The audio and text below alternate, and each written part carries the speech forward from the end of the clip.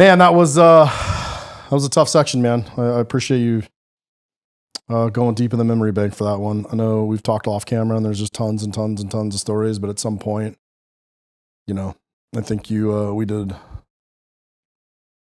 what we needed. Do you want to talk? I mean, you came home from Fallujah. I mean, I could ask you all the questions like, well, how did you feel and how did you process? But I mean, I already know the answer to some of that. At 21 years old, after 2 full-on combat tours, pretty sure I know how you processed it. Yeah.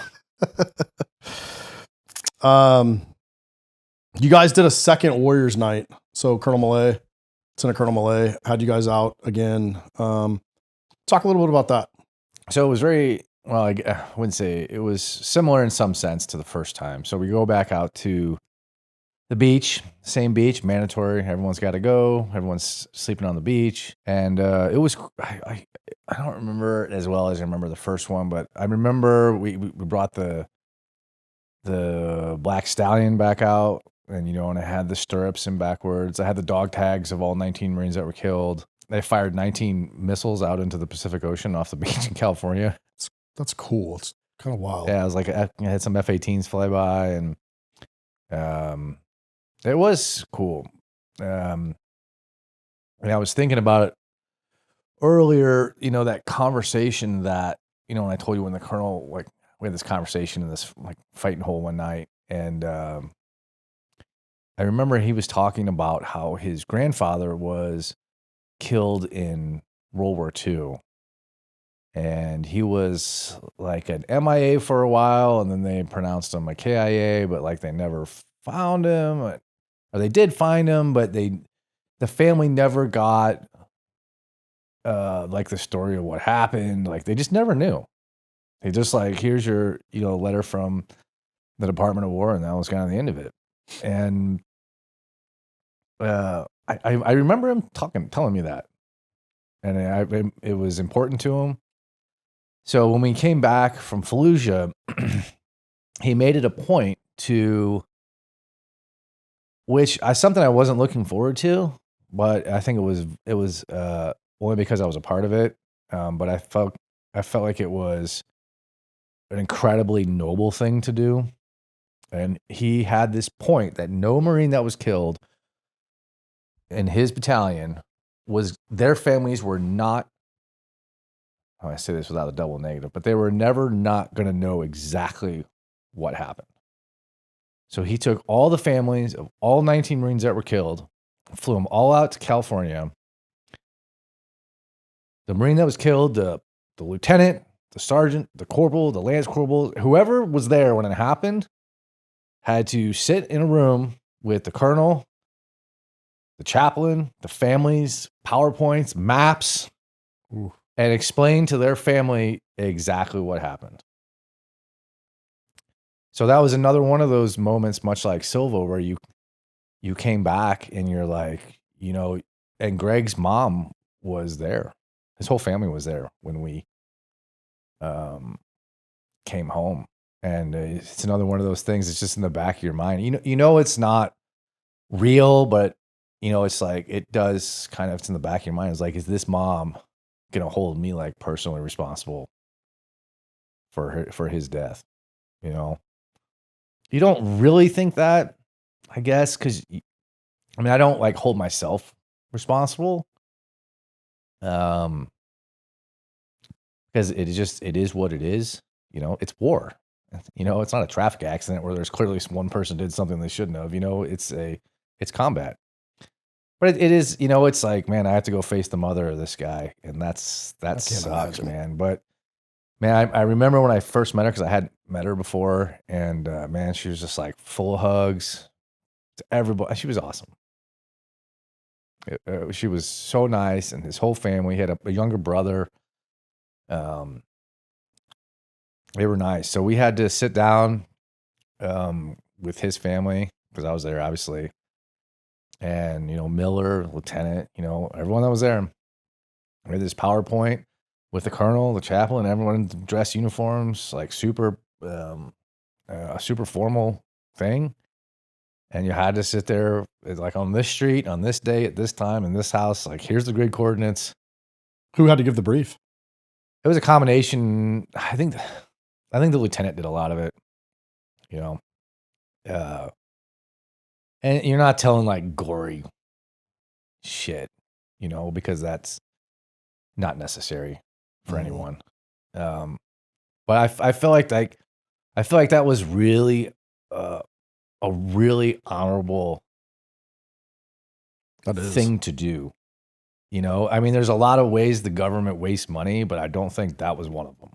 Like, if we're gonna blow fucking $500,000 on plane tickets like that, hell yeah, that's worth $500,000, whatever it was. But I felt like that. It really made me, not that I didn't already, but I really had a lot of respect for that, because it obviously doesn't change anything. But how easy it would have been for a colonel like that, in a prestigious position like that, to be like, oh, I'm pinning on full bird or a star or whatever and taking my promotion and see you guys later. That wasn't his style. And I think that's why it was that's why it was so, I think he understood the significance of the event. I don't think we did. I don't think I did. We're 21-year-old grunts. He's he's probably in his 30s at the time, 40s, who knows? But he's a big shot colonel, tons of medals, educated, war college, all this stuff. I think he was obviously much more mature than we were, because he's a freaking colonel. But I think he understood the totality of not just what we did, but just all of it. Like, he knew that this battle was going to be in the history books. And we were just like, well, this is going to suck. Yeah. You know what I mean? Yeah. That was our view of it. But I think he understood, and I think he was, I don't know. I thought that him doing that was really cool. What was the family's response? It's certainly not a conversation you want to have. I don't think anybody wants to have it. I don't know. I didn't ask them directly. I mean, they were very upset, clearly, and rightfully so. Yeah. But I would venture to say they were incredibly grateful that happened, and that the Marine Corps paid for them to come out there and meet all of us and see the guys that were there and have the conversations. I know I've never heard of that before. Greg had a younger brother that was friends with Miller and a lot of other guys. I think they all still talk to each other. And again, I knew Miller was much closer than I was. But I thought that was cool, and it's something I don't think you'd find anywhere else. Yeah, you said something interesting, dude. You guys lost 19 Marines on that deployment, and 19 babies were born. Yeah. That's crazy.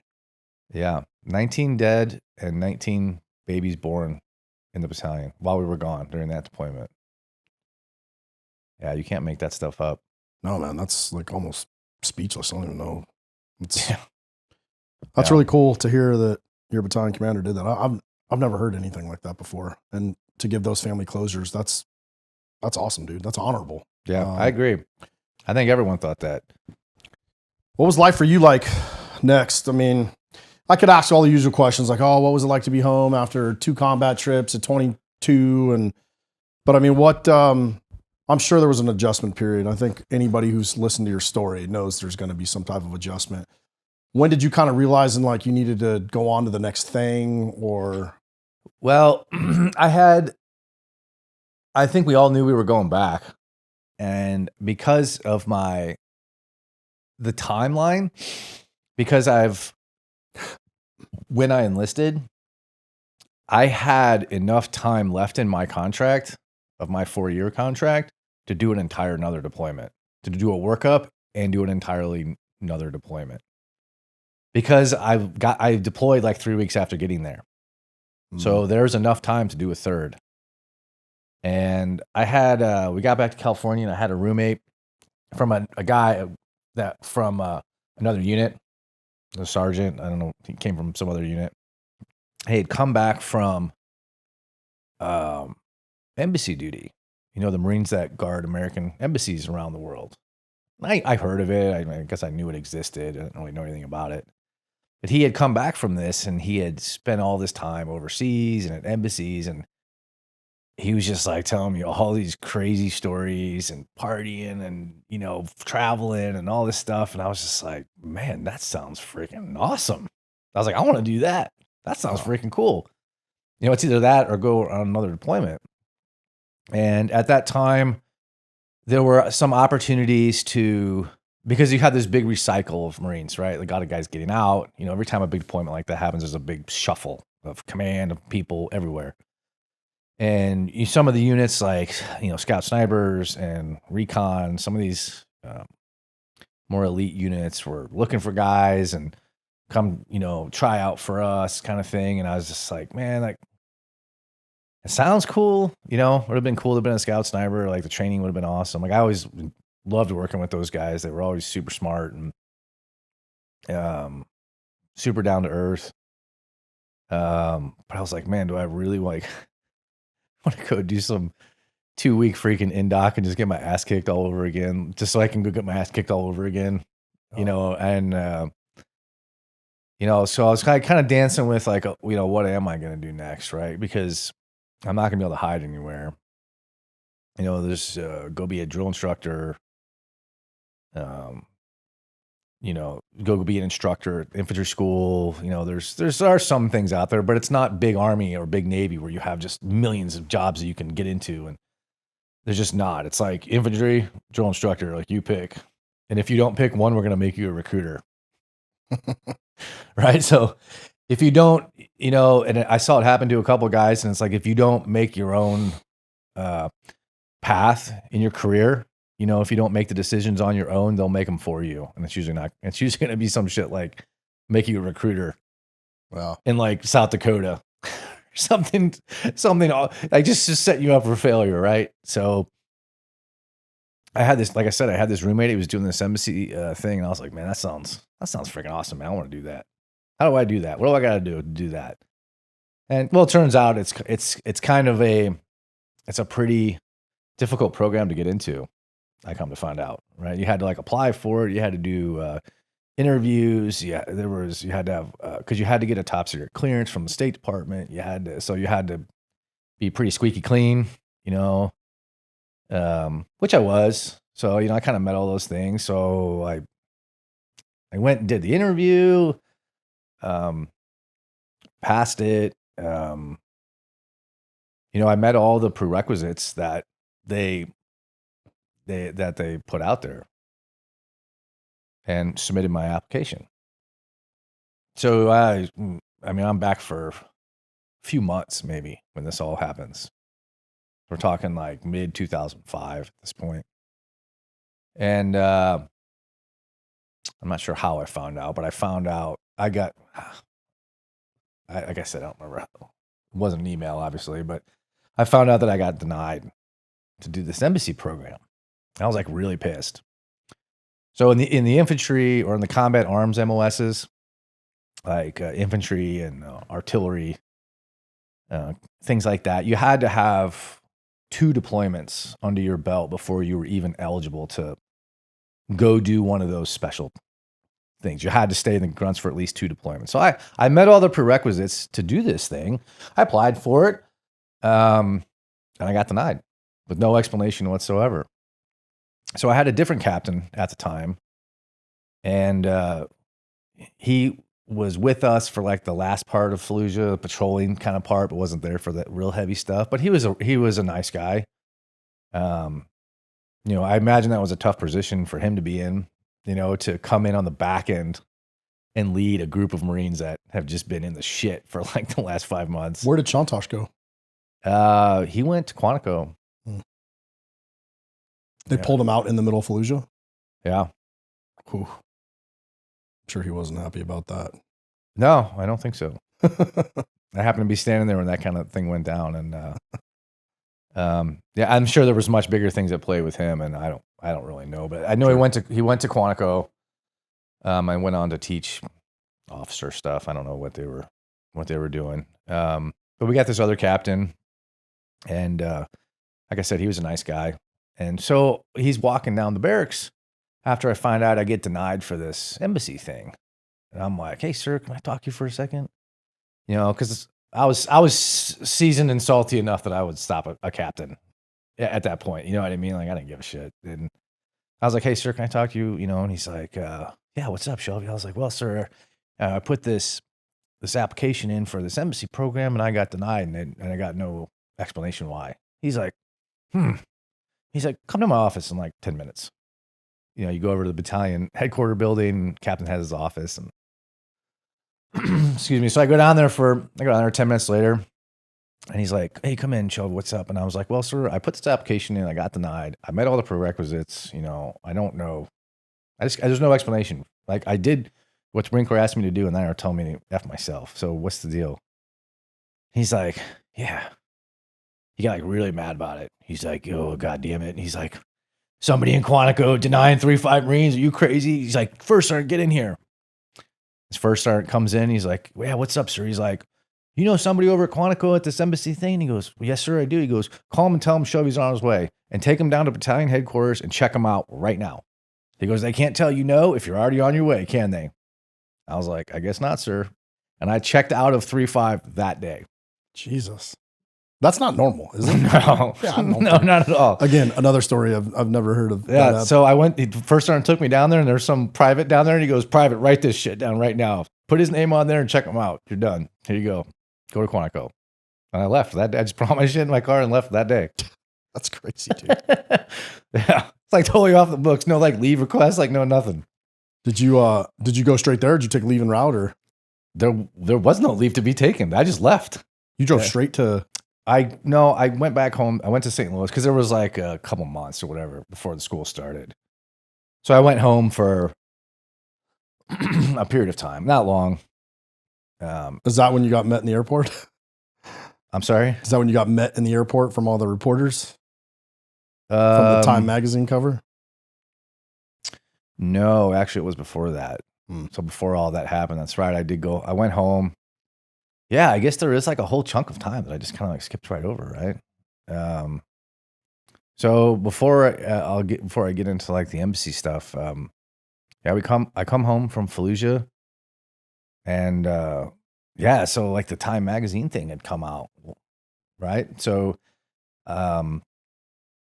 for me it was 6 months ago. It wasn't relevant. I never really saw it. I never like talked to anyone or like was talked to by anyone or the only people that could get to me was combat cameraman, the Marine Corps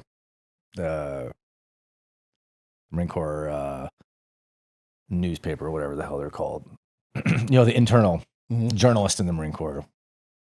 So they came and talked to me at one point, did like a interview kind of thing. But no one else could get to me. No one else knew where I was at or anything like that. So I come home and it's kind of a big deal. So I found out. What was that like? That was pretty overwhelming. I mean, I got home, there was like news crews in the airport, like it's crazy. My mom had done all this. Her career was in marketing, and so she had a lot of contacts in the area, knew a lot of reporters and all this kind of stuff. And now it's super mom time, right? Look at the one, and it was ironic, obviously, of course, from where I was sitting. Yeah. But the magazine was, I guess, a big deal to some people. I mean, it is. I don't brush it off. I brush it off in some regard that like, oh, I'm remember me, you see me, is how, not that, but it's like, yeah, it's like, oh, it was a huge deal back then, bro. It was, but it's kind of, you got to kind of secure your place in history. Like that will never go away. I mean, when you really think about it, like, do you know your great grandfather? Do you know anything about him? Nope. Neither do I. So you may know your grandfather, maybe if your parents had you when they were young, or you may not. So you're talking in 2 generations, your name is forgotten forever. No one knows anything about you. You're an antique picture on a wall in a book somewhere. Maybe someone will make a tree at some point and pull up a census. So we talk about legacy and, history and what's the point and all that kind of stuff. And that, to me, that's not it, but it is kind of like, yeah, okay, so maybe my name won't die in 2 generations. Yeah. That's what I think is kind of cool about it. Not like, how can I use it to like benefit my career or whatever? Maybe my great grandkids will still know who I am. They may not know me personally, but they'll know I did something more than the average, or was part of something more than the average. That's the cool thing about like podcasting. I know I told you this a long time ago, and I still use it to tell people. I still read Marcus Aurelius's Meditations. Right. It's a book that was written 2,000 years ago, I think, maybe. I don't know. Yeah, a little before. But it still is relevant. You know what I mean? And like the cool thing with the digital media, I'm like, this thing gets to live forever, right? Even this podcast. So yeah, it is interesting, and it's a cool way to look at it. Because I know you, man, you're not into all that BS. I know you got to like go throw the first pitch at a baseball game, and I'm sure like 22 yeah. I mean, there was a lot of cool stuff that happened. I probably wasn't prepared to deal with all that. But I got to do some cool stuff, and Max came back to St. Louis with me, and I'm like hanging out in the locker room of the St. Louis Cardinals, shooting the shit with Major League Baseball players, and Max, there's Max again, right over my shoulder, taking pictures. Max ended up like photographing my wedding years later, and we're still friends to this day. Did you get the manager to sign something for your sister, I think? Or? Yeah. So they asked me to come down and throw a first pitch out at a St. Louis Cardinals game. So I'm like, well, that sounds pretty cool, right? Like put my uniform on, go down there, and they took me down, and they wouldn't let any of the girls in, but they let me and Max into the locker room, and we're just kind of, shooting the shit with all these players, and some of them were super cool, and, and so I was like, so it's like, it starts raining, of course. Right. So it's like this rain delay. So it kind of worked out because we were hanging out in the locker room much longer, and he's like, look, you're probably not going to get sprained. It's probably going to get rained out. It's probably not going to happen. I'm like, whatever, dude. I don't really care. Like, so I came back out. My sister goes, hey, can you get Tony La Russa, who was the manager at the time? And he goes, can you get him to sign this ball? I'm like, I'll go ask him, I guess. And so I just walk in there. I knock on his door, and I was like, hey, Mr. Lusa, or sir, whatever. And I was like, hey, sir, I got this baseball for my sister. Will you sign it for me? And he goes, yeah, absolutely. And he goes, if you sign this for me. And he had a copy of the Time magazine sitting on his desk. That's crazy. I had no idea. And Max has this picture. I'm sure you'll put it up here. Has this picture of him signing a baseball and me on his desk signing a magazine for him.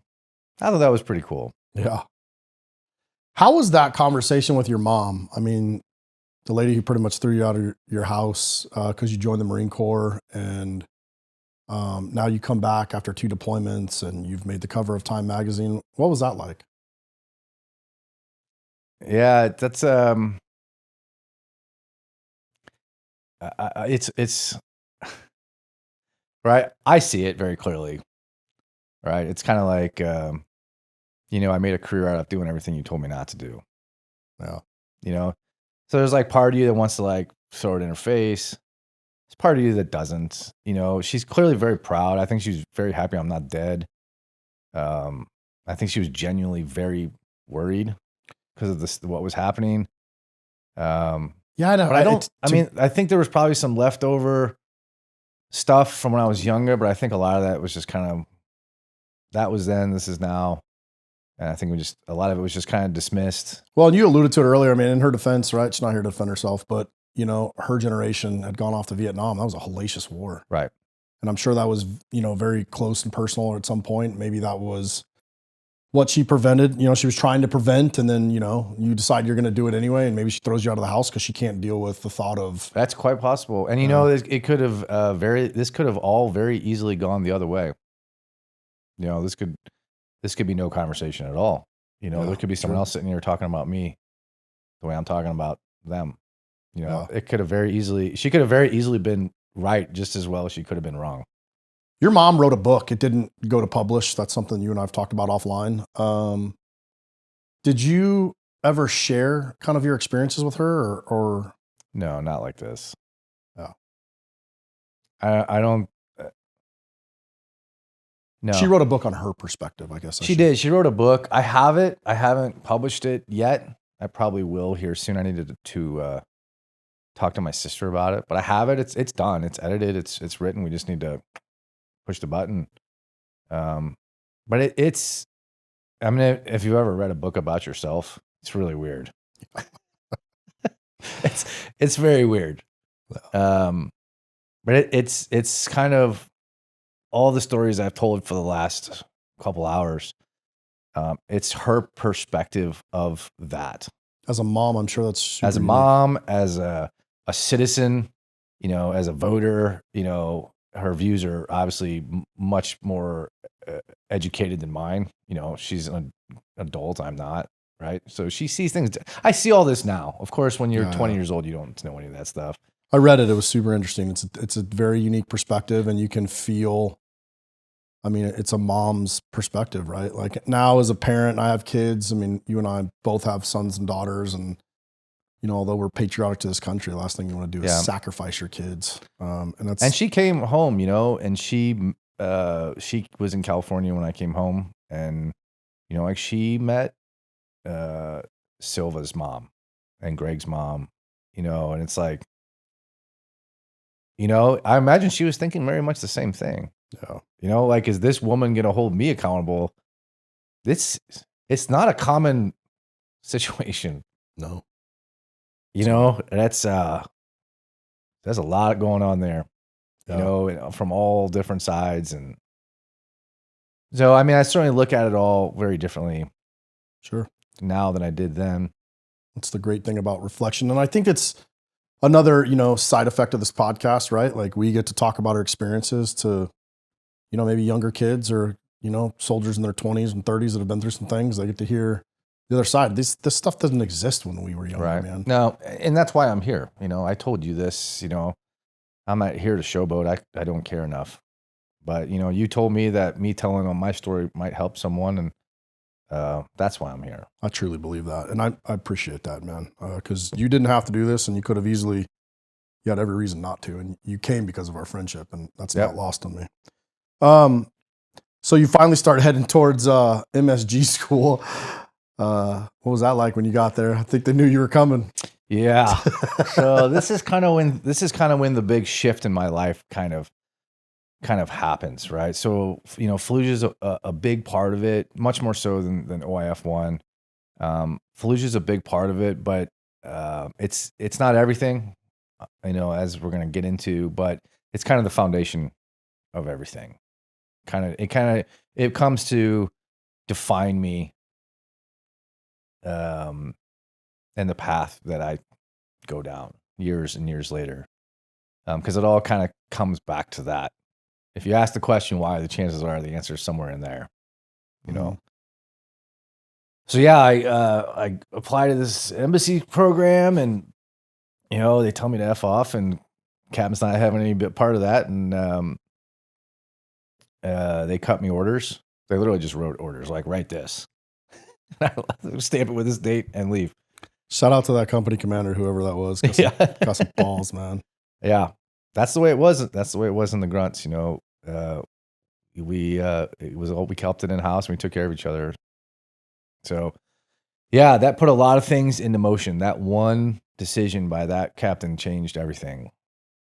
So I make my way to Quantico, and this master sergeant is there. I show up, give him my orders, you know, do what you're supposed to do. And this master sergeant, who was friends with my first sergeant, that's how this all kind of came to fruition. And he looks at me and he goes, "So you're the one, huh?" I was like, "Yes, master sergeant, I am the one." Right? I don't know what the hell that means. I put it all together kind of later, what that really meant, because it's a theme that kind of dragged out. But yeah, I was there, and I was happy to be there, looking forward to it. The school was pretty pretty serious. You know, you could easily get kicked out of there. And that's a very dangerous place to be, because for a guy like me, getting kicked out of that program ends you back in the infantry. So you knew exactly where you were going if you screwed it up. Yeah. Right. So the stakes were high for me. And I understood that.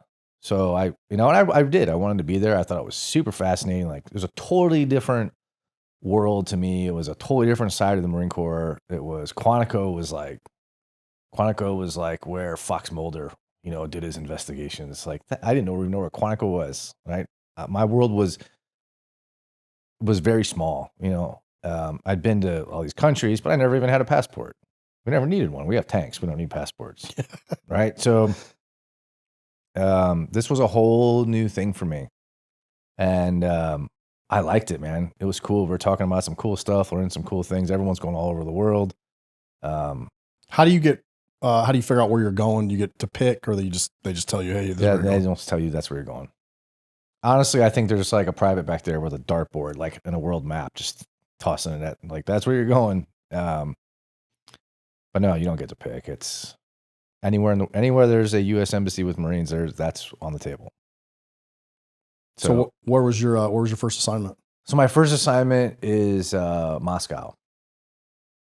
So the embassy, it was called MSG, Marine Security Guard. It's called something different now, but at the time it was called MSG Battalion. And it's one of the very few in the entire Navy Marine Corps that has a full-time psychologist attached to this unit. It's very rare. There's not many in the entire Navy Marine Corps, and that's one of them. And they screen everybody, right? Because you're dealing with real counterintelligence, like real stuff, and there's history of, you remember ironically, the famous Time magazine with the Marine with the black eye from the 80s and in Moscow, so it's pretty serious business in there, and you get like a pretty high level clearance, and it's not military stuff. It's a lot more civilian stuff, and you're exposed to embassies and the way they work and who's there and who's doing what. So it's just like my world went from this big to like this big, like almost overnight. What did the psychologist tell MSG about you going to Moscow? Well, when you're young and you're in that career like that, and you have a background like that. So this is kind of when I started to realize that my background was not the same as everyone else's, for better or worse, right? In my time in the Marine Corps, I just ignorantly, I guess, but I just kind of assumed like America's at war, like all Marines are fighting, right? That's just, everyone around me was fighting. Everything I saw, people were fighting. So in my mind, I just kind of assumed that's what everyone was doing. I had no idea there were people at Quantico just working out all day long. I had no idea. I never spent any time around female Marines. That was like a totally new thing for me. I'd never been around them. They weren't in infantry units. So it was different.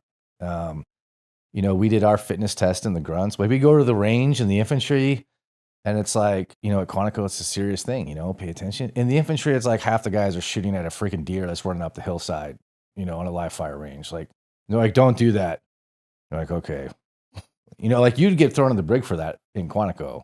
But like, yeah, no, it's whatever. Like, first platoon is just being assholes on the range today kind of thing, It's just a totally different environment. So this infantry subculture, and there's plenty of parts of the military that have subcultures within subcultures, they all got them, and we have ours just like anything else. So Quantico was a whole new world for me.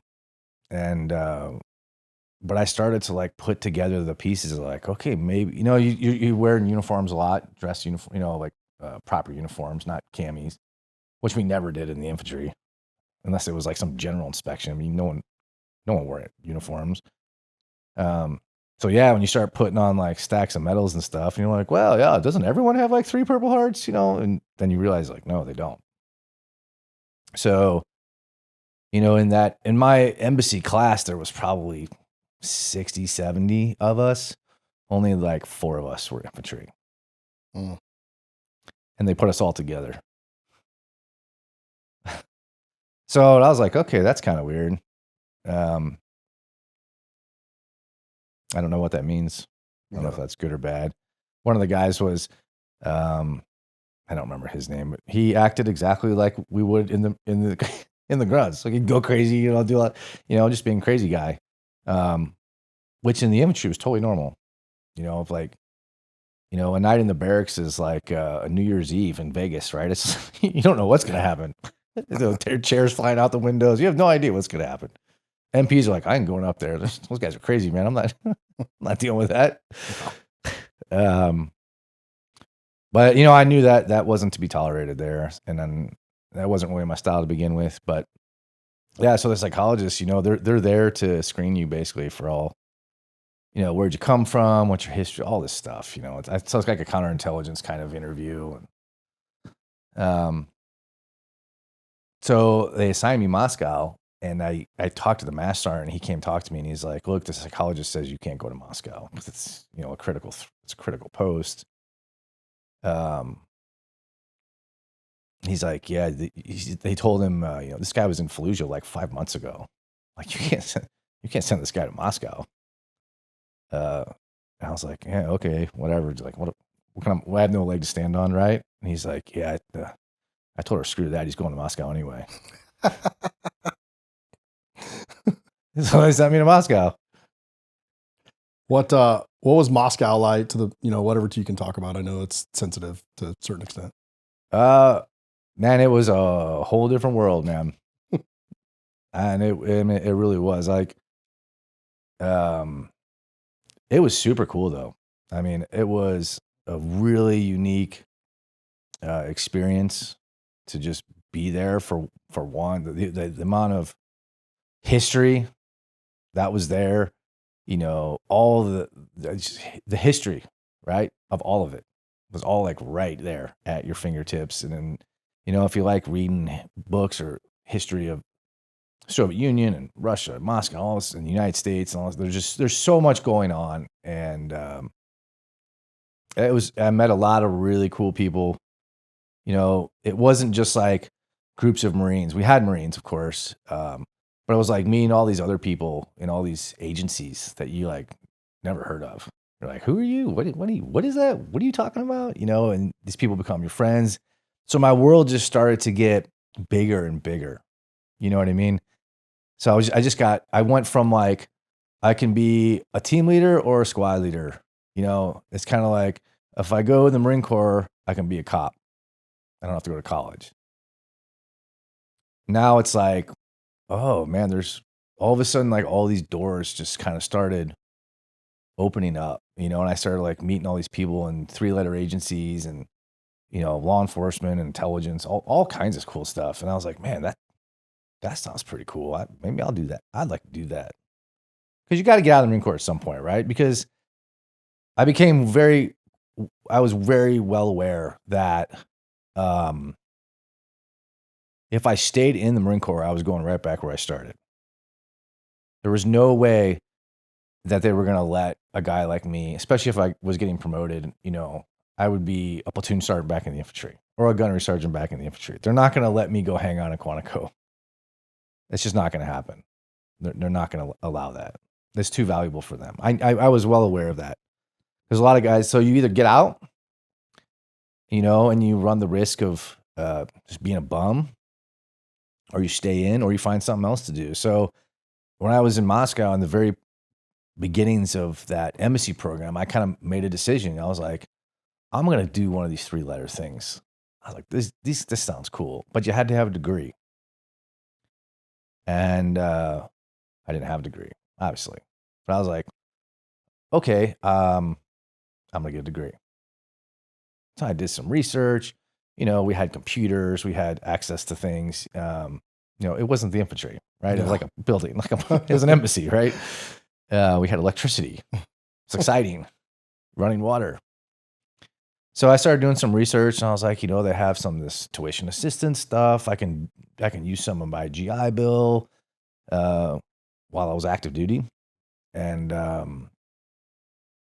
so I just kind of figured out how to do it and just signed up for college online and just like whatever they, however many classes they would have let me take, I would take 5, 6, whatever. I had nothing but time.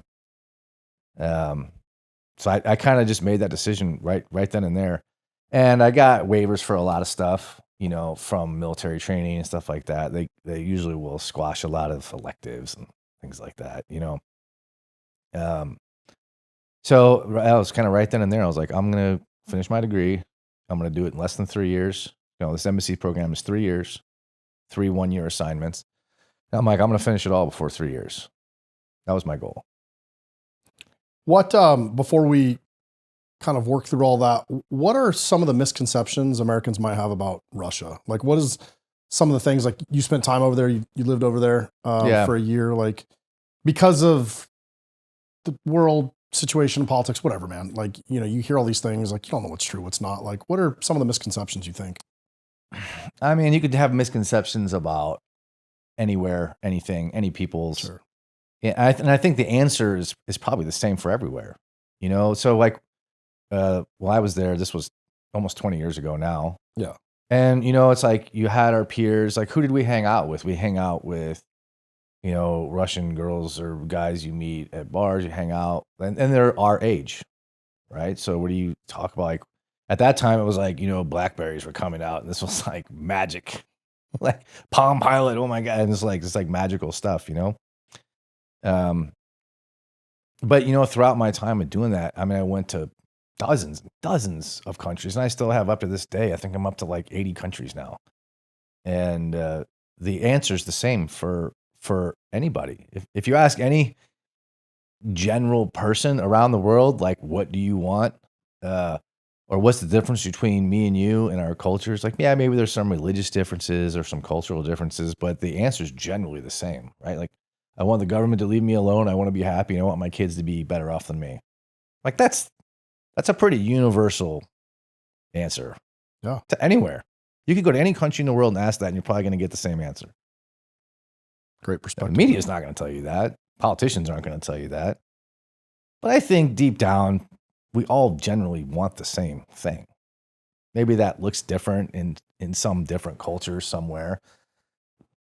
But it's like, what does an average 18-year-old Russian want versus an average 18-year-old American? They want freaking Instagram and TikTok and shit. Like, they all want the same thing. It's the same.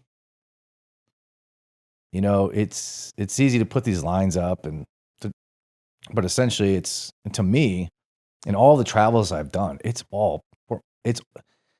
sounds cliche, but no, it really makes sense. I think it goes people back just want the same damn thing. No, I think sometimes we totally overcomplicate things. Like, of course, because there's money to be made. Yeah. Right? If there wasn't money to be made, they wouldn't do it. Well, it's kind of like Iran, dude. I mean, it's everything for thousands of years. Yeah. Like, it's like you talk about Marcus Aurelius, and I would argue the people of Rome are bitching about the same thing we're bitching about right now. Yeah. All these senators out at their bathhouses, like, oh yeah, we're still talking about the same damn thing, like 2,000 years later, right? We're pretty much talking about the same things. That's funny. That's great. That was a great perspective. You move around in MSG, right? You can't stay in that program a certain amount of, like, you can only stay a certain amount of time. You can only stay in the country a certain amount of time. Right. So it's 3 one-year assignments. Moscow. I spent time in the Netherlands. Spent time there, and then I spent my last assignment was in Malaysia, which turned out to be a pretty pivotal assignment. I know you kind of alluded to it in the intro about where the hell is Kuala Lumpur? Yeah, what was that like? Oh, I remember that conversation very well. So my assignment, I left the Netherlands, and my assignment changed like 3 times. That was like, first assignment was, you're going to La Paz in Bolivia. I was like, okay, that sounds kind of cool. I've never been there. And then they're like, oh no, you're not going there. You're going to Budapest. And I was like, yes, right. Stay in Eastern Europe. It's awesome. It's familiar grounds. It's so easy to bounce around Europe and do all this stuff, And then, so I was like really happy about that. And then Dick Gunny calls me and he goes, you're changed again. You're not going to Budapest. I was so pissed. I'm like, where am I going? He goes, you're going to Kuala Lumpur. And I very, very specifically remember looking at him like, The fuck is that at? You didn't have Google Maps, right? Like Yeah. you didn't have all this technology. Hey Siri, where's? You didn't have that. You literally had to go get an atlas and like look around. Like, oh, there it is, right? And I was like, I have no idea where that's at. I don't know anything about that, and I know it is honestly on the other side of the planet from here. So I wasn't super happy about it to begin with. Where's Malaysia at again? Outside of India? Southeast Asia, Oh, okay. Thailand, Malaysia, Yeah, okay. Indonesia. Yeah. Again, bro. I haven't traveled that part of the country that much, dude. So I'm like you. Where's that at again? Yeah. Yeah, that's what I thought. No, it turned out to be an awesome assignment. So I show up there. There's only 5 Marines there. All of them are awesome. One dude's an infantry dude like me from another unit. Like our resumes are almost identical. We end up getting along really well. We still talk to this day. He's actually the godfather of my daughter. Nice. Yeah, we're still good friends. Well, he's the reason you met your wife. He's part of it, yeah. Yeah. So again, you kind of alluded to it in the intro. Give us the full version, bro.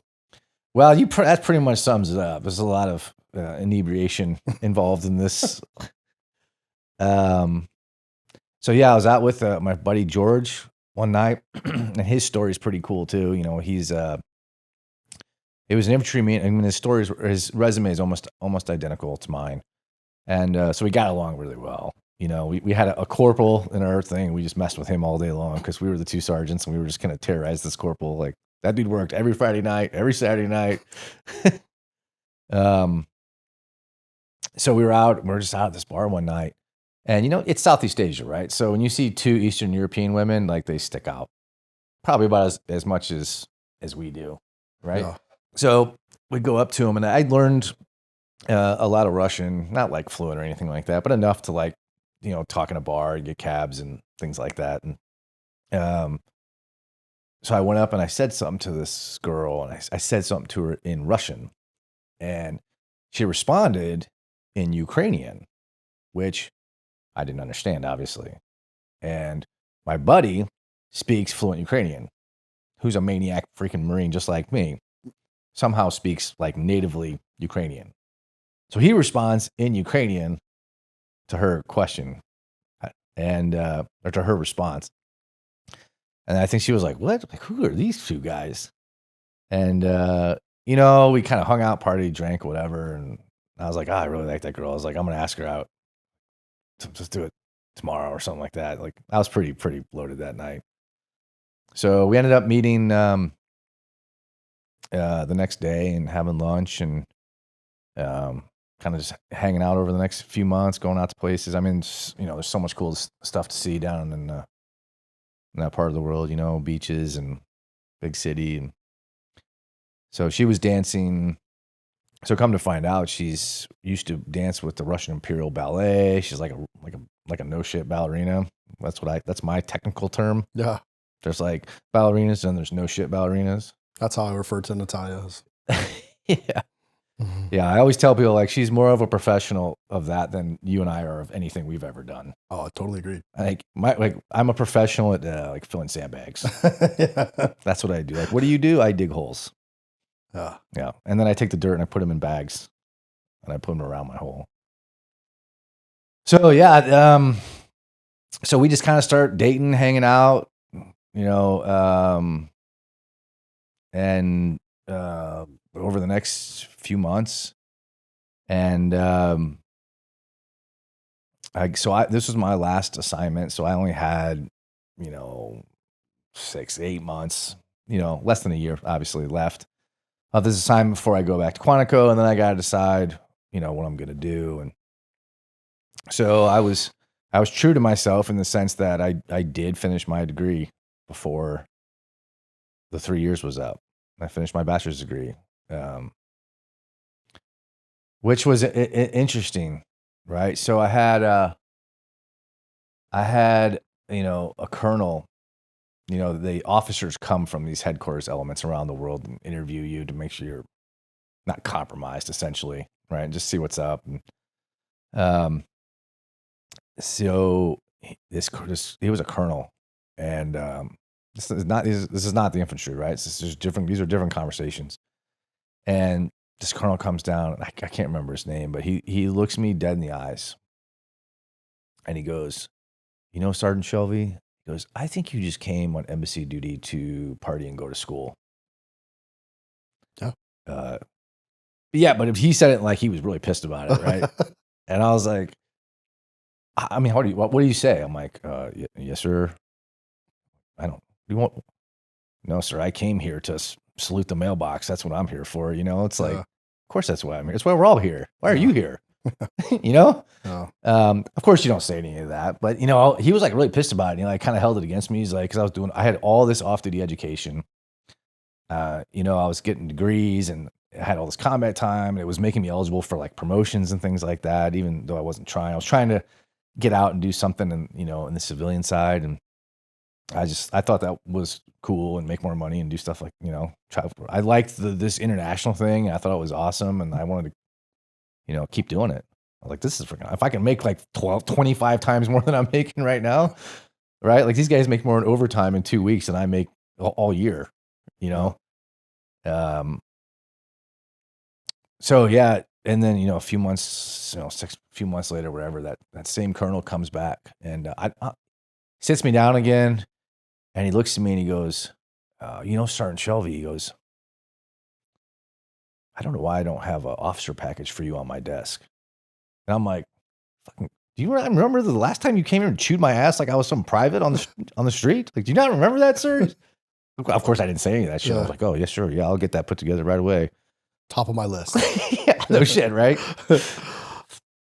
So, yeah, that's when I kind of started putting together, like, man, okay, some doors are opening for me. You know what I mean? My path was different. In Malaysia is like all these things are going on, right? So I applied for the State Department, and while you're still in Malaysia? Yeah, it was kind of interesting, right? So a lot of these 3-letter agencies, I didn't really want to do intelligence. I wanted to do law enforcement.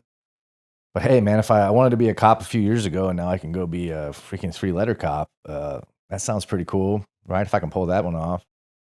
And unbeknownst to me at the time, you couldn't apply for any of these agencies, ATF, DEA, FBI, or Secret Service.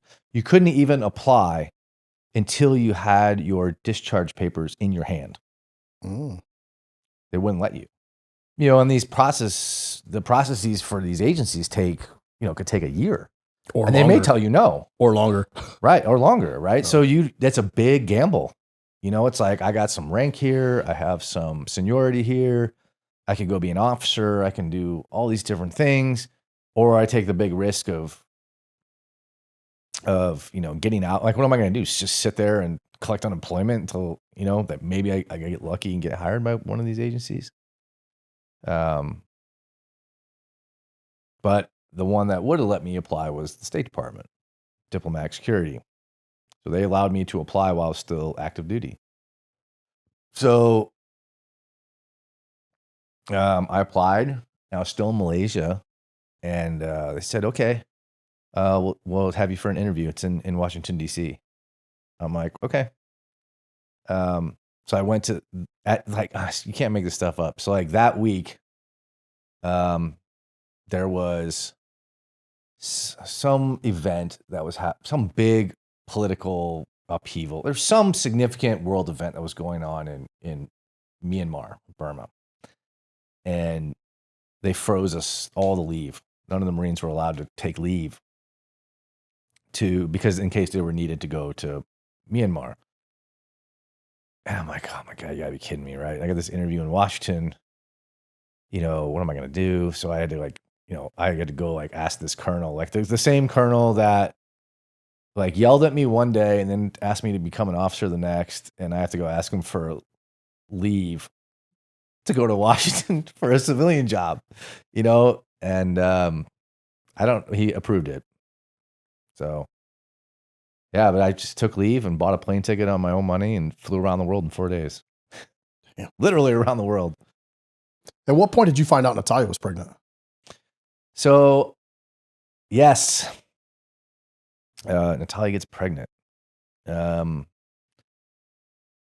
was it before or after that? It must have been after. It was after.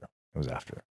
So I go back to Washington, do this interview, come back to Malaysia, and she just, she sends me a text message. When you had to type the numbers 3 times to get individual letters, right? Flip phones, and it just said, "I'm pregnant." That's all it said. And I was like, wow, that changes things, I suppose. So it's decision time. What am I gonna do?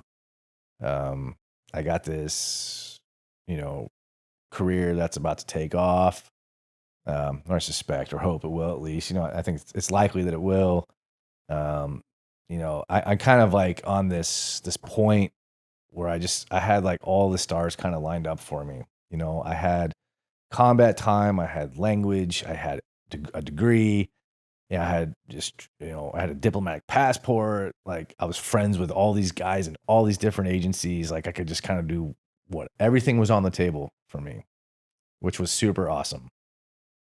I went from like, do I want to be a cop in this county or this county to like, what part of the world do you want to hang out? Like, my world just got incredibly big, incredibly fast, and all these, and then I'm pregnant. Common spelling. Yeah. Exactly. Yeah. Right. So her English wasn't very good, and your Russian wasn't very. My Russian wasn't good enough to do It wasn't that good enough to do anything other than hang out in bars and get taxis. But you definitely had the Riz, bro. Yeah. God. The Riz. So yeah, I just kind of thought about it. I guess there really wasn't anyone to like call and ask, for advice or what would you do? What do you think about this? It was just, I just made a decision and I was like, yeah, I'm in. And I was like, I'm going to just ask her to marry me. And let's just move forward. I don't want to overcomplicate that decision because not only do I love your wife, your daughter, other than my own 2 daughters, is probably like, I don't have a niece, but Alina's about the closest thing I got to one. I love that kid. What was that thought process like? I mean, I know it's a lot, right? But it's such the noble thing in all the senses. And of course, your wife has traveled all around the world with you, and obviously I know your family. Yeah. But that's a big decision.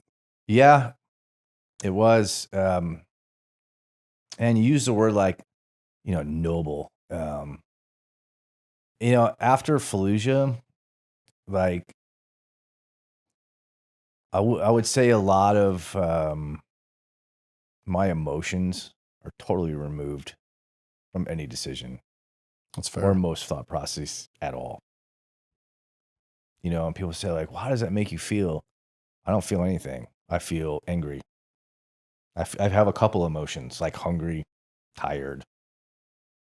But like, oh, or that's cute, or I feel noble, or I think that's a lot of the Marine Corps that still stayed with me. You know what I mean? It's like, she's pregnant. Let's make a family. That's the mission. Let's go. You know what I mean? It sounds ridiculous, but it's like, so you though. That's like that's how your brain works. That's how my brain works. It's like that's what we're gonna do. We're gonna have a family. Roger that. All right, let's do this. Yeah. So, but like I think your thoughts are much deeper. On certain things. On certain things, yeah. When you say like, yeah, that was the noble thing to do. I don't think I was sitting there thinking to myself like, man, what?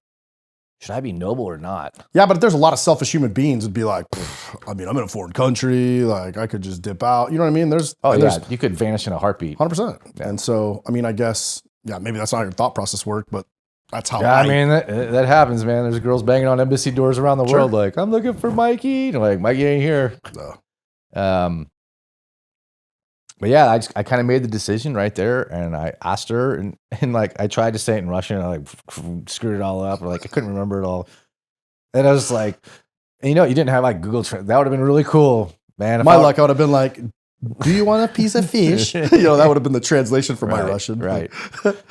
God, how great would Google Translator have been back then, right? That would have been a total game changer. We had a dictionary, those mini dictionaries, Russian English dictionary. And Russian's like, it's not super easy to read. Unless you know it, like. Yeah, you just have to learn the Cyrillic. You can read it, but you may not know what it means. But like Spanish, you can like read it and sound it out. But like Russian, like I couldn't. You just have to learn the letters, and I learned how to read the letters in the metro system because nothing's in English letters. So you have, they say stuff, or, in the metro, they say, next stop this or whatever, doors closing. But you don't know what they're saying and you can't read the signs. You're screwed. So you're screwed. Right? I mean, if you were in Spain and you didn't speak Spanish, Siberia. They would say the word and you'd be like, that looks like that's what that says, because that's what it sounds like. Yeah. But now you have this disconnect. So you have your like paper metro map and you're literally like, you stop at a stop and you're trying to like match. It's like pictogram. Like you're trying to like match up symbols, what look like symbols to you. So you're like, okay, 3 on the red, then we go 2 on the right. Like, it's an adventure race. It's an adventure to go into the metro system. You don't know what part of the city we're going to end up in when you come out. And then you can't call anyone because you can't even read where the hell you are. You're like, we're in St. Petersburg. Dude, I thought we were going 2 stops up. Right. So you can't even tell anyone where you're at. Yeah. There's no picture phones. There's no Google Translator. We take all of that for granted now, especially my kids. So you had to learn how to, at minimum, just read the metro stations. It's because we're from the 19s, bro. The 19s, yeah. I'm from the 19s. Man, that's wild. So, did she go back to Ukraine or? Yeah. So once the decision was made that that's what we were going to do, it's like, okay. And she agreed, and I said, I communicated that. You mean she said yes to your proposal? Yeah. She agreed to marry me. Roger that. We shook. Yeah. She pinky swore. Yeah, exactly. So it was like, okay, we need to like do visa stuff. Because what I really wanted is like, once the decision was made that we're going to have this baby, which was cool, like we're going to get married. But like, I really wanted the baby to be born in the United States. I think it really doesn't matter, working in embassies, how it all really works with, consular born abroad and all this kind of stuff. But having gone through a lot of background investigations and all that kind of stuff, like things can be very simplified if like it just matches up. You know what I mean? Mm-hmm. Like, so I wanted her to be born in the U.S. So I was going back. My time was just about up anyway. I was going back to Quantico. So the timing was all kind of matching up together, right? So then I had to fight this kind of battle, with the embassy, and I'm like, look, I told the gunnery sergeant there, and I'm still friends with him too. I just saw him like 3 or 4 weeks ago. The world of Malaysia just like keeps slinking back together.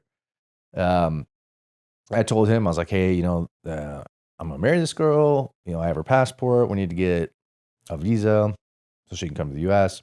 I was like, how do we do that? What do we have to do to do that? And he was cool, of course, but then it gets into the State Department, like, well. And dude, if you would have worked anywhere but the embassy, I don't even know if that would be possible. No, there's no way. Yeah. There's no way. There's no way I would have pulled that off. So I was like, and now we're on a timeline, right? So it was like, we had to navigate some stuff in the embassy, and, it was a little pushback, in the beginning. I was like, this stuff happens all the time. It's not uncommon. It just doesn't happen with the Marines very often. So you're the one, right? So it's like this reoccurring theme of like, no one else has done this before, but I'm about to do it. So here it comes. Send it. Right. Right. And my pockets are full of C4. And that guy over there, he's got a 9-volt battery. Just warning you. We're about to put it all together. Yeah. So what was that conversation like? Because you had to get her passport. Well, she'd have to go back to Ukraine. You have to work out of the Kiev embassy, right? Yeah. Years ago, before this, everything was in the State Department. And then after 9/11, they created Homeland Security. And things got immigration and visas, like the State Department issues visas, but DHS now issues immigration status. So now you have basically two government agencies doing what one used to do. So I could navigate the State Department very easily, because I knew a lot of people. I was working there. I knew people that were helping me do stuff, and but DHS, I didn't know anyone, so it's like it starts at state, and then it goes to Homeland Security, and then it goes back to state. And they're like, well, we have to send this case to Kiev because that's where she's from, and it has to be out of Embassy Kiev. And I'm like, okay. So it started getting pretty complicated pretty quickly. But we were gonna make it happen one way or another, I was like, I was like, screw it, dude. I'll just write a letter to my congressman. Just be like, hey, I need some help. This is who I am. That's one of the few times where I pulled the Time magazine. Yeah. That's one of the few times I've ever done it in my life. But that was one of them. I was like, I don't care. If that's what it takes to make my daughter be born, in Virginia, then that's what we're gonna do. I was happy to play the card at that time. There's certain things in life where you're just willing to throw everything on the table. Your family's got to be one. Yeah, and that's one of them. I'm sure it was worth every moment. Yeah. So, and I actually, they actually responded and helped me out and helped expedite things. And I went back to Washington. She went back to Kiev. They finally issued us. So I had a friend of mine that was working for a state in Moscow who is now in Kiev, and he's like a good friend of mine. And call him like, hey, dude, need a favor. I was like, this deal's about to go down in Kiev, and he's like, yeah, don't worries, dude, no big deal. So we, and not that anything was done. We crossed all the T's. You do it all. There's just ways to do things faster. We still had to do everything and pay everything. Like there was no freebies. It just was faster. And so I went back to Washington, and then I flew to Kiev, and we go in and do her interview, right? It's my buddy, right? So there's all these people. It's really serious, because this is life-changing things for people when they come in to get an immigrant visa to the United States. Like it's tough. I mean, it's a very serious thing for a lot of people. And then there's me, right? And there's my bro, like behind the glass. And he's like, dude, look at all this facial recognition shit. And he like turns the screen around. And we're like, yeah, it looks just like her. We're like, all these people are like, who are these people? And he's like, yeah, man, yeah, we got the visa, no problem. It's all good. We got everything taken care of. He's like, yeah, I'll just, for instance, like they would mail you your passport. It's like, just give it to Mike, dude. I'm gonna meet up with him later tonight, that kind of thing. And we were on our way. And then we fly into Washington or New York, I guess. And I remember it very, very clearly. I was, just a jaded freaking jarhead, and I had a diplomatic passport, and I hand this customs officer this it's a black U.S. passport and a Ukrainian passport with a visa in it, She's like, and this customs officer looks at me and goes, so are you guys related? And I was like, fucking kidding me? Not related. It's two different passports, man. She's like really mad at me because I smarted off. Just stamp my things, send me on my way. So I was like, yeah, I probably shouldn't have said that, but I was just like, that was a stupid question, so I couldn't help myself. And so yeah, we ended up in Quantico, and I was able to secure a position working at the headquarters for the embassy battalion in Quantico. And there was a master gunnery sergeant that was an infantry guy, and he just kind of put his arm around me, not literally, but it was like, he knows where I came from, and this is like a Quantico headquarters type place. It's like nobody can yell at this dude except for me. If you got a problem with him, you come talk to him and he'll yell at me. But no one else was like allowed to say shit to me. That's pretty cool. And that's just kind of how it was. So I was like, yeah, Natalya came. I was like, you realize you just went from Malaysia to Ukraine to America and never said a single word to a single government official. Unheard of, bro. Yeah. Not a single word. But she doesn't know no different. No. Uh, I was just like, this is what we're gonna do, and we're gonna get it done. And how we get there is irrelevant. so you make the decision to leave the Marines. You get on with DSS. How was that transition? For me, it was pretty easy. It was a lot of the same people. It was a familiar. I mean, it's definitely a very different job. I got hired by DSS, and there was kind of a whole side of DSS that they did that I guess I wasn't aware of.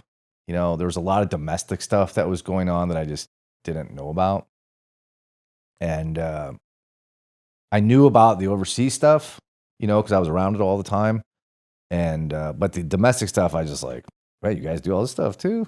I just didn't know. Yeah. So there, in the academy is like, 7 months or something like that. So, but I'm super happy. It's a good job. Like I got where I wanted. It's a pretty significant like pay increase. It's like, and it's the government. I get to like buy my military time back, and there's a lot of benefits to it, and I get to keep traveling, and we'll get some, overseas assignments, and that's kind of how it was when I was doing the embassy stuff. All the guys that I knew that were State Department guys, they just were overseas. But then by the time I got hired, 4 or 5 years later, it's different. Now it's like, welcome to the State Department. Do you want to go to Iraq, Afghanistan, or Pakistan? And you're like, can I go to Ireland? Yeah, can I go to Ireland? You got anywhere in Luxembourg availability? Like, do you have any?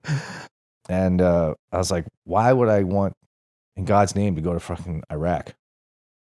I just came from there, but that's kind of what, they had 100 agents there and another 100 in Afghanistan. There were huge embassies, and that's where the work was at the time. It was all this dignitary protection, these high threat assignments, and there was this whole other side, not just domestically, but internationally, that had just changed. Like the days of, oh, you get out of the academy and 2 weeks later you're in, Armenia, and then you go straight from Armenia to Ireland, and then Ireland you go to Cambodia, or that wasn't happening. It was Middle East, North Africa, Yemen, Libya. Might as well be back in the Marines, bro. Oh, and that's exactly my thought. I was like, well, if I'm going back to the freaking Middle East, I'll just go back in the Marine Corps, because at least I can take a tank with me. Like you may have a really cool Suburbans, but we have tanks, and they're much cooler. So where did you go straight out of the academy? It's the Washington field office. So they kept me in Washington, and at the field office, you're doing some criminal investigations. You're doing domestic protection. You're doing it all over the states. You're doing Secretary of State protection details abroad. When the Secretary of State travels around the world. So did you travel a bunch? Oh yeah, quite a bit. Yeah, a lot of domestically, internet, all over the place. You're doing stuff at the UN. It's a really interesting organization, because you just kind of got your hands on so many different things. Like I always tell people that you could have 2 agents, and you could ask them the same question, and you're going to get 2 totally different answers. Those 2 guys can have 2 totally different careers in different parts. Just not like they don't even work for the same place. If you grab, 2 DEA agents, one from LA and one from New York, after 15 years, you're going to hear generally the same stories, right? Investigations, wiretaps, drugs, whatever. It's generally going to be along the same lines of career. But state's not like that. One guy could be in Washington, the other one can be in Siberia. Like it can be like a completely different organization. There's no 2 people's stories that will be the same. Not even close. You worked an interesting case. The Thomas Tate case. You want to talk a little bit about, because I think it's really cool. I mean, it kind of highlights what DSS does on the federal investigative side. Obviously I know about it because of my own job, but a lot of people may not know that type of stuff. Right. So, I think I mean, I don't know what the general public does or doesn't know.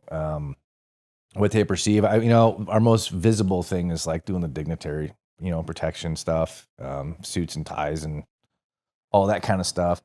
Anyone who's been overseas or done anything at embassies or government, like they know who we are because we run all security stuff at embassies. And if you're doing anything overseas, you're going to deal with DSS in some form or fashion, even the military, because things fall under ambassadors and generals and like how that hierarchy works, internationally. It's interesting, like at what point does an ambassador outrank a general? And, it's interesting because there's a lot of legalities and like how that really works and special maritime jurisdictions and theaters of war. And it's really interesting. You get this really unique perspective into like how shit really works out there. All the stories. It's fascinating. It really is. But yeah, so I'm in the Washington field office and I was in, working. My assigned area for investigative purposes was Western Virginia and then Western Virginia and West Virginia. And a boss comes to me one day. He goes, "Hey, I was at this sheriff meeting somewhere out in Virginia. There was a detective there that was talking about this case with this crazy guy. And they think, they think he killed his wife years ago, but could never prove it. Go down there and talk to this detective and find out what's going on. See if we can help." I was like, okay, well, and the kind of our segue into it is that the wife was from the Philippines. So she was a foreigner. So we go down and talk to this detective and we're like, okay, what's up with this guy, Thomas Tate? And she's like, well, we got this guy, he lives in this trailer over here. He hates the police.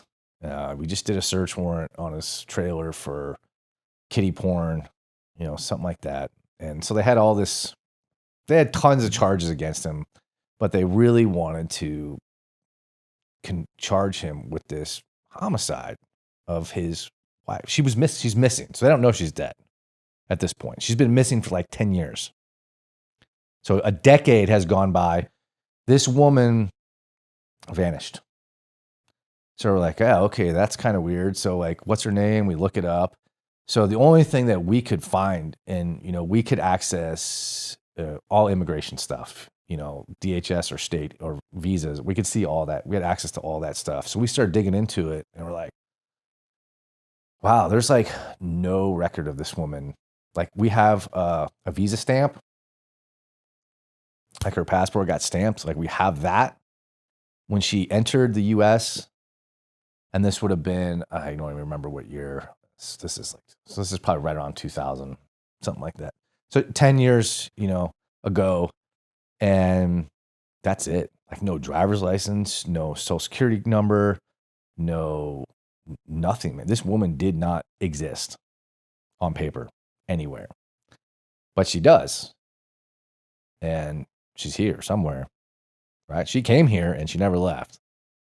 So like, wow, this is kind of really interesting, but we normally deal in fraud and visa fraud in particular, visa and passport fraud. That's what we do. But this is really interesting. And my boss at the time, he gave me and my partner some leeway to like assist this local, police department down in Southern Virginia. This was in Waynesboro, Virginia. And so we kind of ran with it. Like, this is really kind of cool. It's interesting, right? It's not like an everyday, who done it kind of thing. Like this is way more complex. There's an international angle to it. Like there's this woman just vanished. And this guy's crazy, clearly. Right. So we link up with a Virginia trooper. He's a super, super cool guy. And he's like, yeah, we did this guy like hates the police. Like hates the police. He's had like, pictures of local cutouts of police officers and newspaper clippings and like some real kind of psychopath kind of stuff, like real psychopath stuff. And we're like, okay, like how can we help? Like, what can we do? Like, how can we play this? And so we're like, how about we just go knock on this dude's door and say, hey, your wife's visa's expired. Where's she at? We need to talk to her. We're not the police. We're not local sheriff or any of that. Like, we're just two guys who work for the State Department who are looking for a visa thing, right? Like, we don't know any better. So like, yeah, that sounds good. It's a segue into, let's start talking to this guy and see what's up. Because he has to answer the question, right? Like, hey, this is your wife and her visa's expired. Where is she? You have to answer that question, right? Like, it's clearly going to be a lie, but let's let him lie and see where the investigation takes us. And at the time, like, I'm not like some homicide investigator, man. Like, there's people way more qualified to do this kind of stuff than I am. But we have a segue in, so we're gonna help them and kind of let them tell us which way they want us to take the conversation, and so that's exactly what we did. We just literally went and knocked on the guy's door, like, "Hey, it's me and my partner. We work for the State Department, and we're looking for your wife." And he got defensive immediately. I was like, "Whoa, why?" I said, "Well, her visa's expired. Here's the paper," because we were able to pull it up. And then I don't even remember exactly what he said. Oh, she's not here. Or she ran off with some guy or something like that. I was like, "Hey, can we come in? We just wanted to ask you. We just need to get some stuff. It's visa stuff, not local police stuff." And you could clearly see this guy was intelligent, crazy, like real psychopath kind of stuff. You could hear it, and I liked it because it would kind of became this like intellectual battle. It's like I think he knew that why we were really there. I think he knew we were in cahoots, but he couldn't prove it, and we denied it, of course. But there was a part of him that was like, wow, the State Department's here, because he was in the Philippines at some point, and he had this kind of fantasy in his mind that we were gonna recruit him and he was gonna come work for us, So we kind of played into that fantasy of his. At the same time, we just keep him on the hook, and the local detectives, guiding our investigation, or it's her investigation, but we're assisting. So she's telling us which way she wants us to take it, and we're just trying to help out. Like, we don't get bonuses out of it, but it was very interesting. Yeah. Right. So we talked to this guy, and clearly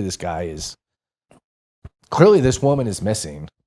Clearly this dude's a psycho, right? Like, clinical. So we'll just kind of see where we go. So it got to a point in the investigation where they had enough of him, and they just arrested him for all this slew of other kind of charges, local stuff that we weren't really involved with. And during the I think where we were really able to help was I was thinking about it, and I was talking to my partner, and I was like, the family of this woman have been calling, these 800 lines, FBI tip lines, all this stuff, and for a decade with like no answers, no explanation whatsoever. And I was like, I'm just going to send an email, because you could literally, in our database, just in the email system, you could be like, RSO, Regional Security Office, Manila, and just like, oh, these dudes are here. I just sent one of them an email, and I was like, hey, dude, I'm in the Washington field office. I'm working on this thing. Like, can you go? And I gave him an address.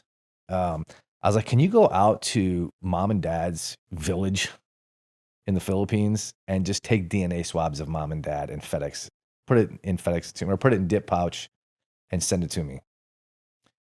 And like less than a week, I had a box on my desk of the DNA swabs of mom and dad.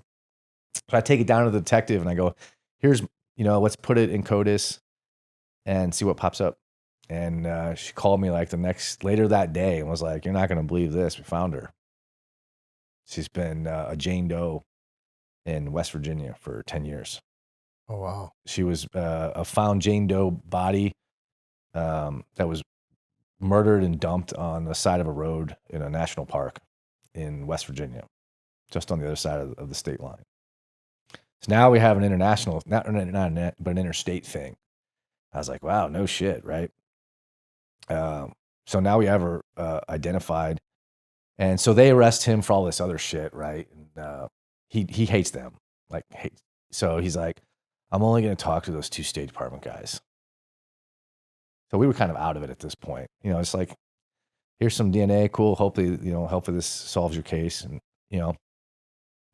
that's it. So, but she called me back and was like, hey, we got this guy, we arrested him for all this other shit. And, but he'll only talk to you guys.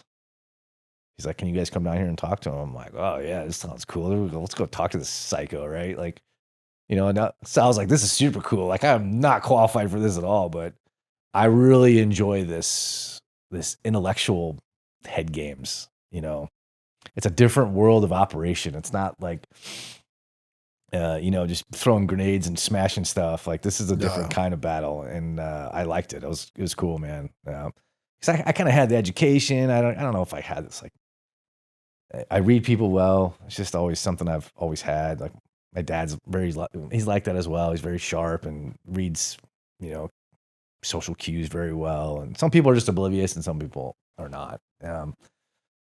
So we ended up just talking to this guy for days and days and days, and this big run around, this head games kind of thing. And at one point I just kind of slid the paper across the desk, and I was like, do you know what that is? And he's like, looks at it, and it's his wife. It's the document of his wife's body being identified, that the state police from, because they have this body in West Virginia. So these West Virginia troopers, they want a piece of this guy.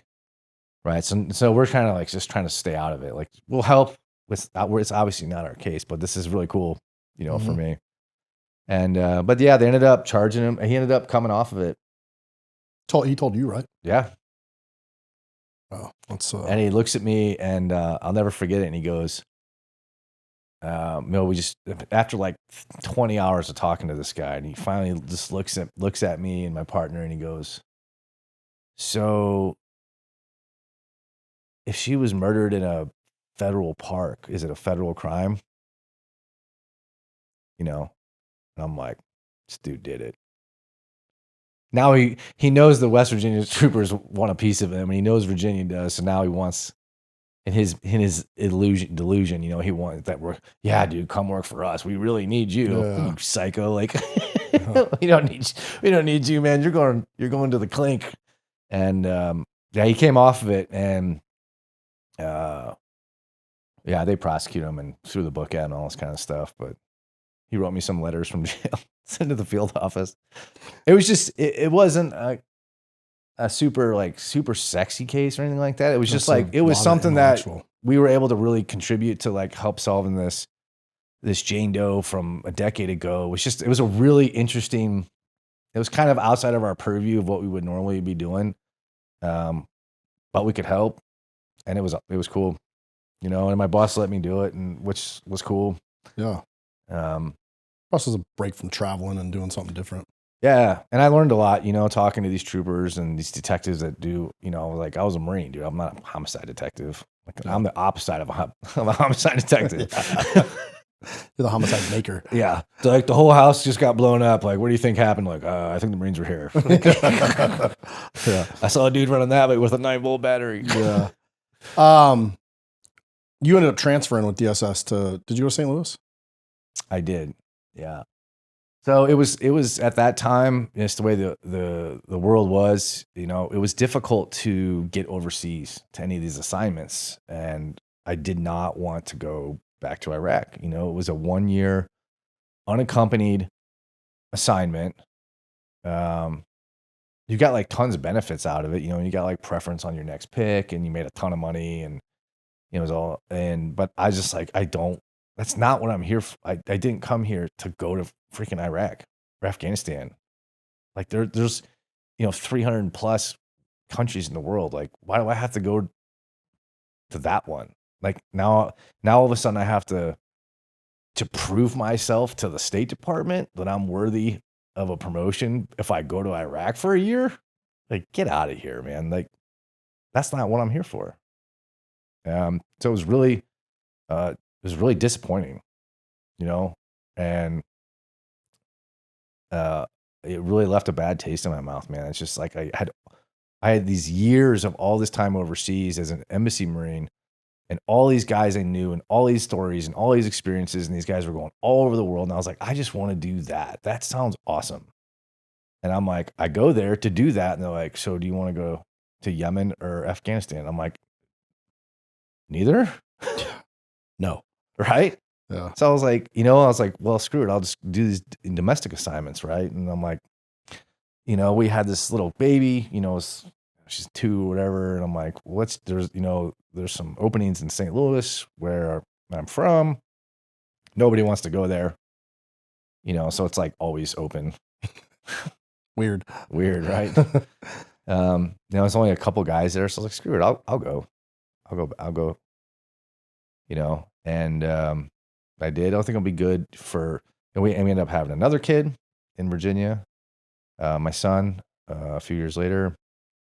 And so I was like, they can go back. They can at least know their cousins and their grandparents and all that. And, it's much cheaper cost of living, like much cheaper. We were in I was a brand new agent. We were in a really high rent district. DC's, very expensive. It's like if you own one blade of grass, you're like super wealthy, right? It's funny, dude. Yeah. So you end up going back to DSS you end up going back to St. Louis, and then you end up working there for a while, and then you end up transferring to ATF. A lot of people don't realize, like, once you kind of get in the federal system as a federal agent, it's a little bit more easier to traverse. You would think. Yeah. Well, not in your case. Yeah. Like everything else. Yeah, you would think that once you're in, and it's certainly not that easy. What attracted you to ATF? So I was doing a protection detail up in New York, kind of a few years before that. And every year we run all these security details when the big UN events are going on and things like that. And they have to pull agents from other agencies to assist us because we just don't have enough people. And ATF is one of those organizations, and the Marshals and, Secret Service, has guys from DHS come help, and, everyone kind of, because it's a lot going on. You need a lot of agents.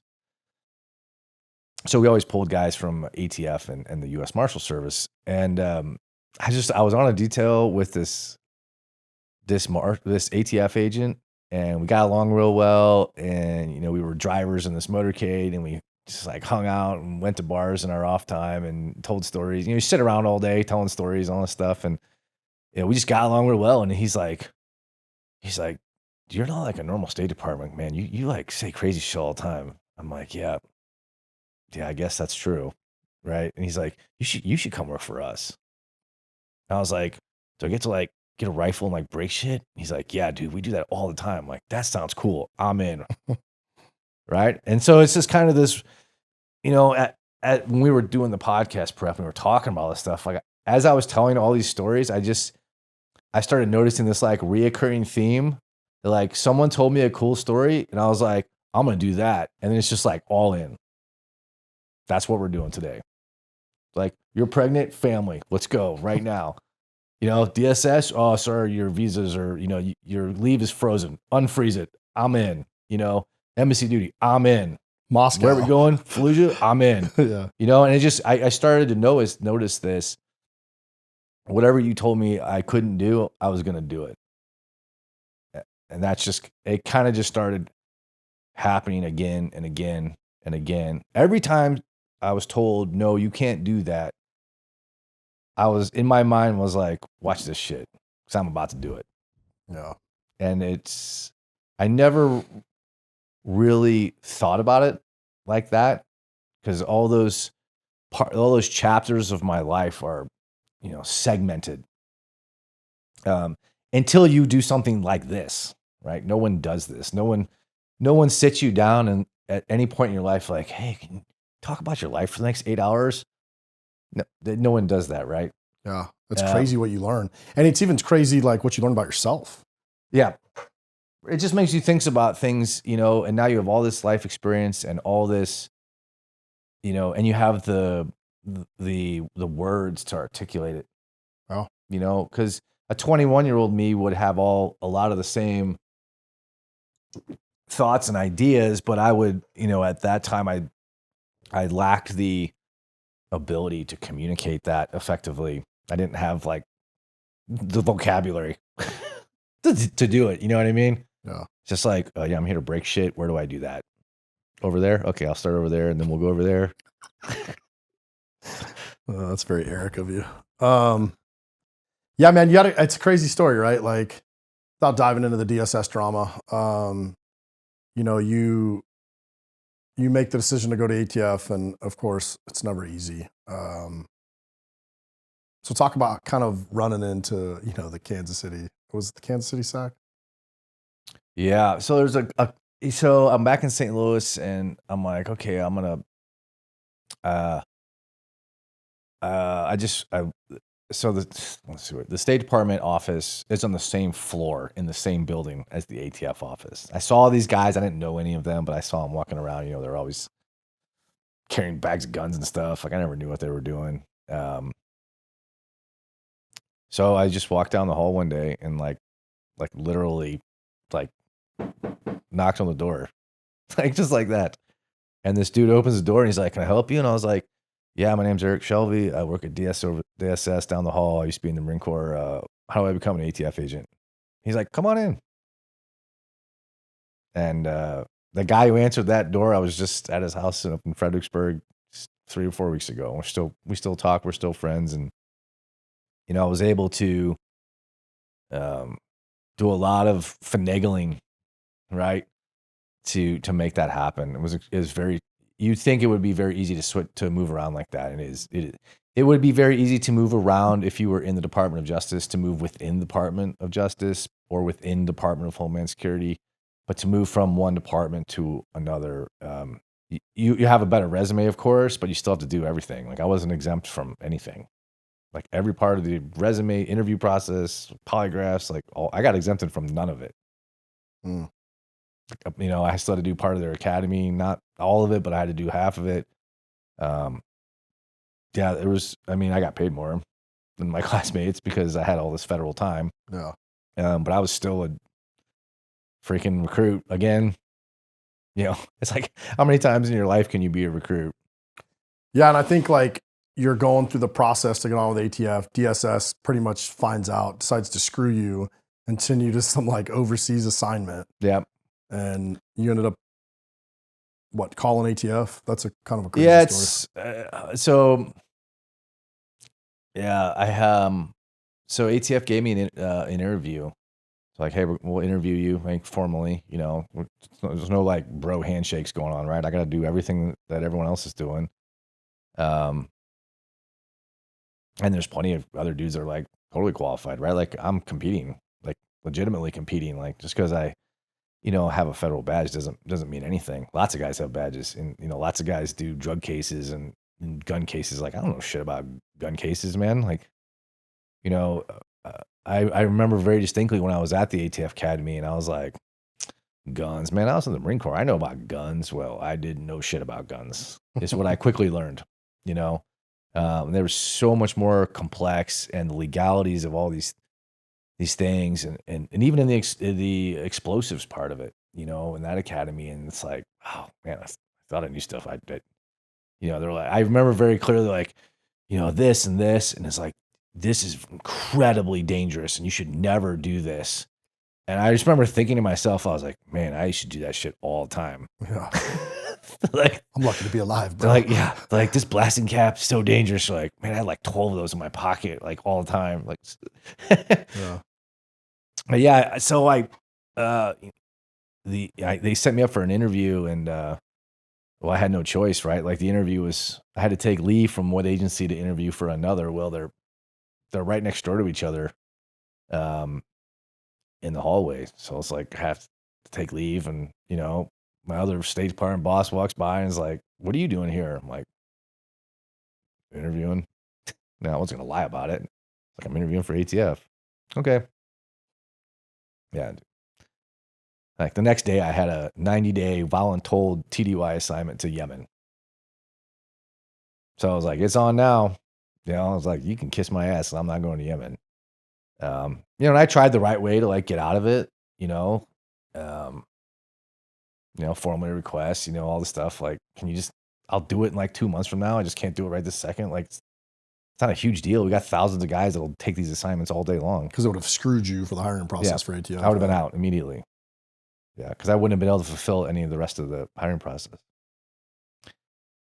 So I had a big throwdown with them and a lot of back and forth. And, it kind of got to a point where like I eventually had to like call ATF and I was like, look,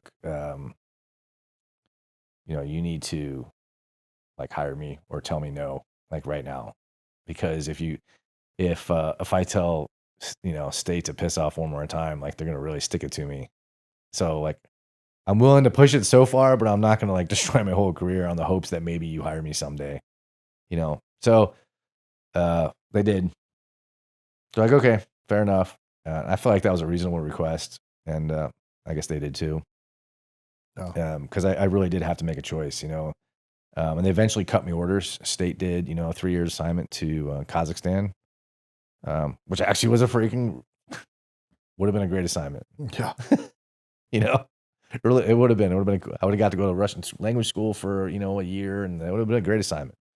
But I was like, I'm committed to this. This is better for the family.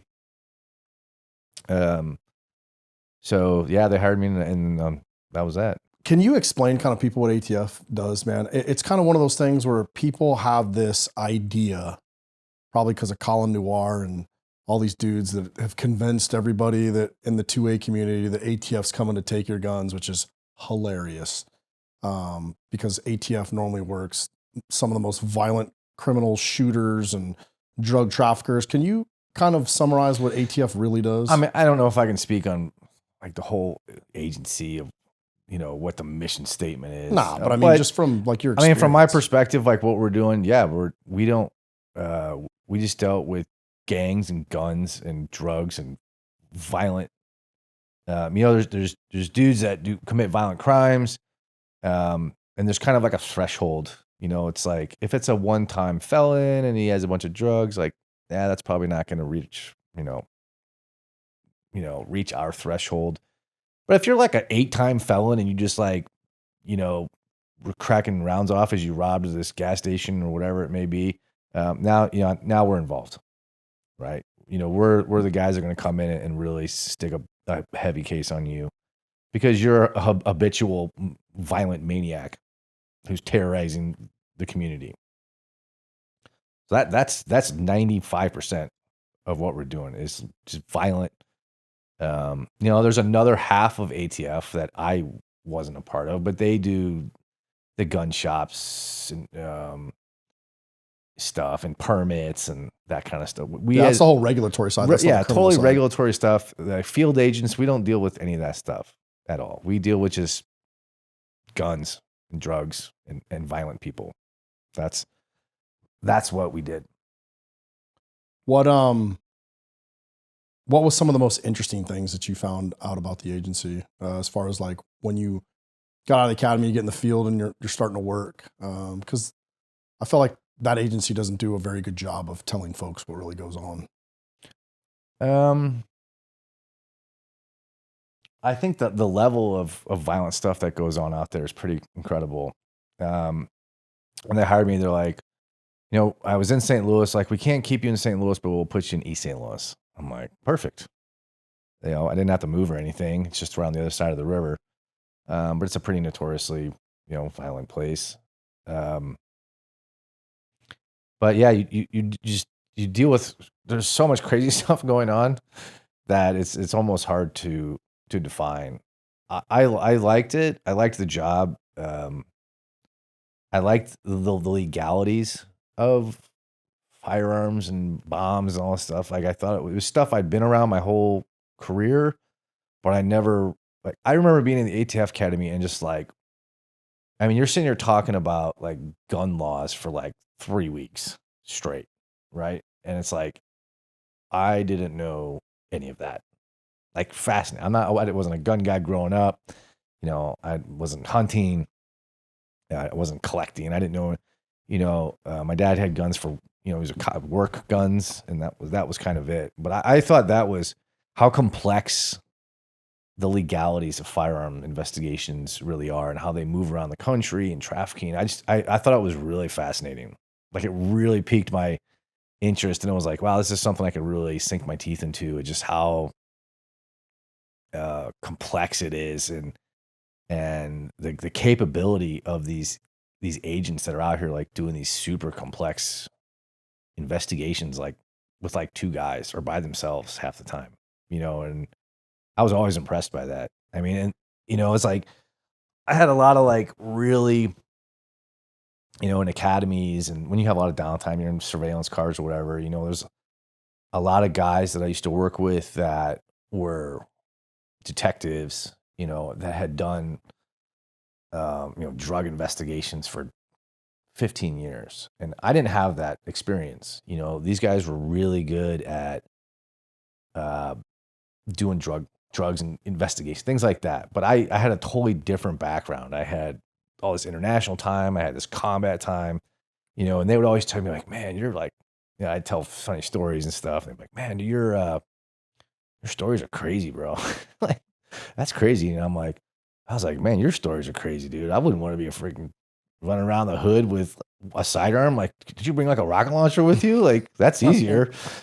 It was just law enforcement, and the military was especially my military time, 'cause it was so violent, to try and switch from kill everyone to arrest everyone. Those are very different things.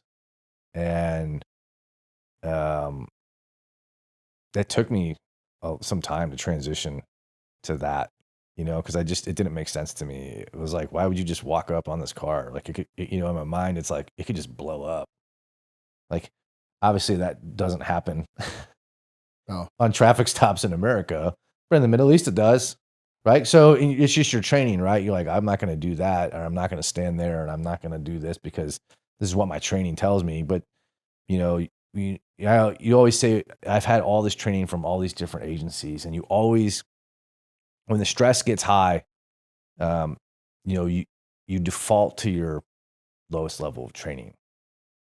For me, it was interesting because I had all this different training from different agencies, and they all do it a different way. Like handcuffing, right? So, ATF teaches right hand handcuffing. TSS teaches left hand handcuffing. So I used to wear handcuffs on both sides because I wasn't sure which one I would grab for. It's funny. Yeah. Because, the stress is up. Like, for that split second, am I going to reach with my left hand to grab my handcuffs, or am I going to reach, which part of my training is going to work that day?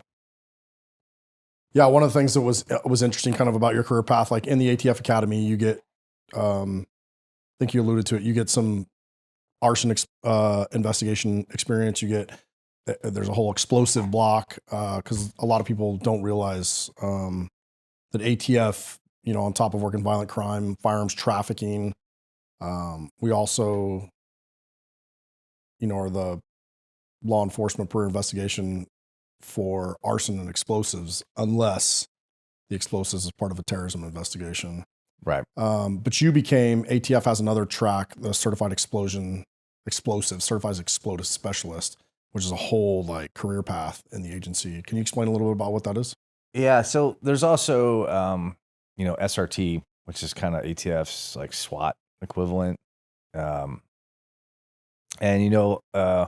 I thought about that, like, well, that sounds cool. This guy seemed really cool. Everyone seems pretty humble.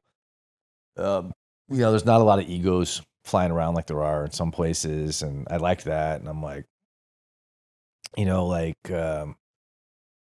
running into a house and throwing people around, like I don't need a lot of training for that. I'm pretty good at that. But in the back of my mind, it's like, do I really want to do that? Do I really want to just continue this path of violence. Like, how good at violence can you be before you're so good at violence that violence doesn't become violent anymore? You know, like, I don't have the answer, but I was just tired of it. Of, you know, I wanted something different. You know, it's like I knew that's who I was. I knew that's what I was good at.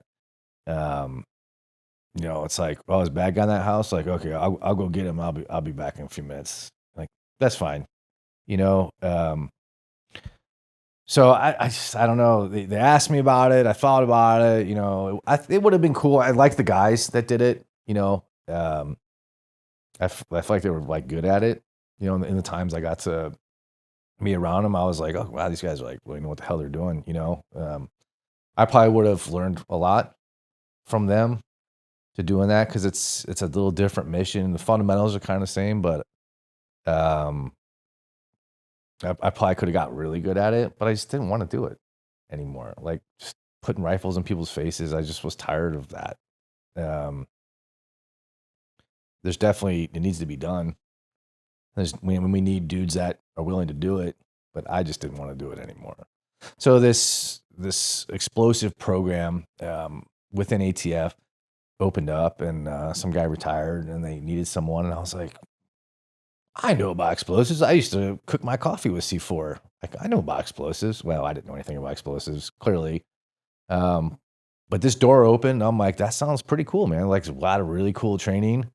Travel around the country, meet guys from bomb squads all over the world, literally. You know, and get some cool chemistry class. Like, you know, there's chemistry at school, and there's chemistry of bomb making, right? And those are one's far more interesting than the other. And I started doing it, and I felt like the camaraderie was awesome. All the instructors were awesome. It was a really tight knit community. The investigations were much different. You know, it wasn't drug dealers and gangbangers. It was bomb makers and crazy people. And, you know, there were much more like intellectual type conversations with, because you're talking about, you know, cookbooks and like real crazy people, right? So I liked it. I thought it was really interesting. And I did that for a while. And then, That training's like, what, a year long? yeah, no, it's 2 years, I think. That's a long training program. Yeah, and send you back to school. You know, you go and do a master's program in explosive engineering, and yeah, the training was 2 years, but I learned a lot. You did a pretty interesting Jefferson County school bomb case. What happened with that one? I mean, that wasn't anything super crazy. It was just a dude with a whole bunch of bomb stuff, and um, you know, obviously you remember the Austin bombings years ago. So, you know, we're in Austin. That was a big case, obviously, at the time. But this dude just happened to be like sitting in a school parking lot with like a rifle laying across the seat, you know, and the police show up. They're like, dude, you can't have a rifle laying across the street in a freaking school parking lot. And so they search his car, and they find like pipe bomb stuff and, you know, notebooks full of like chemistry equations and how to make, you know, dangerous explosive stuff. And, you know, and he had like bits and pieces of bomb making, you know, what's called bomb making materials. There was bits and pieces of it there, but the totality wasn't quite there. So it's like this. Well, we definitely need to deal with this guy in a school with a rifle and a bunch of bomb stuff. And, you know, we just had this Austin bombing, you know, so this is like taken very seriously. But yeah, we ended up doing search warrants and doing all this stuff, and, you know, it was another one of those. It kind of reminded me of Tate, right? He was not a dummy, but he was, but it wasn't your average dummy. You know, the things that were written down were far more complex than your petty crimes. You know, but it ended up working out. We ended up arresting him for a whole bunch of stuff, and, you know, the judge kind of threw the book at him because he didn't want any part of that. Yeah. Especially at that time. What was kind of like one of your favorite parts about working for ATF? I would say, I don't know, the people, I really felt, from the very beginning, I felt like, I belonged, the people always treated me right. I feel like there was a lot of, I feel like the agency focused a lot on, this kind of, unity of brotherhood and one team, one fight, and that all that kind of that same stuff, from the military. It's obviously not the same, but I feel like they did a lot more than most agencies probably would. But much like the Marine Corps, ATF's very small, underfunded. So is the Marine Corps. We're doing with one guy what a bigger agency would do with 15. So it was kind of doing more with less, and I kind of like that. That's kind of where I came from, and so I was on board with that. But I enjoyed the people. I learned a ton, man. I learned probably more in my time with ATF than I did like in the total of like all my time elsewhere combined. Yeah, that's awesome. I really felt like they made me a professional, and I was grateful for that. I mean, like you asked, I can't remember half the stuff now, but I mean, at one point if you asked me a gun question, like I had an answer for you. I feel like I was properly, I don't know, would you agree? I mean, I feel like I knew what I was talking about. I really did. And if I didn't know, I knew exactly who to call to find out. Yeah, well, that's a you had an opportunity to retire. You had Marine Corps time. You had a ton of federal service, and I know you contemplated. You had started.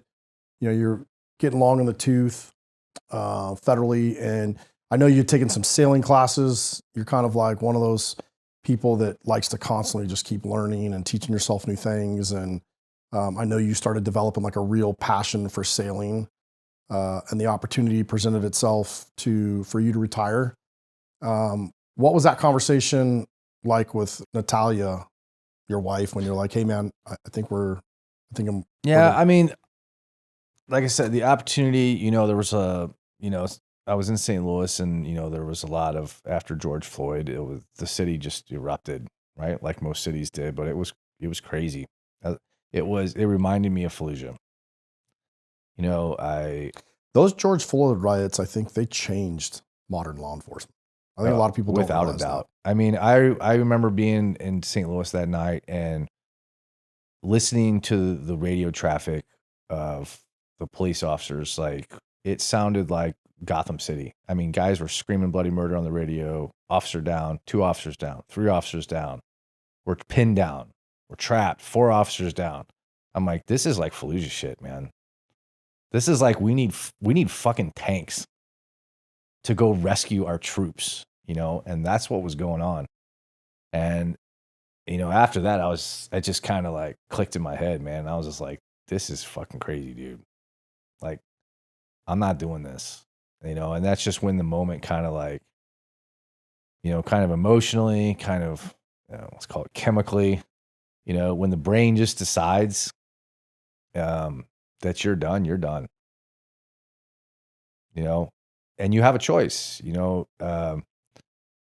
walk away or you don't, and you suffer the consequences. And I wasn't a fool to think that I was immune to the stats that were there, right? Um, you could say, all these guys are killing themselves all the time. I mean, guys are calling me. I'm finding out about it let's say every couple months for 10 years. So, hey, did you hear about what's his name? He killed himself. I didn't hear that. 2 months later, hey, did you hear about what's his name? Maybe 6 months goes by. Hey, this dude's in federal prison now. Did you hear about that dude? This is like, you just have to turn it off at some point because it's just nonstop. Right. So, I mean, am I so arrogant to think that I'm immune from that? I don't think so. I felt like I wasn't susceptible to it up to that moment, let's say. But was I so arrogant to think that that could never be me. I don't think those guys ever thought it would be them either. So, I mean, as an investigator, right? As a trained investigator, as we always say, like, I could that be me? I mean, in my mind, like, fuck no, can't kill me. But statistically, oh yeah, that could absolutely be me. I mean, it's like mathematically proven that that could be me. So I have to decide, do I keep pushing my luck and become a statistic? Or do you swallow your pride and walk away? And that's a very difficult decision to make, to walk away from something you've done your entire life because you think you're immune. Maybe you are. Maybe you're not, but it's a zero-sum game. The only way to prove that you're right is to die. Right? The only way to prove the other side wrong is to be, however, which way you want to look at it. Yeah. It's like the way to prove your point is to be dead. And no one wins in that situation, right? So it kind of makes you think, you're kind of in this unique kind of position to do some like real self-analyzing. And now it's like, oh man, maybe there's some physical things that are like, and I'll be honest with you, dude, I was out, my last 6 months, I was out with, the Marshals, just doing fugitive stuff, which was awesome. You guys were awesome. I love the Marshals, dude. Like, best job ever. If I could go back and do it again, right? Great humans. Yeah. Great group of people, great mission. It's doing military type stuff. It's, for me, it's not hard. But I was standing there one day and I was standing out in a backyard in this dumpy house, whatever. I was waiting for some idiot to come run out the back door. And I was just standing there and just like my hand was like shaking. I haven't told you this story. And I was like looking at my hand and I'm like, why the fuck is my hand shaking? I'm holding my rifle and it's like doing this shit. And I'm like, my conscious mind is like, what the fuck is going on? And I'm like, and then my leg was like doing the same thing. And I'm like, what? I'm like looking at, I'm like, what the fuck why are you shaking? Standing there with my rifle, waiting for some nut job to go run out the back door. And I was just like, man, something's not right. Dude, like, I don't know what it is. I'm not, I'm not a therapist. I'm not a doctor. Like, but I know enough to know that like something's not right. Like, there's one thing to like think things, but when it's like a physical thing, that's different, right? That you can prove that. Like, it's right there, dude. So I wasn't like totally immobilized, but like there's definitely something happened in my mind that wasn't right. Like, and it's kind of like I was aware of it.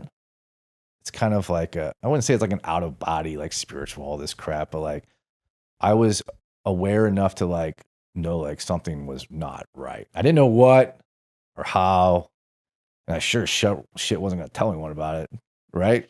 Because you don't do that. But something wasn't right. And I think a couple guys that I knew pretty well recognized that, like something, you're one of them. But you weren't the only one. There was a couple other guys that were like, dude, what the fuck's wrong with you, man? And I was like, I don't know, man. I honestly don't know, but something's not right. And, to their credit, like they gave me the option, like, look, you got 20 years, add it all up. It's like, you can walk. I was like, I can? And they're like, yeah, you can walk. And I was like, okay. I thought about it for about 3 months. I was like, if I leave, well, what am I going to do? If I don't have this, then what do you do? And so go a couple steps back and, you mentioned the sailing thing. And yeah, I was like, I started getting into like sailing boats. I was like, and I started in bomb school, of course. Right. So I was in bomb school in Alabama, and I was there for like a month, and I had like some time on the weekends. I had nothing to do, and I just like there was this sailing school down on the Tennessee River, and I just called them and I was like, "Hey, I want to learn how to sail. Can you teach me?" And they're like, "Yeah, come on down." And they went out sailing on like some people's boats and like showed me a bunch of stuff, and like they were all super nice. Everyone had the passion for this sport, and they like just random strangers were like, "Yeah, come with us." And we went out like swimming and had some beers and all this kind of stuff, and it was awesome. And I was like hooked. I was like, "Man, this is awesome." So you go fast forward, a couple years to what I'm just talking about, and it's like, well, what are you gonna do? And I'm like, well, maybe I'll just go freaking sailing, man. Like that, I mean, I've thought about that. Like that'd be cool when I retire, like wife and I go out, sail around the world. These are just dreams, really. Um, but now all of a sudden this opportunity presents itself to walk away. And that anyone who's done this kind of work knows. I mean, I know guys, that weren't military guys and cops that kill themselves over shit like this, right? Because it's this question of who you are and what you do. And I would argue that most people, those are two different things. I am this person. I have 2 kids, and I work at this accounting firm. But if I asked you, and I said, "Well, who are you and what do you do?" and you just say, "I'm a cop," right? That's one answer. Most people would have 2 different answers. My name's this, or I'm a cop. I'm a Marine. I'm a warrior. Who I am and what I do are the same thing. And I think a lot of people, if you retired from whatever job anywhere, America, um, whatever industry, I retired after 25 years of being an electrician or being a plumber or roofer, whatever it may be, driving trucks, working at whatever factory. And you just go back to your normal life, and that was your job, and they get you a pension or not or whatever, and that's just the end of it. For guys who do stuff like that, or like what we do, those things are intertwined with each other, and to separate them, for some is impossible. I've seen cops kill themselves over that very question. Marines do it for different reasons, but it's kind of when you start like kind of peeling the layers back, you start realizing that they're kind of the same thing, right? And it's like the question becomes who you are and what you do. And it's the same for us. And that's a very, very difficult thing for guys to separate. Because it's like, if you take my badge, then who am I? I'm just another sheep. That whole like wolf and sheepdog thing, that whole comparison. And it's applicable to this conversation. It's like, if I'm not a sheepdog, right? If you take away my canines, then I'm just a sheep. I'm not a sheep. I'll never be a sheep. Like, I'd rather be dead than be a sheep. And for some guys, that's true. So that's a difficult question. I would argue, amongst your viewers, like there's got to be, I would have to think there's got to be tens of thousands of guys that ask that same question every day. I asked that question of myself, for years and years and years.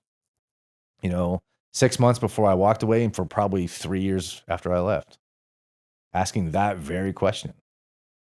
And like, it's kind of like what we talked about earlier, it's either consumes you and kills you, or you succeed. And You evolve.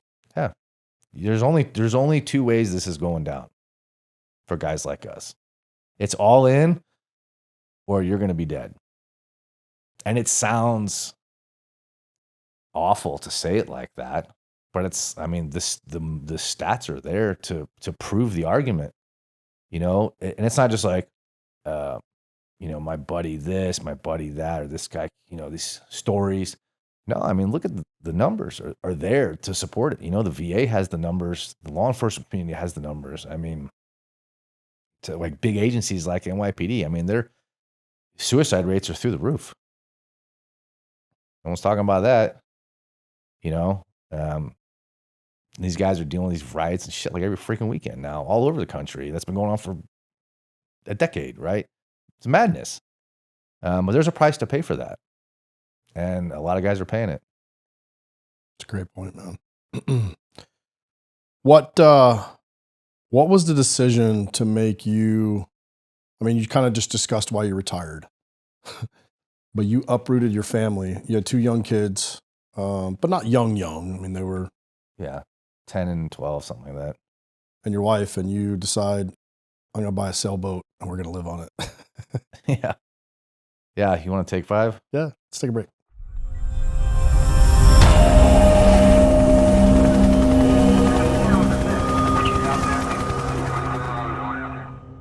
Kind of coming back from the break, we had kind of left where you were talking about you had gone to Alabama to take a sailing course and kind of learn about sailing. At what point did you realize, man, I really like this. This is something I want to like do full time? I don't think there was a singular incident that would define that. So I took some sailing classes. And I was like, this is really cool. Maybe something my wife and I could do, later when you retire. I went down to Florida and took some more advanced courses and learned a lot. And I was like, oh yeah, I really like this. Like, this would be something, and at the time there was kind of these beginnings of like YouTube channels and sailings and all this kind of stuff. And I was like, man, that sounds like something I could do, man. That sounds cool. It's the freedom of the ocean. And, in the beginning, you have no idea what that really means, right? You just have an idea. You don't know where it's going to take you. So there was once I got some certifications to do it, we did a couple trips down to the Virgin Islands and chartered a boat, by ourselves or with some friends. And when you charter a boat, do you have to like show some type of like expertise or anything? Yeah, they usually either ask for some kind of certificate of competency or some kind of resume that, they're giving you a $1 million asset, right? That's what I was asking. So yeah, there's some level of competency you have to demonstrate before they'll give it to you. So we went down there with the kids, and the kids were young, 8, 9, somewhere in that range. And we went out for a week, 10 days, and I was like, wow. And the kids just like ate it up, Really? Just swimming, jumping in the water. Just there was no internet, there was no iPads, there was no phones, there was none of that stuff. And they just like, it reminded me of like when we were younger, when you didn't have any of that stuff, right? So you just like, I have a stick, you have a stick. Let's dig a hole with our sticks. And that's what we're going to do for the next 6 hours. That was our childhood, man. It's like my parents were like, get out of our house. And then you came back when the sun went down. Yeah, that was it. And you had to call people's moms, like, geez, do you know where Eric is? Like, I don't know. I think they went over to this guy. No one has any idea. Oh. But it was kind of a controlled environment in a sense that, like, you're on an island. Like, there's only so far you can go. But I would argue, swimming around with turtles is probably less dangerous than riding your bike in a 4-lane road. Great point. All right. So I liked what it did to them. Like, I kind of saw this, like, kind of childish behavior kind of come back and get away. It's so easy just to give a kid an iPad and have them leave you alone for a period of time, but I think as any parent knows nowadays, they turn into little monsters, especially when you try to take it back from them. Yeah. It's and I don't think adults are immune from that either. 100%. Right? So I liked it. I liked what it did to the kids. My wife was like, yeah, this is cool. And, but that's totally different than. Let's go live on it. Yeah, that's a totally different thing. So kind of this time I was like, well, I'm going to walk away from ATF. And it's like, what are we going to do? And I was like, and this is right as like COVID's beginning. And I was really not happy with, probably like many people, what was going on in the schools.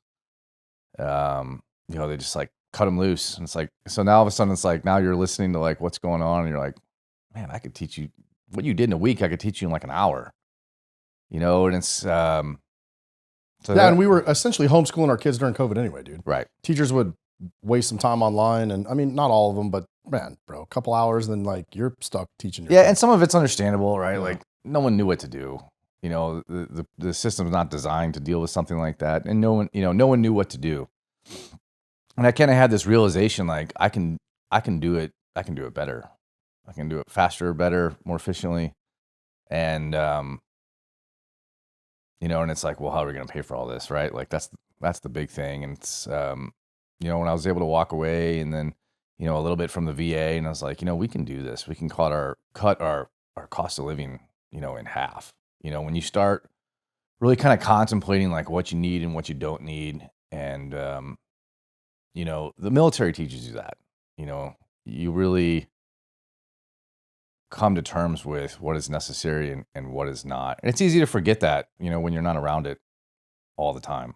Yeah, I lived in a Connex box. Right. A small one. Yeah. I used to always think when I would be working with guys, I'd be like, man, we got to get out of here. I'm starving. I'm hungry, man. I'm like, you're not starving.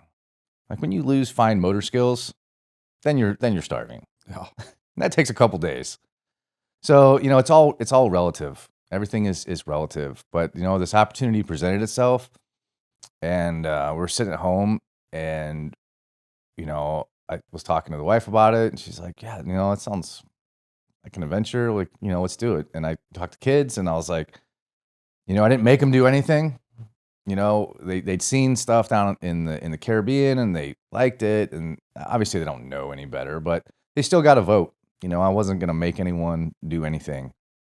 And explain to them like, hey, we have this idea to go sailing. We'll pull you out of school, and we'll deal with school, and we'll deal with life, whatever. We'll just go. And are you in? And my son was like playing hockey at the time, so like like competitive. Even though he was young, was still competitive. And I was like, he was the one I was like kind of worried about. Like he might balk at this, And I was like, look, I was like, yeah, you won't be able to play hockey, but you'll be able to go, surfing and scuba diving, and you'll be doing stuff. You'll just be doing different stuff, water stuff. And he was like, yeah, I'm in. I was like, all right, everyone's in. So then we just started shopping, and I had started reading books, a lot of books about boat, everything I could get my hands on, and started getting real into like the history of, early explorers and just the conditions and the stuff they went through. It's incredible, really, what these guys did and what they accomplished. And, so much of that stuff that they discovered and that we still use today. And we have no idea, where it comes from or why it is the way it is, but we still use it in our everyday lives, even now. So I really kind of got like sparked about this like idea of this grand adventure and sailing the seas, but you really don't know what that means, or how complex it can be or is. And so I had an idea of what kind of boat I wanted, and they didn't make a lot of them. So it was kind of it went from, we have this idea, we'll go to Florida, buy a boat and bring a truck and fill it up with all the stuff we want from Amazon. And, which would have been a lot easier in hindsight. So I found a boat in Panama, and I was like, that's the boat I want. I'm like, I'm going to fly down there and check it out. And so I went to Panama, and I was like, okay. And then it's like, oh, now stuff started getting real, right? Like, this is a lot of money. It's like everything I have, like sell the house, like sell the couch, like, yeah, it's like an estate sale, right? Like everything. Like we have to sell every single thing we have to like make this happen. And we did just that, man. Just get on Facebook and start selling stuff off, and kept a pile of stuff of memorable stuff, and put it at my dad's house. But sold the house, sold the cars, which is shockingly easy. Carvana will just come pick it up on your driveway. It's amazing. Yeah.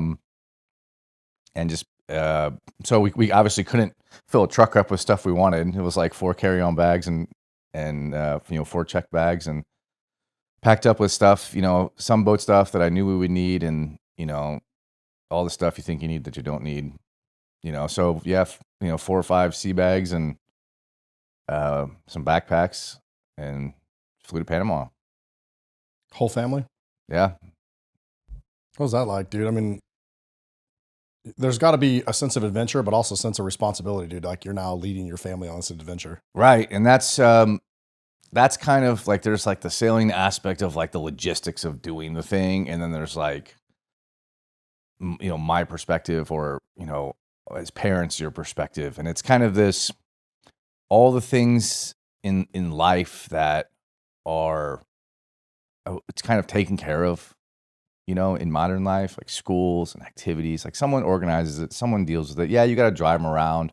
But their education's essentially taken care of. Their doctor's appointments, they make them for you. Like, everything is just kind of automated to some degree, right? There's a way to do things, and you just do what you're supposed to do. And but now all of a sudden it's like, I read this one book, and it was just all about like kind of taking responsibility for everything. I was like, man, that's wise, and I kind of adopted that mantra of, when you take responsibility for everything, for finances, for navigation, for safety, for education, for kids finding friends, activities, you take responsibility for every aspect of everything. And yeah, it's a lot, but it was a challenge, and I was like, I can do it better. That was kind of the mentality I had. Like, we're gonna do the basic school stuff, that you have to do, but we're gonna take a 12-year-old and we're gonna teach you how the stock market really works. I'm gonna give you $500. We're gonna open an account, and you're gonna watch it, and we're gonna make moves, and we're gonna see what happens. And it's kind of like gambling, right? It's easy to gamble on things until it's your money, and then it becomes a numbers thing versus a emotional thing. So when it's yours, you're obviously much more vested in what is happening and what is not happening. So I just kind of adopted this idea that I was just going to take responsibility for everything. And if it blows up in my face, then it's on me. And if it succeeds, then it's on me. But I suspected that it wouldn't blow up in my face, which turned out to be accurate. But I thought we as parents could do it better. Anyone try to talk you out of it? Yeah, there were some reservations. People had lots of questions. But I wouldn't say there was anyone that was like, I know it does happen. You talk to enough people, and it's like, oh my God, you're going to ruin your kids' lives. What are you doing? They're going to miss all this, and their friends and school and all these kind of things. And you're like, yeah, and there's probably some validity to that. And, I go back to my time, my adult life. And I just kind of, over the years, I kind of noticed a pattern. So like, all the assignments that I got that I didn't want, like all the places I went that I didn't want to go, anytime there was like a big unknown or a big risk, it always tended to benefit tenfold. It was just like a pattern that kept repeating itself. You can take it to like, being furious about going to Malaysia. It's like, I don't even know where that is. And look at what stemmed off of that. It's like, well, I'm going to marry this foreign woman that doesn't speak a word of English. And look where that ended up, and it was just kind of this pattern that kept repeating itself. I'm like, it goes back to this like all in mentality.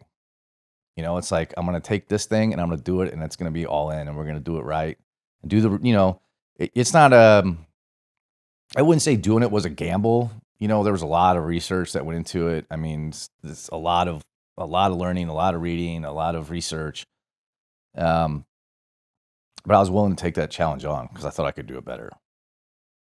And I thought I could show them, the world that I got exposed to as an adult. My wife was foreign born. She was traveling all around the world with the Russian ballet. You know, I was traveling all over the world, and I told the kids, I was like in the beginning, I was like, look, what I think is going to happen. I was like, what you're going to sacrifice as an adolescent is you're not going to have this core group of friends that you went to grade school with, you went to high school with, you went to college with, and you're still hanging out in your 40s playing beer pong in someone's basement with the same people you grew up with. Like you probably won't you probably won't have that.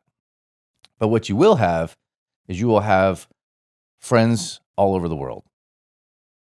And it will, you know, not to say one is better than the worst, because who am I to, you know, but it will be different, and your world will be much bigger, much bigger. And you know, for me, it was when I left the infantry and went to the embassy program. Like my world was like this. You know, I thought I knew all these things, and it was just like, wow, look at all this stuff I didn't know.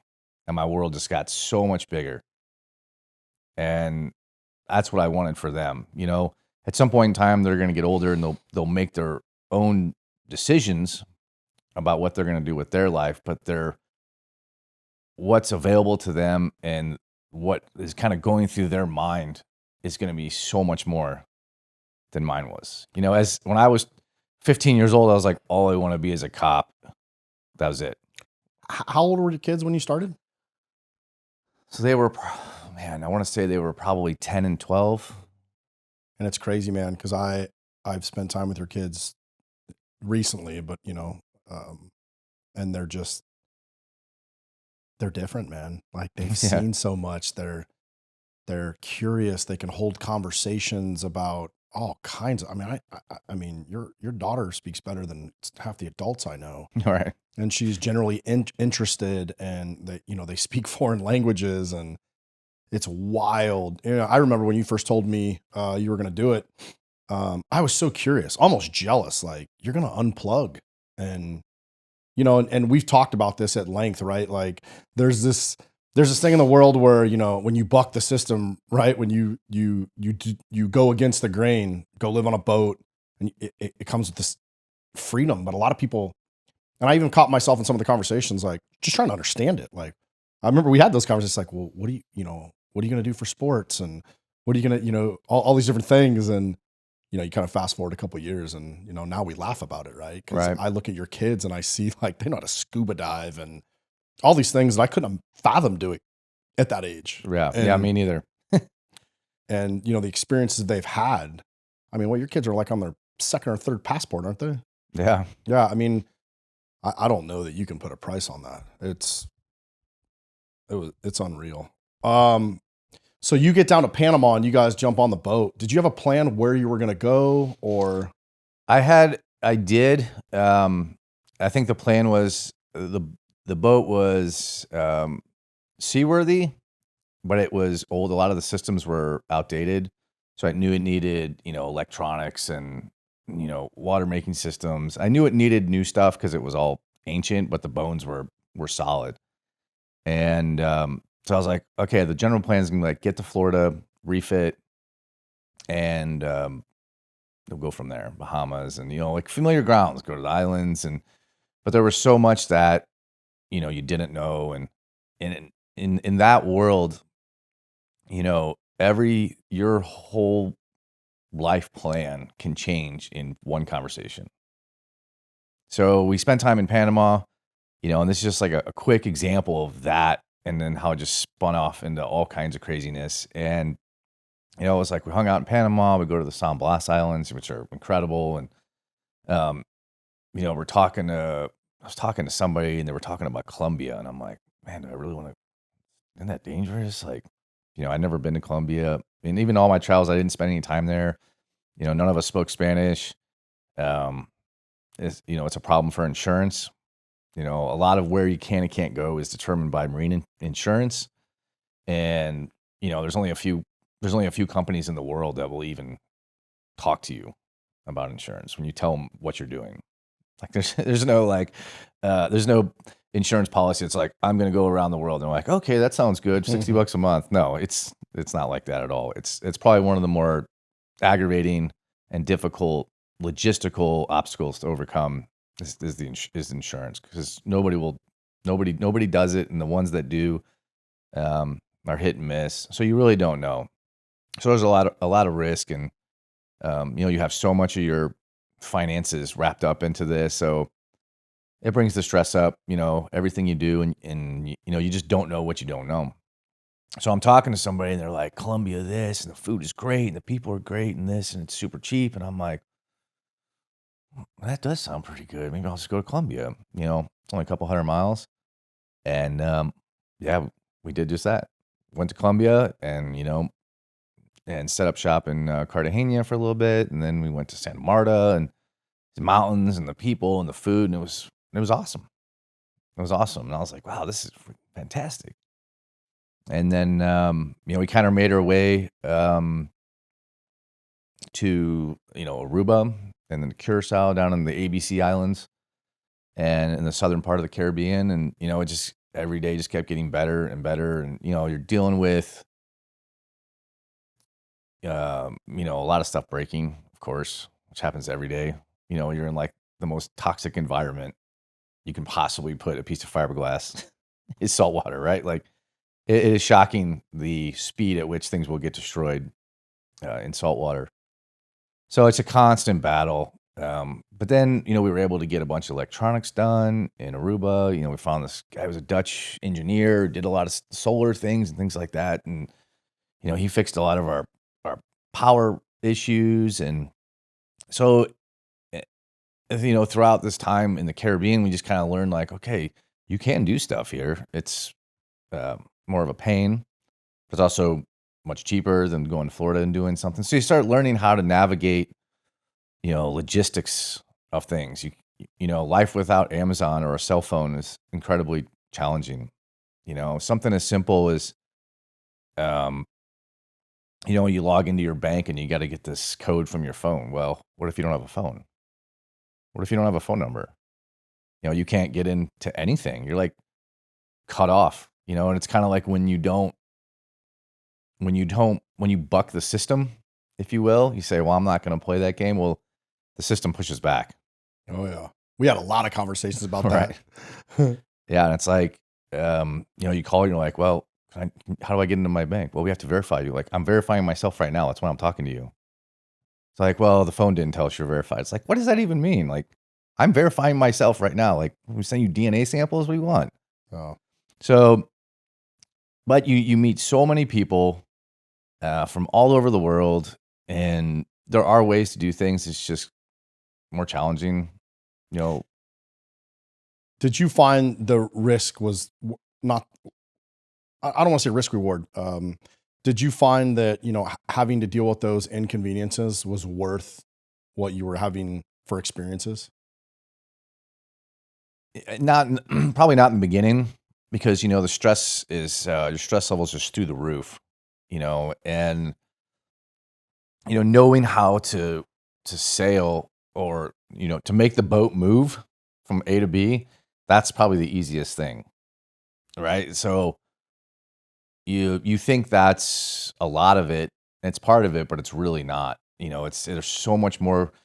At what point in your life are you rewiring things? And our boat was 230 volts, because it was a European boat. So it was like, I smoked a microwave because of the frequency differences in electricity. Like, at what point you're like, oh, is that microwave 50 or 60 hertz? How many amps does your refrigerator pull? Like, and now you're having to calculate all this stuff, and you're just learning by, by trial and error and talking to people. There's so much knowledge of people you meet, and everyone is the community of people out there living that life is incredible. People from all over the world, dozens and dozens of languages and cultures and creeds and all of it. And there's just so much knowledge, and everyone's so willing to help. And, a lot of people are like, well, who do the kids hang out with? I'm like, there are kids everywhere. Everywhere we went, there was kids, and, then Starlink started becoming a thing, and that was a huge game changer. With school and communication. I mean, it's incredible, really, like incredible. I don't in the world here, I don't think it's necessary in a lot of, unless you live on like a cabin or something like that. But when you're traveling around like that, I mean, it's just unbelievable how much of an advance in technology that is. You know, you can stream schoolwork. You know, these kids were doing school. It's like they're done by 10:30 in the morning. You know, they just get up, get it done. You know, they start not doing what they're told and then just doing what they know they need to do. And then they're done. And when you're done, you're done. And then we go play, you know, and it's like you're done by, 11 in the morning. We eat lunch and then we do 2 scuba dives in the afternoon and everyone's exhausted and you're asleep when the sun goes down and you wake up and do it all over again. And, and things like WhatsApp and these groups started getting created and some apps out there of how to find boats with other kids. And it's like, man, to be in a isolated island, with an anchorage with 7 boats with kids on them, and it turns into like Lord of the Flies, right? 12-year-olds hanging out with 7-year-olds, and it's just like there's a horde of kids running amok on this island. No phones, no iPads, just like I have a stick, you have a stick. Yeah. Let's go hit coconuts with sticks. And yeah, it was great. And I think, I think part of it was me wanting to do it, but the other part of it, probably even more so, was like, let's see how we can open the world for these kids. And much like the military, you don't realize how much you gain from it until you step away from it. Mm-hmm. You know what I mean? Kind of like that analogy, I said earlier, I was like, you don't know, I wish there was a way you knew you were in the good times when you were in the good times, because you never realize it until it's over with. Yeah. It's kind of that you don't appreciate something until it's gone. Yeah. But we're back now. And, it's like now I'm seeing the result of all of that in firsthand. And it's cool to watch. What was the conversation like early on with your wife as you guys are getting started in Panama? Was she, I mean, obviously she was super supportive, but was there challenges as you guys are all learning these things? 'Cause obviously you had read a lot of the books, learned how to sail. And I know she did, what she could, but that's a whole different ball game, right? Like, Oh my God. Yeah. Yeah. I mean, the stress levels through the roof. Like, you want to talk about a test of like, family or like small unit cohesion, like that's the test, and some are successful and some are not. what were some of the early on struggles, the first year? Because you lived on the boat for almost 4 years. Yep. Yeah, we were out there for like 3.5 years. I mean, I think the struggles in the beginning just come from just ignorance, right? The systems of the boat, you don't know them, you don't understand them, none of it makes sense to you. Why is this thing doing this? Why is this alarm going off? That's where all the stress comes from. It's just not knowing what the hell you're doing. I mean, really. And it's like the whole boat's just like crumbling around you. Lightning's cracking. It's just like no one speaks English. Like, but you learn how to navigate those things. And as time goes on, it gets easier and easier. Within a year or maybe even 2, it's like, man, there wasn't a noise, a crack, a creak, a beep, a sound on that boat. I'm like, I know exactly what that is. I know exactly what tool I need. I know exactly what that problem is. But in the beginning, it's like alarms are going off and it's like, not only can I not fix the problem, I can't even tell you what the problem is. Yeah. Right. And there's no one to ask. It's not like your check engine light goes on, you pull into the shop and you say, my check engine light's, you got to fix it or learn how to fix it. It's, if you have a toaster and your toaster doesn't work, you plug it in, it doesn't work, you just go get another toaster. But what if you can't? So now you get online and you spend, 4 hours of your life learning about toasters. Yeah. Right? So when it's over, you're like, no one knows more about toasters than I do. And that's every single system, because every single system, every single thing will break at some point. And that's what you're just going to do for 2 days. You're going to learn and research, ask people, and then if you need parts and it's like, wow, we got to FedEx this thing from Europe or somewhere. And so, yeah, it's incredibly difficult. I compare it a lot to like learning how to play a guitar, right? It's very difficult in the beginning, but once you get over that first hump, now you're just incrementally learning, but most people don't get over that first hump because it's so much at once.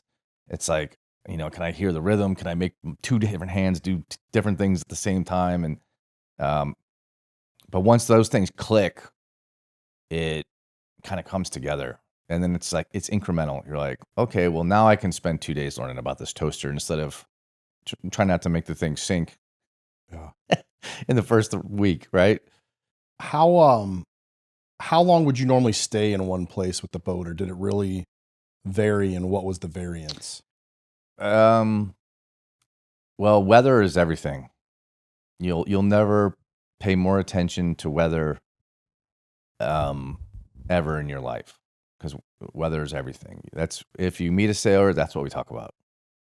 Did you see the weather? Yeah, I saw the weather. What do you think? Different models, different opinions, wave heights and currents and wind, and that is everything. It's like, this is a great place today, but by tomorrow at noon, it's going to be awful in here. So we have to go somewhere else. Some of it's visa stuff, and you can stay in a place for 90 days or 60 days or wherever it may be. Some of it's the people, you link up with people that you get along with. They have kids that are about your age. All the kids get along, and you kind of become this like, posse of, or this little armada of kid boats, that kind of roam around. And, they have an idea, you're like, hey, we're going to go to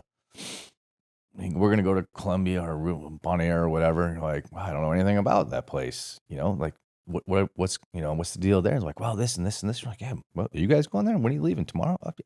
Hey, you want to go to this? Okay. Sounds good. Let's go. And you can do it just like that.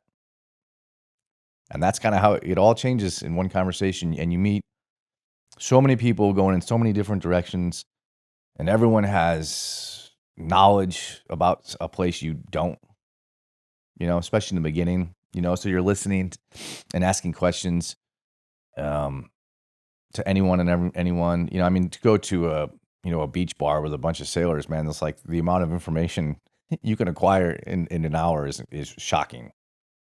Like maybe this family has been sailing for 6 months, but this old French guy's been out here for 25 years, and it's going to be this tomorrow. And so like, well, I'm going to listen to that guy, and maybe I'll listen to this guy. And there's so much knowledge out there. So where we go and when we go and how long we stay, depends. It's like if we want to go diving at this place, then we go there. And if we like it, we stay for 2 months. And if we don't, we stay there for 3 days and leave. We go to the next country or the next island. So there's plenty of times where you go somewhere and you're like, okay, I'm going to go to Colombia because the labor's really cheap. I'm going to get my, some paint put on or something like that because I know it's really cheap there. And you're like, we'll be there for a week and then we'll go here. And then 4 months later, you're still in Colombia because it's awesome. Yeah. And then there's places that you think are going to be fantastic and they're not, and you leave. So you have that freedom, but the weather's a huge part of that. Some places you just can't for whatever, you have to wait for systems to pass through. And so you'll never be more in tune with the weather. Where did you go initially? So you started off in Panama, then you went to Colombia. Where did you guys go after? Did you guys go through the Panama Canal? We did, but not for a couple years. Okay. So we kind of went. So you started off on the Atlantic side, I think? Yeah, on the Atlantic side of Panama. We did go through the canal on some friends' boats. The canal requires you to have a whole bunch of people on board. And so that was a cool experience. But I didn't want to go to the Pacific. Like, we definitely were not ready to like do that. I wanted to spend time in the Caribbean and Bahamas and do all that. And it was kind of familiar grounds, if you will, or the illusion of it anyway. So yeah, we went to Aruba, spent a bunch of time there, and then we went to Curacao, and then we went straight north across the Caribbean to Puerto Rico, and then we went down the whole island chain, through the Caribbean all the way, Guadeloupe and Martinique and St. Martin, St. Vincent, down to Grenada, and then you got to be north or south of, the hurricane belt, during that time of year, for insurance purposes, and you don't want to be in a hurricane. Yeah. Right. There's that. Yeah, there's that. But you can move, weather forecasting has gotten a lot better. If something's brewing, you're going to know about it, a week out, and, we can do 1,000 miles in a week. We can be in Brazil Yeah. in that amount of time. So, but it's always on your mind, and we spend a lot of time in all these places, and they're all awesome in their own way, for different reasons. And yes, and you like I said, you meet a ton of people, and you just kind of start linking up with families, and it's like we rolled around with like a horde of kids everywhere we went. It was almost to the point where, like, you people be like, man, who the kids gonna hang out with? And it's like sometimes we have to leave an Anchorage and go somewhere just to like get away from everyone for like a few days, because it's just nonstop, right? And it's great. The kids don't go out and ride bikes, but they just take paddle boards and they just paddleboard around to each other all, or swim. It's like, Dad, can I take the dinghy? I'm like, just swim. Just jump in the water and swim to the next boat and hang out later, and it's constantly, everyone gets together and has, rum drinks at the sunset and shoots the shit and talk about the weather, right? Yeah. Talk about how all of our boats are broken. Yeah, it's like, you got a problem, I got a problem too. You got a problem, yeah. We all got problems, and and kind of collectively like, do you have one of these parts? Yeah, I got one of those, but I don't have this, and it's just such a cool lifestyle, but it is challenging in its own right. What was one of the worst things that you had to deal with, excluding weather? Because I know you got some good weather stories we'll go into. I mean, worst things, it's just logistics. Like something, you may need, like, oh, the generator stops working and you need this $3 part that you could, get from Amazon between 4 and 8 tomorrow morning. And now it's like, I have to FedEx it. It's got to go through customs or a freight forwarder, and it's going to take a month to get here. And I'll have to pay off like 3 people. So this $3 part I could get in 12 hours. Now it costs $70 and takes 3 weeks. Mm. So there's like a couple things that are like what I call showstoppers, like where you're just immobilized against, and there's nothing you can do about it. Right. So like the engines need to work, right? You have to be able to make water. Hell, if you don't even have any sails, you can still move, right? So that's a big inconvenience, but it's not a showstopper. But water, power, and propulsion are what I call showstoppers. Mm. So when something like that happens, that sucks, but it's ironic, like I just alluded to a few minutes ago. It's like we got immobilized probably half a dozen times. And it's like, man, the stress level goes through the roof. You're stuck on a work dock in some freaking island and no one knows how to do anything. You can't get anything. But that's the time when you meet the people you're friends with for 5 years. It's like whenever something terrible happens, it always tends to be work out. It always tends to be for the better. Like you never realize that at the time because you're furious, right? But it's this like reoccurring theme that whenever something terrible happens, something great always comes from it. That's what I noticed. What were some of your best memories on that boat? I know you got a lot of them, but like some of the things like now that you're off the boat, that you guys think about or talk about as a family, or I think it's the time, in the world, I call the world like here, you're driving kids, you take them to school, you drop them off, they're gone for 10 hours, you're at work, and you pick them up, you drive them to practice, they go do their thing and come back, everyone shoves a bunch of food in their mouth and goes to sleep. and does this shit for an hour, and then everyone's out, and you do it all over again and again. And then there's a tournament this weekend, and you got to do this hotels and this rat race mentality. And, I quickly became aware, and even much more so now, it's time, right? So there's 4 of us on a boat that's probably, I don't even know, let's just say like 200 square feet at most, right? Which seems tiny, but it doesn't when you're out there, because every window, the doors are always open, the windows are always open. You live essentially outside, and your windows are horizon to horizon in every direction all the time. So it doesn't feel that small. When stress levels go up, it can feel very small very quick, because you're like literally bumping into people. And but it's the time. I mean, I would sit out on the back of the boat, smoke a cigar, and just talk to the kids for 2 hours, 3 hours every day, 7 days a week. There wasn't a conversation that was had, an issue that wasn't dealt with, a problem we didn't encounter, that we weren't all actively a part of. Everybody, no matter what, good or bad. So it's just the time, the conversations that were had. I mean, like my dad would come out, the kid's grandfather, and he would come out for like a month, and they'd be like, Grandpa's driving me crazy. I don't know. I'm like, think about it like this. You spent more time with your grandfather in 1 month than most people do their entire lives. You spent 24 hours a day, 7 days a week, ate every meal together. There's no television. You just talk. You eat together. You suffer together. You play together. The good times are great. The bad times are terrible. But you're all there for all of it all day long.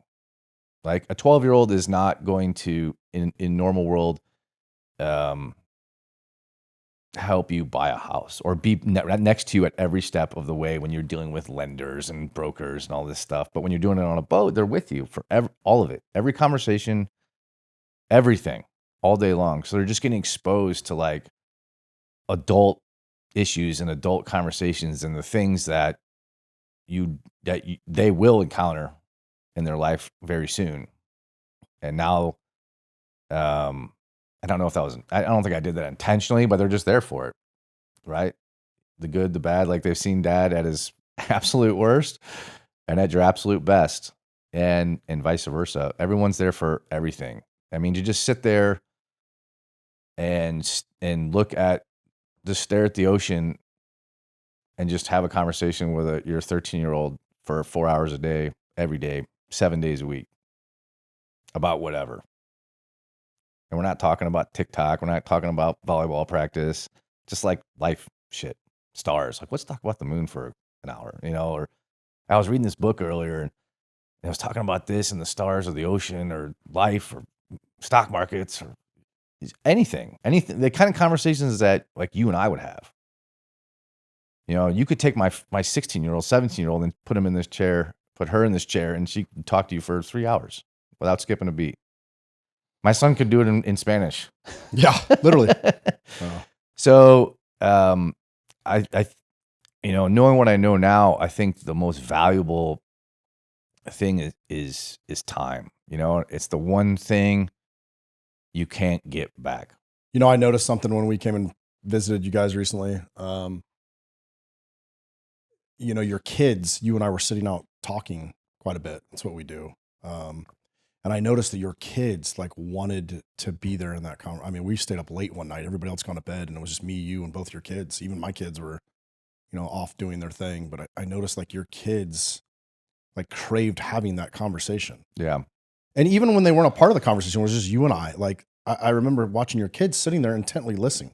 Yeah. Like they were trying to learn and absorb. And it's something you don't see very often. But man, I remember talking to my wife that night, when I went to bed, and I'm just like, it's wild. Like it's amazing. Cause in a culture where, I mean, my kids are, they're great kids, but again, man, they probably spend too much time on electronics, like all of us.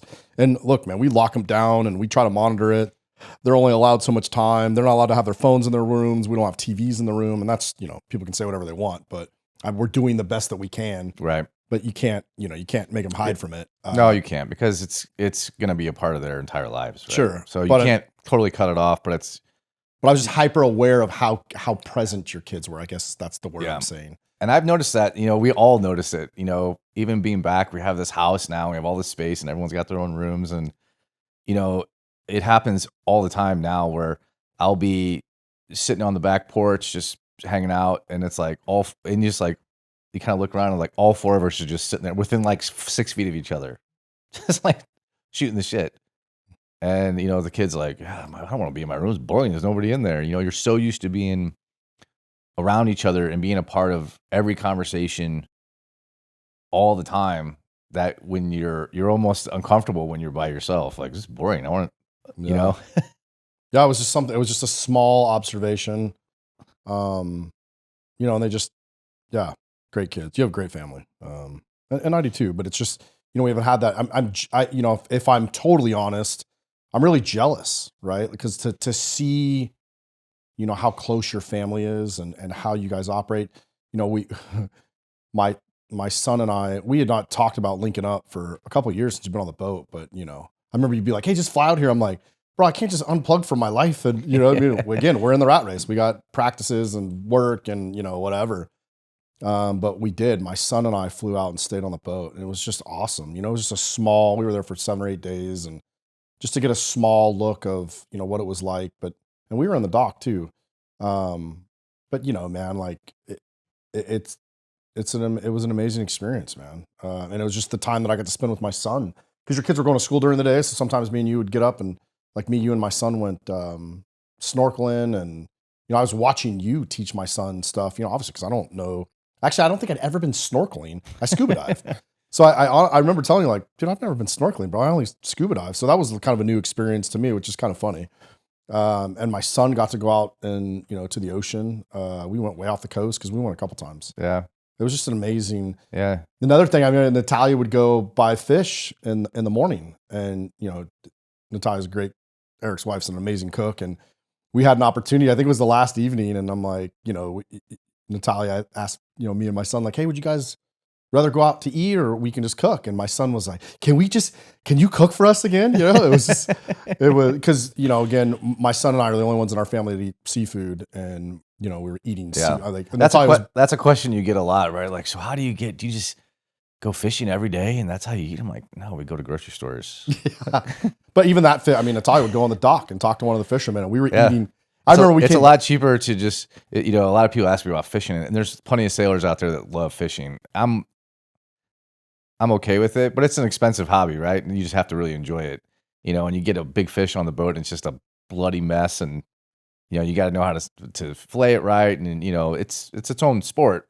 I'm like, it's a lot easier just to, when the fishing boat comes in, you just go ask those guys. It's like, here's $20 and they'll give you 3 pounds of fresh mahi they just caught like 30 minutes ago.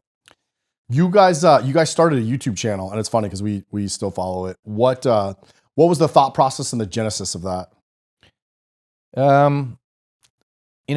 There's some out there that are, trying to make money and do all this stuff. And that wasn't what I wanted to do. I just kind of wanted to chronicle it in a way that, so the family could see what we're doing and have something that you could look back on years later and, reminisce about. Or just like, yeah, that was terrible or that was awesome. Even now, and it hasn't been that long since we've been back, and you're like, you want to go to the beach? And I'm like, in French Polynesia, like, it just gives a whole new perspective of like what a pretty beach is, right? Yeah. When you can just go anywhere you want, anytime you want. That was kind of my idea about it. It wasn't like, let's try and get rich off of YouTube. That sounds like too much work. The YouTube thing's a lot more work than I thought it would be. A lot of work. Yes, it is. And if you do it right, it's a lot. I mean, you need like a team to do it, right? And and sound and all this stuff. And it's just like, let's just get a GoPro, and it's like, you want like real footage, like give a GoPro to like a 12-year-old and just tell them to go take video. Like, That's really all you need, you know? And it really wasn't like, you know, my idea wasn't like, oh, I'm gonna teach you how to fix this or do that or look at how this. I didn't want to do that. No, I didn't care about that. Like, I mean, when something's going horribly wrong, that's the last thing you want is someone to shove a camera in your face because I'm gonna throw somebody overboard if you do that. But it was more just like the kids, man, just kids doing kid stuff and like so people could see, you know, what we were doing and maybe it inspired someone to like, well, maybe we can do that, you know, and like, man, those were some hard lessons. And, you know, I think there's, you know, knowing what I know now, um, man, if I could, if I could go back to the beginning and I knew a guy like me, like I would hire me to teach me Yeah. because that's where all the stress comes from. It's just stuff you don't know. Dude, I remember when we were in Aruba and I was on your boat, I felt like a kid, like, why is the sky blue? Why, you know, why is the water? I asked you so many questions because you get used to living on land, like living on a boat. It's a different world. And I was just so curious. I mean, I remember when, you know, you guys were making water. I knew that those system existed, but I didn't know you could put it on a boat. Like I didn't know. I mean, and again, man, you were making your own fresh water out of salt water on the boat. I remember just that alone. I was like, you can do that? Yeah. You know, because it's things you don't think about, right? And then, you know, the power and you know, the generator and just, you know, learning the sailing systems and the electronics you had on the boat and the maps. And I think sometimes in life, man, we come up with every excuse of why we can't. And I think one of the things that I was so impressed about your journey, because I stayed apart with you the whole journey. I would track you. We would talk all the time. As you have consistently found ways to figure out how you can. And it's inspiring. And in a world where, you know, we live, not everybody, but a lot of people are full of doubt and, oh, I can't do this. And oh, you can't do that. And you wouldn't be able to go here. And I mean, I run that thing Yeah. sometimes as well. But I mean, and I think, you know, to be totally honest, I mean, there's a lot of people that can't literally, you know, Yeah. financial or whatever, but you know, this opportunity presented itself and I just took it. yeah. You know, the door opens, you got two options. You can go through it or you can't. So what are you going to do? So you guys sailed all around the Caribbean. And then you guys made a decision to sail across the Pacific. What was that thought process like? And, you know, talk a little bit to the preparation and planning. So we had a couple of a friend boat, or we call it like a buddy boat, you know, and they had a bunch of kids and they all got along and, you know, we got along with them real well. And they had this idea to go to the Pacific. And, you know, I was really against it for a while. I was like, no, I kept saying, I was like, it's a one-way trip. It's, you know, 10,000 miles. I didn't want to do that at that time. I danced with the idea of sailing to Europe. I thought the Med would have been really cool. You know, there's so much land-based stuff you can do and you know, there's so much culture in Europe, obviously. You know, the islands are, you know, even in the Caribbean they're all different, but they're all generally the same thing, right? You know, but I thought Europe would have been really cool, like castles and, you know, all these different languages and cultures. And so I danced with that idea, but that's still, you know, you're going across the North Atlantic and that's daunting, you know, unto itself. But they're like, man, go to the Pacific, you know, and I'm like, I don't know. But it took me, I don't know, it took me a few months, I guess. And I know we needed to upgrade like engines. Like I knew there were some really expensive big ticket items that were going to have to be done in order to do something like that. And, you know, eventually I got convinced. I was like, all right, let's go. You know, and you just made this just like that, like one conversation, you just make the decision. You're like, all right, we're going across the Pacific. You guys want to go? Okay, let's go. What kind of, I mean, other than the mental preparation, what type of, you know, preparation and planning and how long did it take? I mean, obviously I know it took a while to finally get convinced. Once you make the decision, hey, we're going. Man, there's so much that goes into that, right? It's not just like, well, let's go that way. There's, you know, you got to have 3 or 4 months worth of food. Like all your systems have to work and they have to work properly. I mean, it's not like, you know, we're going to put the sails up and sail for 5 hours to the next island. This is like, we're going to put the sails up and not put them down for a month. And when the systems are all running like that, there's things get wore out. You're doing 5 years worth of sailing in 3 weeks, so you got to make sure you have, spares to everything. All your lines got to be in good shape. You got backups for those. You got to have backups for backups for backups of everything. Months worth of food. Again, the showstoppers, right? Water power and propulsion. And you got to make sure you have enough solar to run the water maker, to keep the systems running at full power. Your what time of year, the weather patterns, communication systems. It's like, well, you just put solar on it and it makes this, and that's like, yeah, but what time of year is it? Is it the equinox?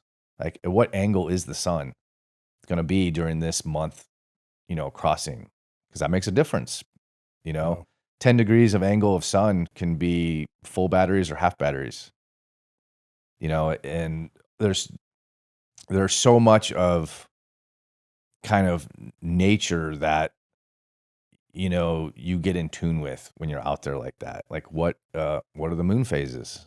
What are the currents? What's El Nino doing? There's so many variables, and that's one of the things I liked about the lifestyle as much as I did, was just like, you really do get in tune with nature. You get your body and your mind kind of reharmonize with the planet, the cosmos, nature, whatever you want to call it. It's like, you go, when the sun's up, life is good and you're happy. When the sun's down, if there's moonlight, a 3/4 moon on a clear night in the ocean is like daytime.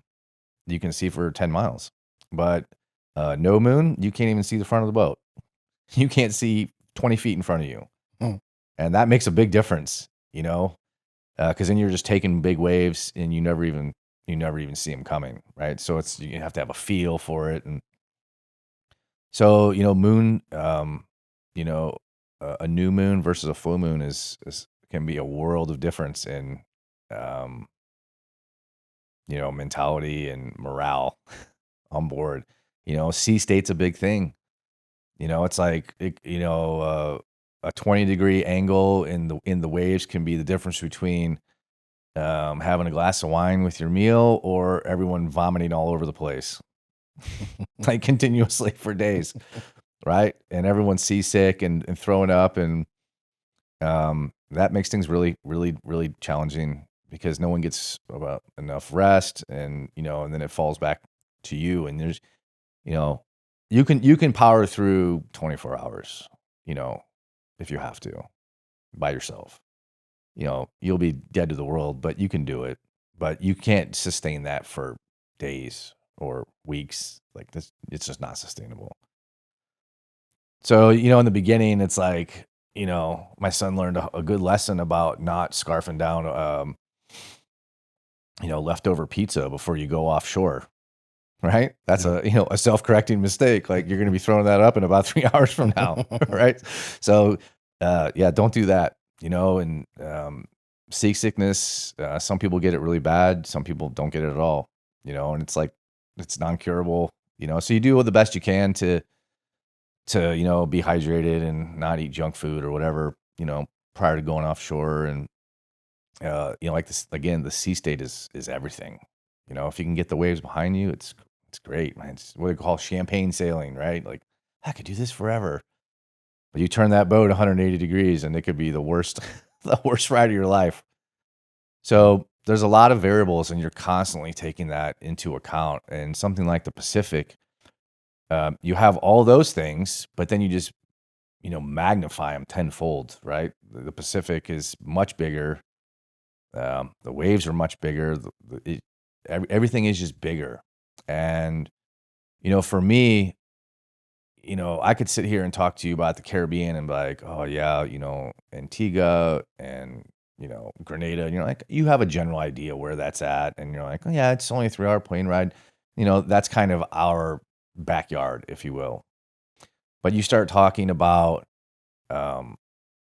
Polynesia, and it's like, people are like, yeah, just go to this island. You're like, man, I can't even like pronounce that. Someone says so. So Like I have no reference in my mind for like where that's even at. And then you like, you plug it into like Google Maps and it's like, it's so tiny that you can't even get a reference for it because you have to zoom in so far to even see it. And there's just nothing within 700 miles to like even compare it to. It's like, here's North America and here's, New Zealand. And then there's just like specks all throughout. So you have to learn maps and you're talking to as many people as you can. And, there's a lot of people doing it. And nowadays there's so much information out there and, people have made YouTube channels and blogs and put out, just such great information. And again, like Starlink, man, that changes everything. Yeah. You can stay in communication with people, so there's just a lot to learn and it's it's very daunting. What was the trip like across the Pacific? Where did you start from on the Pacific side, and where was the first place you made it to? So we went through the Panama Canal, and that's it, man. That's it. You're in the Pacific. Welcome. The Caribbean. Something like tides. Something is. What's the titles? Surfers know it, and mariners know it. But like in the world, like, what do you care what the tides are doing? Or what's a king tide and a low mean? Like no one. It's not relevant to you until it is. So you take something like the Caribbean, and it's like you have a tidal change of about a foot, which is not even noticeable. But as you go through the canal and you get into the Pacific, and the Pacific side of Panama, and the tide is 17 feet, right? So you could, anchor in 10 feet and be on the beach 6 hours later, grounded, and you have to wait until it brings you back up. So how much anchor chain you put out and scopes, there's just a lot more going on, a lot more that you have to think about as a skipper, and the currents are much stronger and the tides are much bigger and the distances are much further. It's like, do we have enough fuel on, in the Caribbean, you don't need to carry 300 gallons of fuel because you can just get it at the next island, right? A full load of fuel for me, 180 gallons of diesel, man, that was, we get fuel maybe once a year, like maybe 8 months if we were burning a lot. Like it lasts a long time when you're not going that far. But here, this is a totally different thing, man. We're going to go almost 5,000 miles before we touch an island that has one gas station. So you may get there and they may not even have any fuel left. So you guys go out the Pacific side of the Panama Canal, and that's it? It's just open sailing? Did you guys stop? We stayed at a marina a couple days on the Pacific side in Panama, and make sure we have everything. Last grocery runs, like vegetables and stuff like that. It doesn't last that long, right? So then you have no way to replenish it. So you have to take that into account. Like another, like bread goes bad, right? So do we have the ability to make our own bread? You obviously can't grow like vegetables. So you get as much as you can, and when it's gone, you switch to, canned vegetables or whatever. So what did you guys stock up on? What was the groceries? So for me, it was snacks. I snack. Yeah. I like snack, man. Yeah. And Panama was great because, they have these, huge Costco type places where, I would get, like the 5-gallon bags of trail mix. And, I had like 8 of them. I'm like, this is going to last me like 3 years. Man, that lasted like 3 weeks. I eat a lot of trail mix. And when that ran out, I was really unhappy about it. So you guys load up, and then how long were you at sea before you guys hit your first port or island or whatever? So we left Panama, and the first, some people stop in the Galapagos Islands. We did not. It's very expensive to stop there. There's a lot of bureaucracy, and some people do, some people just pass it. We just decided to just pass it. So it was like 4,800 miles, like 4,100 nautical miles. So almost 5,000 miles of nonstop ocean. It took us I was looking at it earlier because I had a screenshot of the Garmin tracker that I took a picture of when we got there, and it was 701 hours, which is 29 and a half days. Damn. Nonstop, 24 hours a day. What were the hardships? Like, what was one of the hardest things about crossing the Pacific? It's just the boredom. In that stretch of water, if you do it at the right time, which everyone does, there was nothing super crazy that happened. Lines snap and things like that because they chafe because they're, just that's a big problem. It's chafing lines. Just this very slow, subtle rubbing. Not a big deal by itself, but if you do it, nonstop for a week, it'll chew right through it. It's like a slow drip's only a drip until you let it run for 20 years, and Yeah. then it carves out the Grand Canyon, right? What was one of the worst weather incidences you had? So, I mean, we probably had, you try and avoid really nasty weather as much as you can. Sometimes you just can't. And you do get some pretty, sometimes it happens at anchorages. And then you just, you do what you can to make sure the boat stays where it's at. You make sure you're in, it's in deep sand and everyone's got enough space, if anyone starts dragging. Sometimes it happens offshore. Just wind, lightning. You told a crazy story though one night about how you guys just finally like went inside the inside of the boat and just it's like, Yeah. Sometimes it just gets really, when the ocean wants to take a swing at you, man, it does. And it's very humbling to be, I think here in the world you have, I call it an illusion of control. You think you have control of your circumstances and your safety here. It's like, well, I get in my car, I do it every day, I go from here to there, but it's like car crashes kill like more people than anything. It happens every day. 40 people die a day every day, in car wrecks, but we assume, oh, cars are safe. I do it every day. But it's like, I would never go in the ocean. That's dangerous. Well, but statistically, it's, sailboats don't just crash into each other in open ocean. Like this, it just doesn't happen. Statistically, it's something like, oh, the sharks, and this is kind of like a stats, science versus emotion kind of thing, right? But like, man, the sharks, there's a lot of sharks in the Pacific, which is something you don't see a lot of in the Caribbean, but yeah, there's a lot of sharks in the Pacific. And, but it's like, you pull up like the stats and it's like, man, horses kill more people than sharks do, like by a long shot every year. But we have this illusion, I call it an illusion of safety. Well, I'm on this horseback trip. I got my helmet on.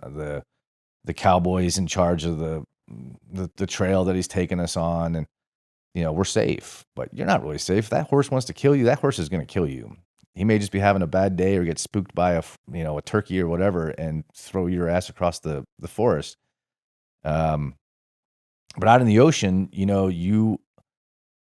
the dangers are still there, but it's this you're taking out the middleman in are you safe or not?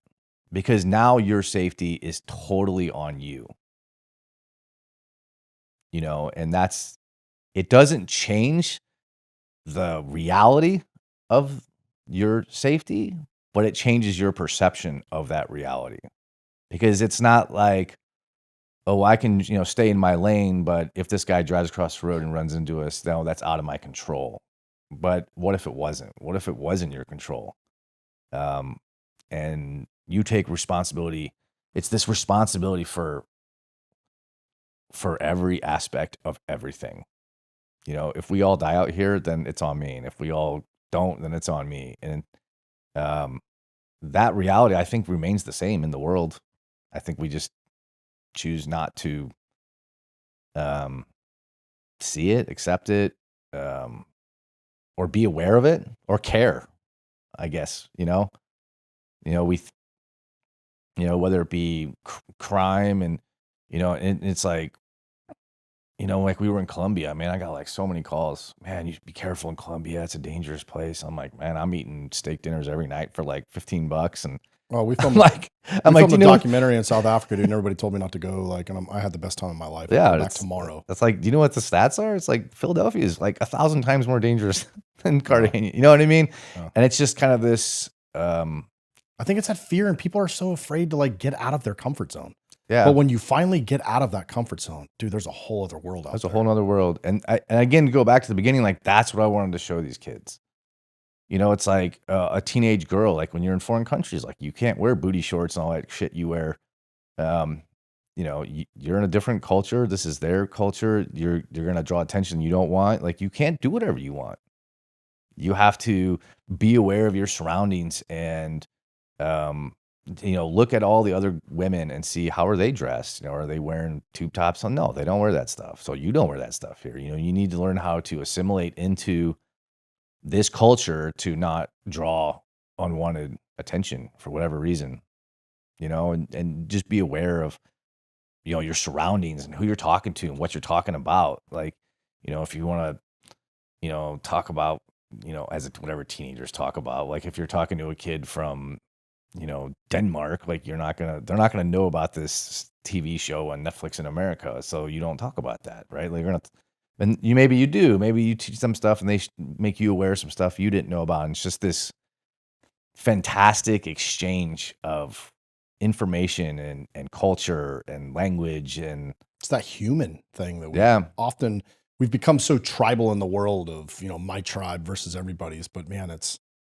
so cool when you can shed that and meet people from different countries and cultures and experiences and have those. I think it enriches you as a human. It's been my experience. Like, yeah, all of my travels have really added to my love for humanity. Yeah, for sure. Sometimes we focus on what makes us different, but I've tried to really focus on what makes us the same. Because when you take out what makes us different and what makes us the same, you and I were laughing this morning and you alluded to it yesterday too. It's like, the things that we complain about now, people were complaining about it, 2,000 years ago. This is different. Like now it's like, oh, the internet's too slow. Back then it was like, oh, the horses are too slow. I can't get this message, Right. It's the same crap. And, sometimes I think the crux of that conversation this morning was, sometimes we make solutions harder than they really are. Right. We were talking about mental health. And like, there's this idea where we think we need all these things for mental health, but do we? Like, you talked about what worked for you. Maybe that's what worked for you. And who knows if that works for everybody. You made a decision. Hey man, this is what I'm going to do. Here's why I'm going to live. Right. And maybe sometimes we've overcomplicated that in this mental health struggle that we battle for in the United States. I did see a massive change in you though, like as your friend, like when you went on the boat, I saw you like come to life, man. I mean, yes, I know you guys had challenges and then I got to go see you, on the boat, but it was clearly something that really helped you. Not always, not just from your mental health, but just in life, man, I think. And then watching you get that satisfaction of knowing that your kids' lives are being enriched. I know it, like, I could see it. And we talked about it a lot. Like, you're not a super emotional guy. You're not the type to wear your feelings on anything, but I saw it and I got to spend a lot of time with your kids and talk to them too. It's been cool from the outside to watch that genesis of your family, not just you. Obviously I know you the best and I'm the closest to you, but just hearing how your family interacted, the things you guys overcame, and to hear your kids talk about the things on the boat and their experiences and how it, they don't say things like, oh, it enriched my life. Cause that's not how kids talk, but that's generally what they're saying. They just don't know. 20 years from now. That's exactly what they'll say. Yeah. So you guys go across the Pacific and, again, what's your YouTube channel? Sailing Altair. So Yes. Altair was the name of the boat. Yeah, that was another big thing. Like, what are we going to name this thing? And I was like, no one could agree upon anything. And I came up with that name. I had one of those star finder apps on the phone, and I would just sit there at night. And I always thought star names were like cool and like the history and where they came from and all that stuff. And I was like, what about this one? Everyone's like, okay. And that's like how we kind of agreed upon it. So it had no super significant like meaning or anything behind it. It was a unique name that we all agreed upon. Yeah, I love it. No symbolic inner workings there. And we'll make sure we put a link in our description so you guys find it. If you guys, I mean, I don't know, dude. The TV shows as of late, unless it's Taylor Sheridan, I've had, we watch YouTube a lot, and I can't tell you how many nights we sat around and watched your guys' YouTube channel because it's fun, and you guys are always going on some different adventure and some different place. You get to see the kids, you get to see everybody in their real element. I mean, it's not like, I know this family very well. It's not like they were waking up in the morning and making a script of today on the YouTube channel. It's none of that. This is straight up raw. It's almost documentary in style. Yeah. And it's beautiful. And so if you guys want a fun thing to sit down and watch over the course of a month, on the week, it's great family. You can watch it, with your kids, and it's awesome. What was the decision point to decide, after 3.5 years of living on the boat, hey man, we're going to come back to the States? Well, there's a couple of different aspects of kind of why we stopped sailing, when we did, why we did. So part of it was my daughter's getting older, so she's got to do SATs and start prepping for college and things like that. But so we kind of had let's just say a 1.5 year time frame of we have to decide if we're just going to stay out here forever or go back. And I felt like we accomplished, or I accomplished, or we as parents accomplished what we set out to do. Was just like, you can't show everyone the whole world, right? But you can open a whole bunch of doors. And I felt like that we were successful in that. Instead of like, oh, I want to be a dental hygienist. It's like, maybe I want to be in the foreign service and just keep traveling around the world for my whole, like that's, to hear a 16-year-old talk about something like that is not normal. And that was my objective, to just not say do this or do that, or this is what I would do if I was 16. It's like, I'm going to show you a whole bunch of things and let you decide for yourself. But I'm going to show you how big the world can be, and it's not like, do I want to go to school, 10 miles away or 50 miles away? It's like, do I want to go to school in Spain, or do I want to go to South Africa, or, in New Zealand? And I wanted to like just demonstrate that like all these ideas can very easily become realities. Very easily. Like, to go, like if you wanted to go to the University of Auckland, like it's the same application to go to the University of Florida. You just put your name on a piece of paper, submit your scores, and they accept you or not. It's the same thing. But that sounds insane to most, and you don't, it's kind of like this. I wanted to expose you to the point that inspired you to do more on your own, or show you that even the craziest of dreams can very easily become realities. And not just by, I'm going to sit here and tell you about it, but I'm going to tell you about it. I'm going to explain it to you, and then I'm going to demonstrate it to you. And that's what I set out to do. It's like, how many high school kids do we know now that, including myself, man, like when I went to high school, it was like, 2-3 years of Spanish, or 4 years of Spanish in high school, and they can't say 2 sentences.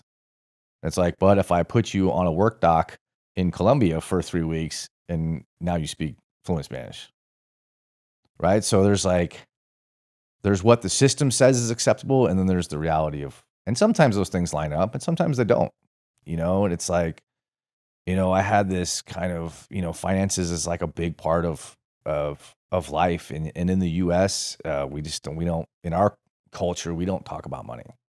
It's wild. We just don't. But in other countries, it's like totally normal.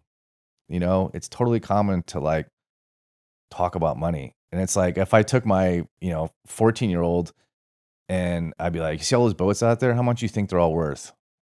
And he'd be like, that one's probably like 400. That one's like probably at least 1.2 million, because those are real conversations we're having. He's present with a bunch of adults talking about adult things, how much things cost. Like, I mean, to like have a 15-year-old go to the grocery store years later in the US, and he's like, Dad, and you're like, what? He's like, look how much this peanut butter costs. That's crazy.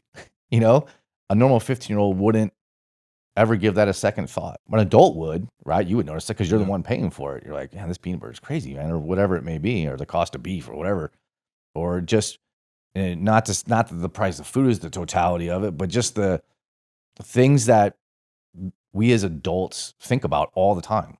All the time. You're constantly, whether, as a sailor, you're thinking about weather. As a parent, you're thinking about schools and costs and paying bills. And, it's nonstop, and we all have it.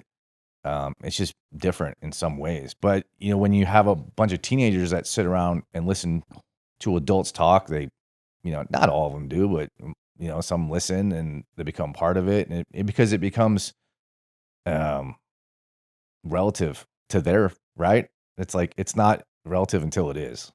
What did your experience teach you about being a father? I think I kind of alluded to it earlier. I think the thing I learned the most, or what kind of realization I had, was how valuable time is.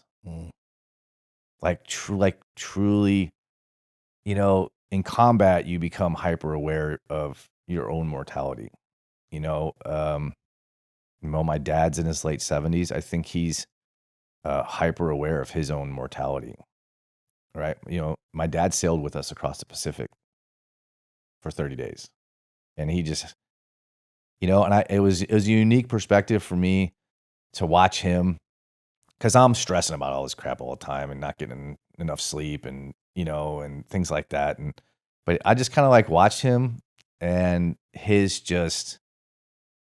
was almost like a kid in a way of just I don't care if I die out here. And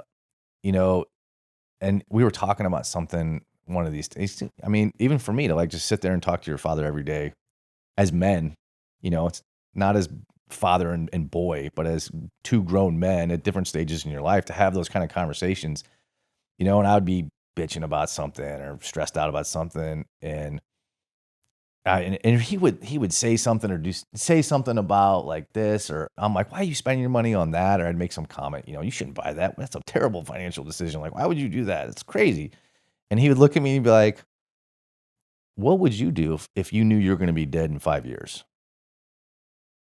And I thought about that for a minute, and I was like, what would I do if you knew? Not, you don't know, of course, but statistically speaking, if you're 95, you're not going to live 40 more years, right? But that changes everything, right? Time and mortality and what's important and what's not all becomes very real, And I'm thinking about it now as I'm saying, what if you knew you had 5 years, without a doubt, whether you're real sick, or you're older, or you're in an incredibly dangerous environment, that you become hyper aware of your own mortality, and things that you never gave a second thought about previously all of a sudden became very important, right? And people, now that I'm back, and I'm in this unique position of I get to hit the reset button midlife, and people constantly ask me, what are you going to do? What are you going to do? And it's I don't know. And people are like, what do you mean you don't know what you're going to do? Do I have to do anything? No, I don't, but I want to. I probably will, but and it's you're going to get a job, you're going to do this, and it's I can tell you, no one can afford me. Not that I have some superior skill set, right? But I value know, your time. I now know what my time is worth, and it is so incredibly outrageous that no one will ever pay it. Yeah. You know what I mean? Yeah. It's when you have a job, they say, well, you have a job and this is your hourly rate, and it's $10 or $40 or $100, whatever it may be. And it's okay, you kind of a tack on this value of what they think your time is worth. But what is your time really worth? And it's, I'm not a philosopher, but the reality is you do kind of only get one go around. And there's no takebacks. There's no going back. There's no fixing it.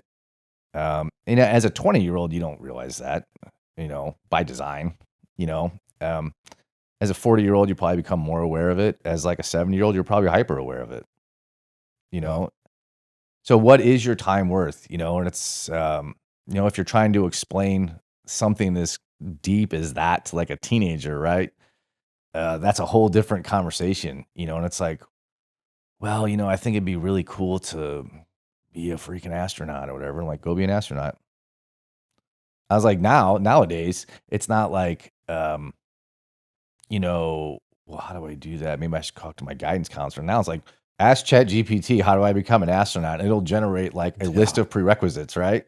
You got to go to school for this amount of time and have these kind of grades and get there's a pathway to do anything. If you want to make more money, maybe you don't have to get the promotion. Maybe you just need to spend less.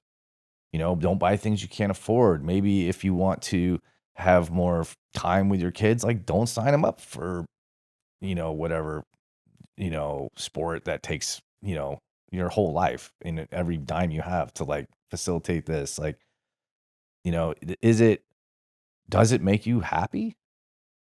Or is it the illusion of happiness? And those are very different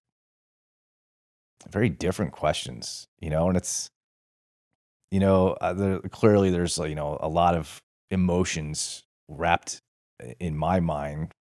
They're not on the outside, they're on the inside, but there's also like my brain is also constantly analyzing statistically, pragmatically taking things apart, it's kind of the right brain, left brain, engineering and artesian, right? So it's, what is happiness? It's like, if you dig down the rabbit hole long enough, it's like you ultimately get to the same question is like, what's the point? Right? What's the point? Why are we here? What is the point? To get this car, to get into this college, to get this job, climb the career ladder.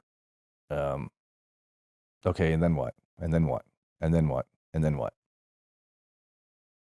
And it's the sailing thing is like, when it comes to boats, right? We say there's this triangle, right? You have safety, speed, and cost, right? And you only get two of the three, unless you have like millions of dollars, right? You only get two of the three.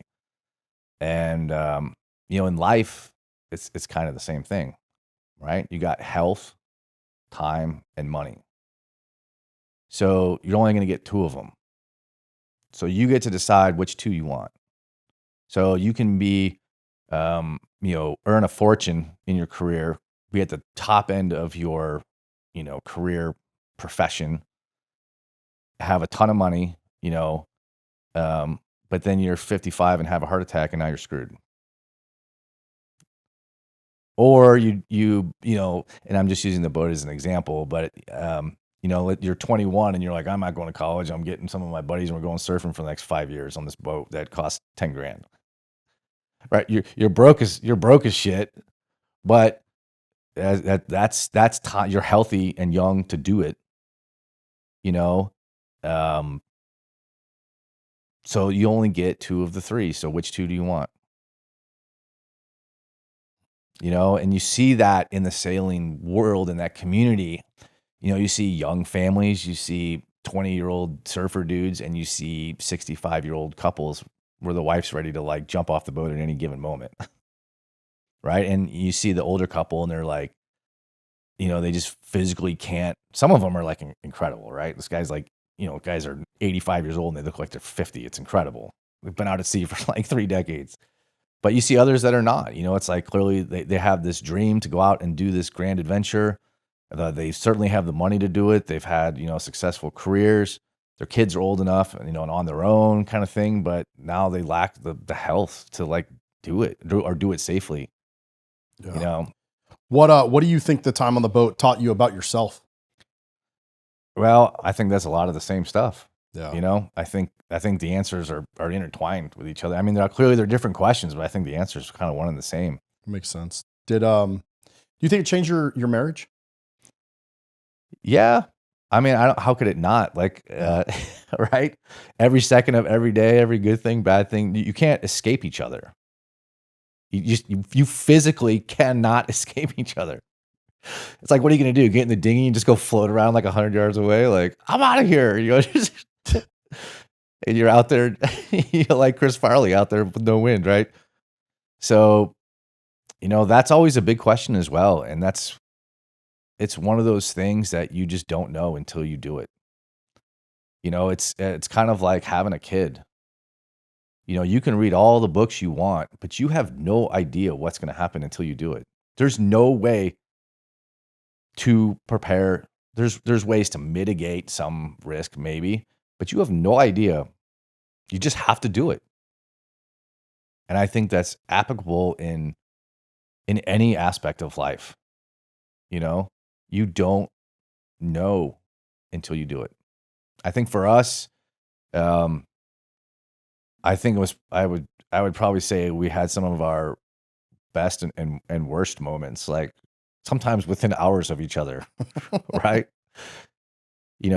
Because if the captain's in a bad mood, then everyone's in a bad mood, right? So if But I think that holds true at the house, man. of course, I've learned that. it's just in the house, you can go in your room, Yeah. you can escape it, but you have let's say for example, you're just it's usually when something breaks, right? Or something floods or like some catastrophic freaking thing happens. That's usually when the stress level just goes through the roof. Or you're tired, which is usually a big catalyst of everything. Because you never really like sleep. I mean, you do, but you're like, eat. You hear this little eat. You're like, what was that? What was that? You get up, you walk around. Okay, boat's still where it was 2 hours ago. You're always poking your head out the eye. You're like, okay, that light's still there, so we haven't moved. There's, you get spun around in the middle of the night. The wind changes, and stuff like that happens all the time. So you never really quite get the proper rest that you're supposed to. But when something breaks real bad, and it's like it just sends me into like just a frenzy of like fury, right? And just to have, you can't just go in the garage and smoke a cigar and blow off steam for 2 hours by yourself, and it's like, and then like your 12-year-old's gonna like just be in your way, and you're just gonna lay it to him because you're just the one standing in front of me, man. I'm angry, and you just happen to be the ones that's gonna get it. And to have a 12 or 13-year-old just like call you out, he's like, Dad, you're acting like an ass. And you can't escape each other. You can't get away from each other. And you're just like, okay, yeah, that's probably right. I mean, really, I could never imagine like calling my old man out as a 13-year-old, because you always had this ability to, create distance, physically, mentally, whatever. But in that environment, you just don't. Yeah. You just don't. So you have to deal with it. And that's something that I guess I never really did. I guess most people probably wouldn't. I know I never had to, but it's like, this started with, like marriage, but I think it's the same answer for the kids. It's like, you can't have a throwdown with your wife and then just like go to the bar and hang out, or go in the garage, or go find your own space for a few hours, and she does the same, and you cool down, and then it wears off. And then you do it again a couple days later or whatever. But you physically don't have the ability to do that. You're just like, we're going to have this throwdown, and we're going to work through it, and then we'll be fine. But you can't create that distance and have that time. You're just going to do it all right here, right now. And your kids are 2 feet away from you, right? So we're just going to have a whole family throwdown, right? Right?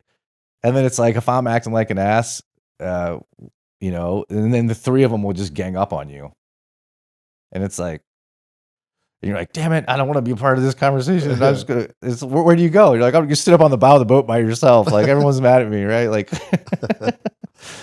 that's funny. So it creates a unique environment where you just have to deal with problems, whether they're boat problems, whether they're emotional problems or problems with each other, or the trail mix is all gone, and I'm real upset about that. Like, someone's gonna pay for that. Oh, I heard that story. What was it like coming back to normal life? I wouldn't say like coming back to the world has not been I don't think it's been as shocking as as you would think. I think we're generally, I mean, I've done it so many times in my life personally, and I think my wife as well, where you're gone for years, overseas for years, and come back. In the military, in the foreign service, you do this stuff all the time, so it's not super. Nothing was super surprising. Um, I think for the kids, they're older teenagers now. They're 15 and 17, and so they're not like little kids. They were in school before we left. They were doing a pretty rigorous school program on the boat, and it wasn't just me. Like, this is how you do this, because at some point you get to a point where like, I don't know how to do that. Like, Yeah. I can't teach you calculus. I can teach you finances, but I can't teach you calculus. So they were doing like an online thing, which again, with the high speed, Starlink stuff is totally accessible. And there's a million different ways to do the homeschool thing. And We could probably do a whole podcast just on that. yeah, and I couldn't even begin to explain a half of it, because there's so many people that are doing so many different things from all over the world. So it's not that I experienced all those things. I just talk to parents that do this, and we're constantly exchanging ideas about how to do things, and some are better, some are worse, some are better for one person, and that's totally arbitrary as to what the proper thing is, But I knew they were going to have to go back to the world at some point. I knew I wanted to set them up for success with the tools to come back into the world, because it's going to happen. So I wanted, like, you're going to do a rigorous program, because when you get back, you're going to be back in the world, right? You can't just be a sailing hippie kid for your whole life, right? I mean, I suppose you could, but I knew they weren't going to be, because they're driven. They like me. They're driven and focused, and there's things they want to do, and it's my job to give you the tools to do the job, right? Yeah. Do you regret stopping? No, not yet. Yeah. It's only been a few months, but you asked me, why we decided, like that was half of the answer to the first question. And the second half is just logistics. It's taxes and duties. And, we sold the boat in Fiji to a super cool dude from California, a big surfer dude, and he wanted to bring his family out and surf and do all that kind of stuff. And it was, I'm happy for him. I hope he has a lot of fun with it, and like we did. And but we sold it in Fiji because it's duty free. Yeah. We wanted to sail the boat to New Zealand, but New Zealand wanted a whole bunch of tax money up front to even list the boat, and we didn't want to do that. Same with Australia. And you also had this, you're in the southern hemisphere, so hurricane or cyclone seasons are opposite to North America, as well as school seasons, right? So those things don't match up back to America. So you had a choice to leave now with lots of time, or go to New Zealand for New Zealand summer and then come back, to Fiji for the winter, which would be America's summer. And then you're trying to sell, and then you're kind of squeezed more for time for getting them back into plugging the kids back into the system of things. And, it was great. I'm super happy we did it. I wouldn't take it back for a second. And I think there's very few families out there that would tell you, man, I really wish we wouldn't have done that. I think a story like that would be, I think there'd be a lot more to the story than, I think my kids were worse off after I took them sailing around the world for 4 years. I would be very surprised to hear a story like that. I'm sure it's out there, but I'd be shocked. I know you and I have talked about, we were talking yesterday about you possibly going into the teaching field, or as far as, sailing and maybe, starting to create some way to teach people about, I mean, God, you've learned so much, dude, just about that life. And I hope that's something you pursue, because I'm sure there's somebody listening to this is you've either inspired them or they were thinking about it and you're pushing them in that direction. So we'll make sure that people can find your channel. Yeah. And teaching and guidance, it's something I've always enjoyed, and I get really passionate about teaching things I know a lot about. And I like anything, it's really enjoyable to teach people that want to learn. It's boring to teach people that don't care what you're teaching them, but to teach people that really want to know what you have to say and appreciate it.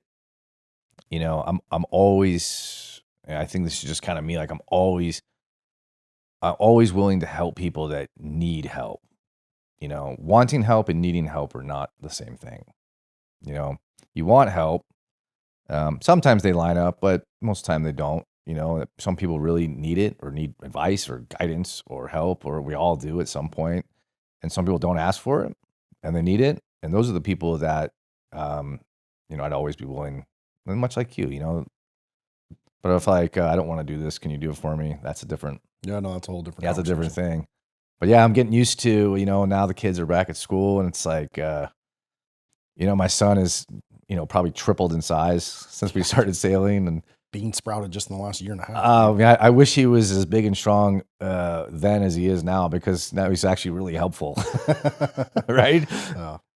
Little kids aren't super helpful, but big kids are, and he can manage that boat all by himself. Now Logan's extremely smart. As we close out, start down the final path to close this interview out. It's long. There's so much here, man. I mean, this is one of the few podcasts, all my podcasts, I've learned from every single person that sat in that chair, but time has really passed the quickest. There's just so much. You and I have known each other for so long too, and just being a part of your journey for certain parts of it, this has been a very unique interview. But now we're gonna, just kind of get to the end, and I just have some, life meaning questions for you. And one of those is, as you look back and why you joined the Marine Corps, one of the things you told me is, in order to be the best, you have to join the best. And that's truly what you believed, I'm sure then. And even now, I know you have a very strong affinity for the Marine Corps. It's very a part of who you are. And it's cool, especially with, what you went through, what you sacrificed. I know Fallujah, you and I have talked about, it was a very defining moment in your life. It's still kind of a foundation, good and bad, for some of the things that you've done.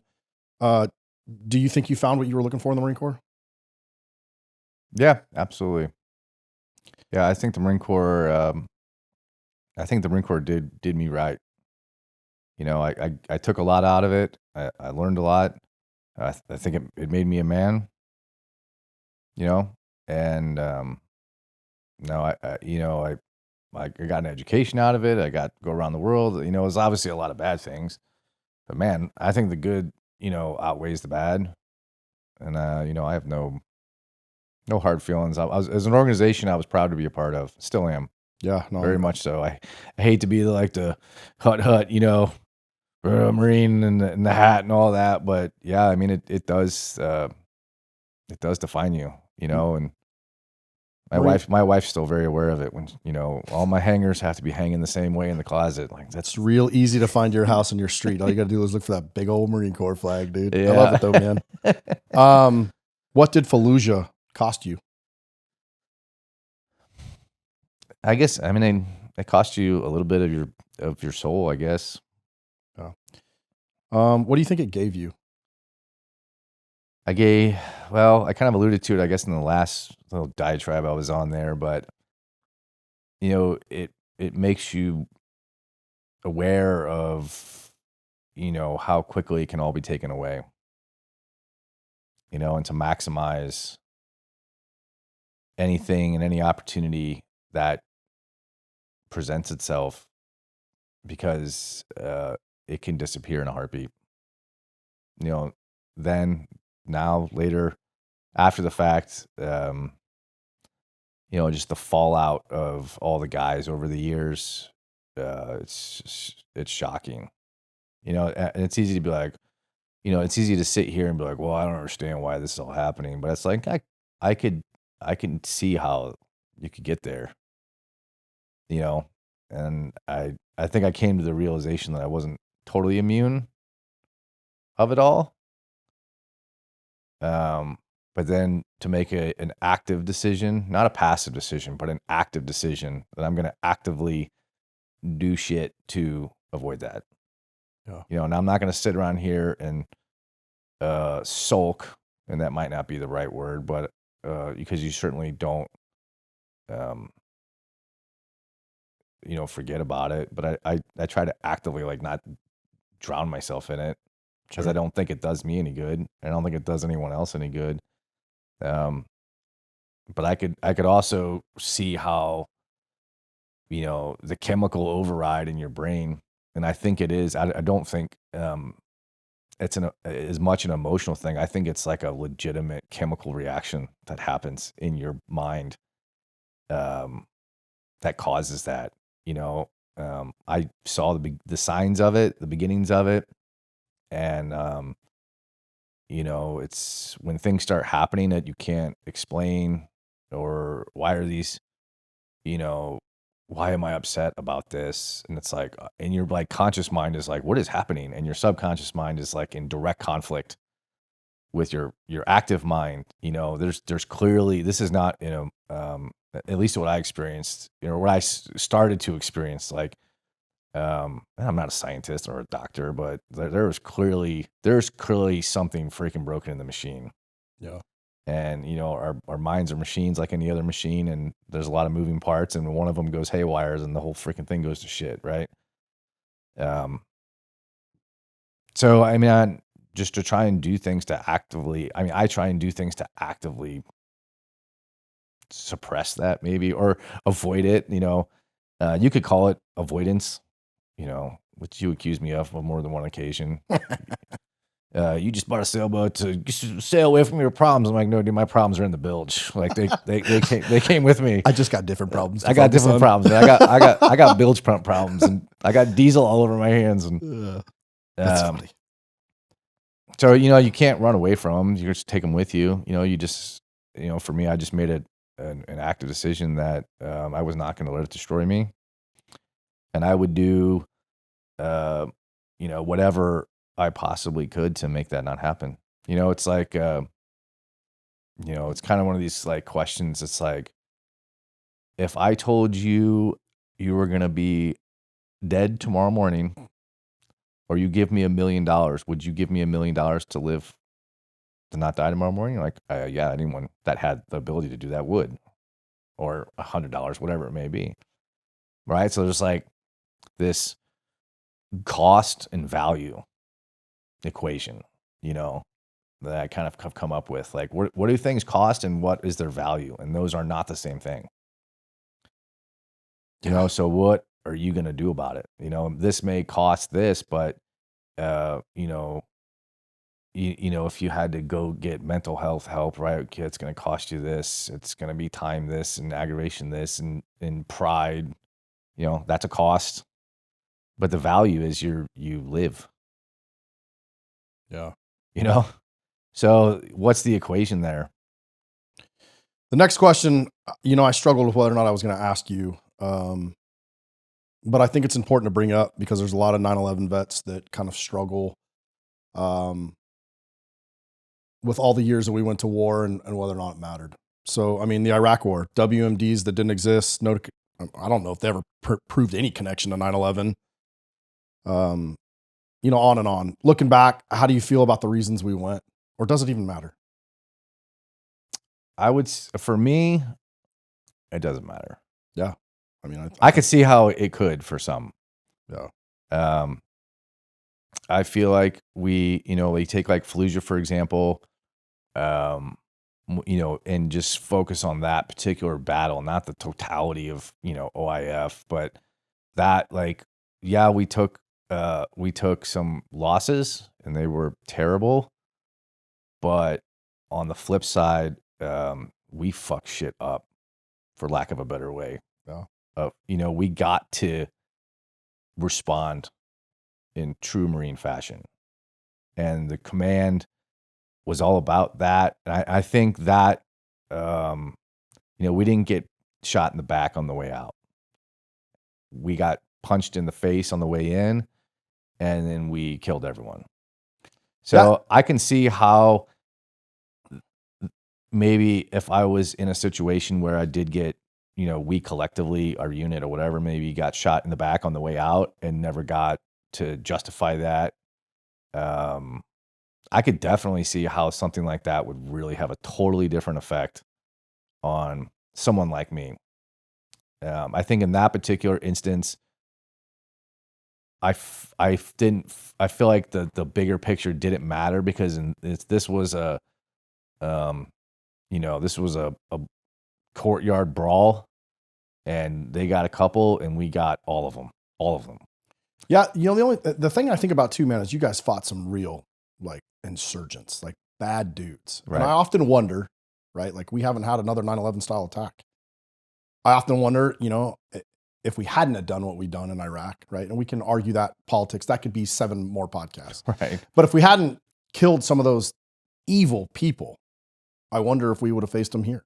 Or, if us fighting over there in Iraq and Afghanistan, I mean, we haven't had another attack since then. So, I don't know. I often think about that as I contemplate my own service and, watching Mosul fall after, I spent a lot of time there, watching Afghanistan fall after I spent time there. But I mean, that's how it goes, right? Like, yeah, I think for those of us that joined, we didn't get a say in the politics, man. No.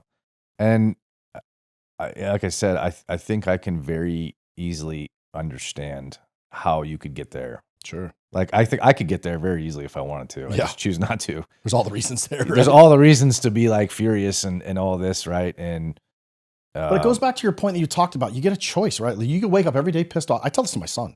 Sometimes my son will just wake up in a bad mood. I'm like, bro, you get a choice. You don't have to be a jerk. Like you've made a decision to come out and be in a bad mood. But that's a decision you made. It's just like being angry every day, or you can be an angry, pissed off, veteran. You get a choice, dude. That's a choice you're making. Yeah. You want to be a miserable dick and be by yourself, dude. That's a choice. Yeah, you can do that too. Yeah. And some of it's just, some of it you can quickly fix, and I think, but I also, knowing as many guys like this as I do, I think, sometimes the machine is broken. And when your machine is broken, you got to take it to a mechanic. Yeah, some shit you just can't fix yourself, man. Like that's just the reality of it. If the check engine light's on, man, like I don't know how to do all that, right? I'm not a mechanic.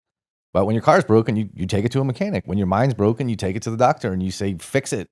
And we live in this time too, where there's science is, it has evolved. Medicine has evolved. They're finding, look, man, we've talked a lot on this channel about psychedelics, and that's just one particular tool, right? There's other tools. There's counseling, there's therapies, there's magnetic things for your brain if you're suffering for TBI, hyperbaric oxygen, vitamins, supplements, eating right, working out, cold plunge therapy, on and on and on and on. So it is hard for me. I struggle when people tell me like, oh, it's really bad. Got it, man. I have bad days too. Like, what are you doing? Have you done anything? Are you just sitting there drinking all day and screaming at your wife and kids? Like, I've done that too. It's not going to help, man. You know what I mean? Like, no. Put and I love helping people, man. And I love people, you just alluded to it too, man. I love people that really need help. What I've found in the veteran community, there's a lot of people who just want to talk about their problems. They don't really want to fix them, man. They're just dead set on bitching about them or whatever. And that's kind of where I've learned to draw the line personally, because it also goes back to something else you talk about. We only have so much time, right? I as I'm getting older and busier, and I don't have that much time. And, I got to take my time away to help somebody else, which I don't mind doing for people that need it. Right. And actually truly want it. So, be a part of your own solution, man. Yeah. That's a good way to put it. I completely agree with that. That, one of the kind of, I call it a gift that I've been given, is this opportunity to just live a different life. But I've told people like what the real gift is I don't have to be around anyone I don't want to be. And not everyone can do that. I mean, when I was working all those years, like, man, you're dealing with bosses you don't like and coworkers you don't like and doing shit you don't want to do. And now I'm in a position, at a relatively young age. I think, if I think people that are much older realize that, because they lived long careers and had long careers and stuff like that. But, I just kind of like had this like total realization, like, if you're a negative person, like I don't want to be around you because No, straight up. I don't have to be, because your negative shit makes me negative. Unsubscribe, dude. Yeah. Yeah, it does. Like you're negative. It's like a virus, like positive people make other people positive. I preach this to the kids all the time. Like, be the kid that other people want to be around. Be the kid that those parents want their kid to be around you, because you're going to be better for being around them. And even as an adult, like I want to talk to people that like teach me things or explain things or have stories that are different than mine, that like, wow, that's really cool, man. Like I didn't know anything about that. That's interesting. Like I want to be around people that can enrich my own existence, not people that bring me down, because I'm hyper aware of that. It brings me down. Like you notice it, you know what I mean? And then it goes downhill. It's like, well, you're going to make me in a bad mood, then I'm going to make my wife in a bad mood, and then I'm going to take it out on one of these kids because they're driving me crazy. And, it's negativity flows freely, man. Like it's downhill run. And trying to be positive all the time, it's easy to sit up here at this chair and be like, well, just be positive, don't be negative. But yeah, of course, that's not the reality of it. It's a constant battle to stay positive and, Yeah, and if you have a and bad do day- things that are positive and be around people that are positive, because it's so easy to just be like, this guy cuts you off and you're just like, F this mother, your mind just instantly goes to like black, right? And it's like, do I really, like, who knows what's going on with this dude? Maybe he's just a big dick, or maybe he's in a rush somewhere. maybe his mom just died of cancer. Maybe not. But it's like he's negative, and his actions have now caused me to be, in a bad mood or negative. So it's a constant active thing to try and not let that shit affect you. And it's, it's like a 2-step forward, 1-step back kind of thing. Yeah. And you just kind of keep chipping away at it, and that's like all that kind of stoic stuff and, and mindset. And, when you get enough time in life to really contemplate all that stuff and like what it all means and what's the point and what's the purpose and why are we here and all that, like really, really think, in modern life now, like how much time have you ever like truly just sat there for like 24 hours straight with like no phones, no computers, no commutes, like no nothing? I mean, you will on a boat. Yeah. Right. And I get it. No, not everyone can do that or wants to do that. But I would encourage people to find the time to just, find your kids and just freaking stare at each other for like an hour if you have to. And you're going to miss it when it's gone, dude. Yeah, because you can't get it back. No, bro. I've learned the hard way myself. So I consider myself very fortunate for coming to that realization now, before it's too late. What do you want people to really know about India Company, 3rd Battalion, 5th Marines? Well, there's a lot out there, a lot of media stuff out there, but, my perspective, the guys I knew and what really happened on the ground, these guys are the best of the best. I mean, when I used to have there was a master gunnery sergeant when I was in Quantico. And I sat next to this guy, and I was kind of his assistant, and when Marines would come when they were getting discharged, out of the Marine Corps, he was one of the people that you had to check out with. You had to get a sign-off thing. He was one of the guys. So all these Marines would come through all the time, and he was a infantry, crazy master gunnery sergeant, right? The salty curmudgeon, right? Like that's the guy you just stayed away from because he was just gonna chew your head off for whatever. But he was also very wise in some of the shit he said. For every like 10 crazy things he said, he would say something that was like really profound. And he said something one time, and I remember it very well because I can still recite it. And some Marine came in there and was like, he always asked him like, "What are you gonna do? What are your plans?" He'd always ask the Marines that. What are your plans? They'd be like, "Well, I'm gonna go to college, or I'm gonna go be a pilot." I'd be like, "Okay, good story. You're gonna go be a doctor? Roger that. Sign here." And one Marine came in and goes, yeah, Master Guns, I'm just going to be unemployed for a while and collect unemployment.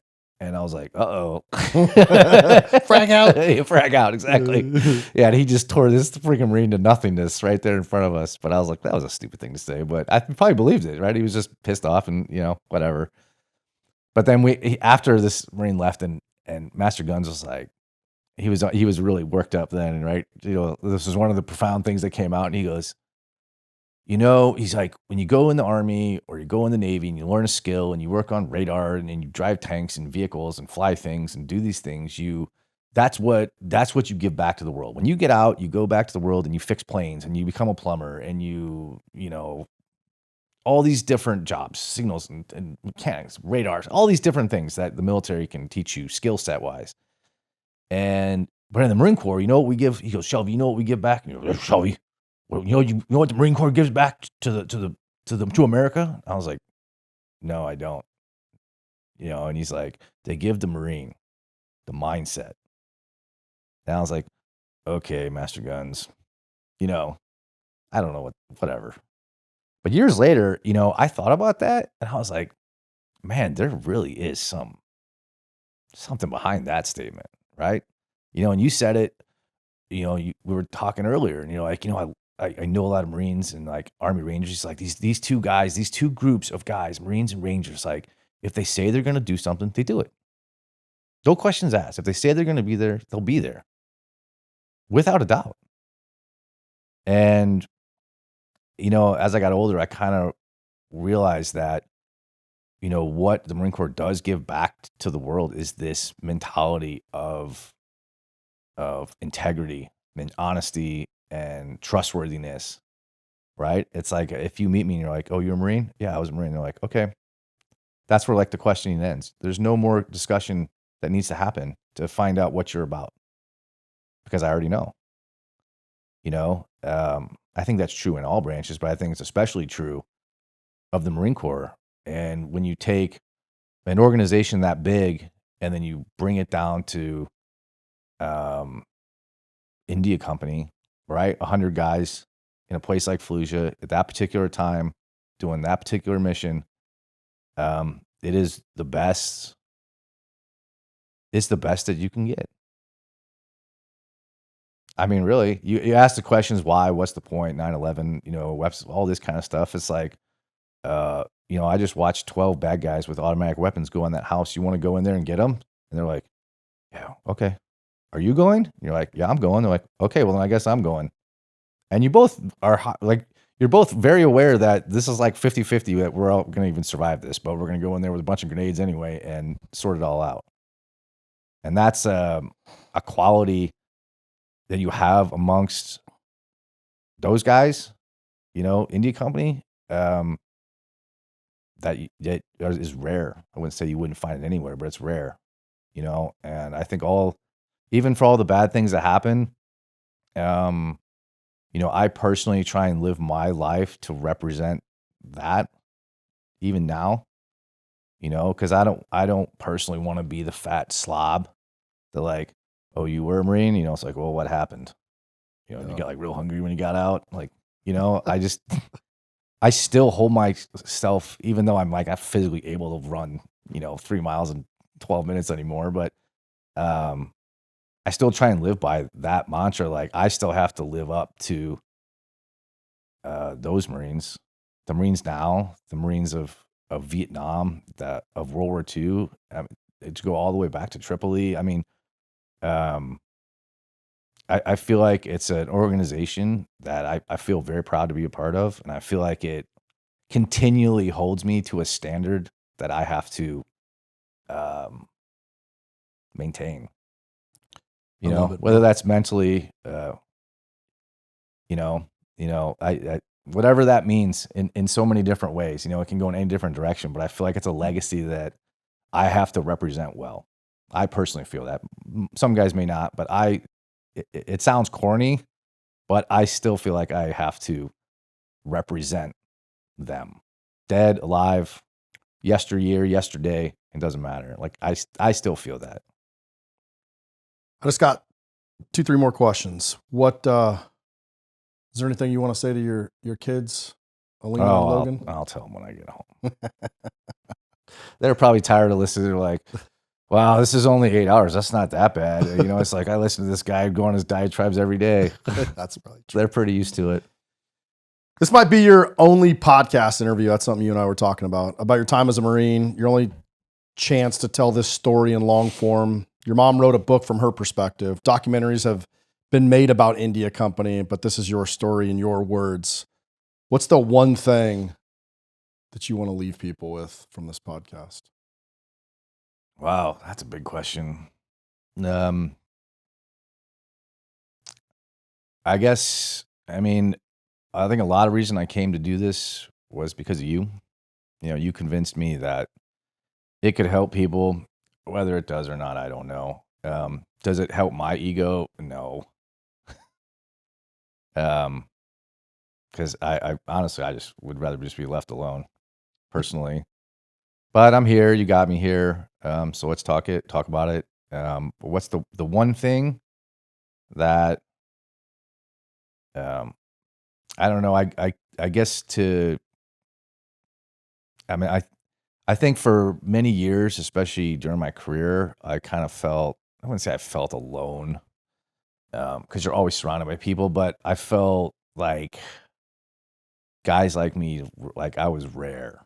I became aware of that. Like I knew that my experiences were rare, that my career success thereafter was rare.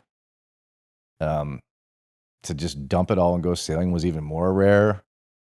I'm aware of that.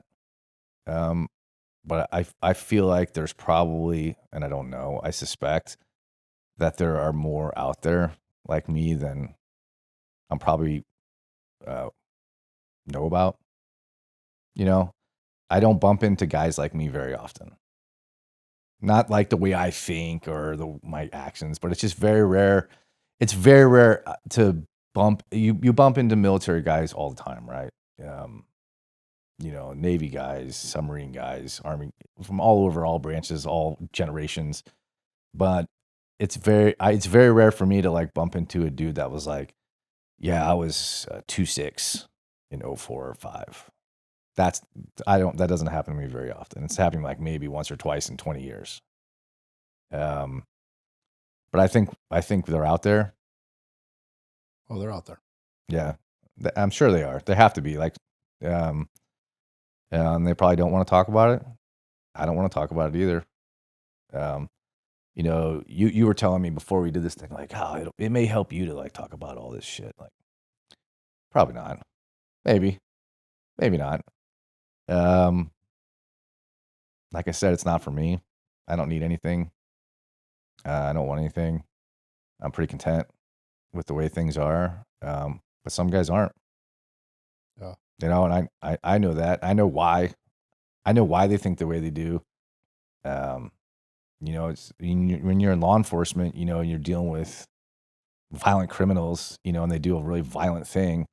There's usually, when you really, get these guys down into a room and you talk to them about their violent crime or whatever, there's usually a series of events that led up to this thing, right? It's not like I just went apeshit one day and freaking, committed this horrible act.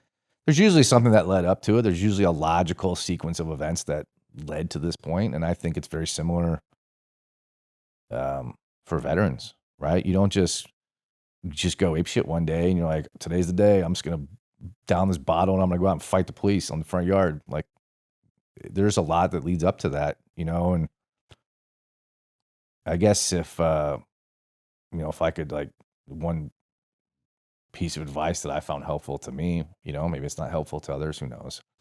But like when you become aware that something's like the machine's broken, you got to go to a mechanic. You have no choice, man. You can't fix it.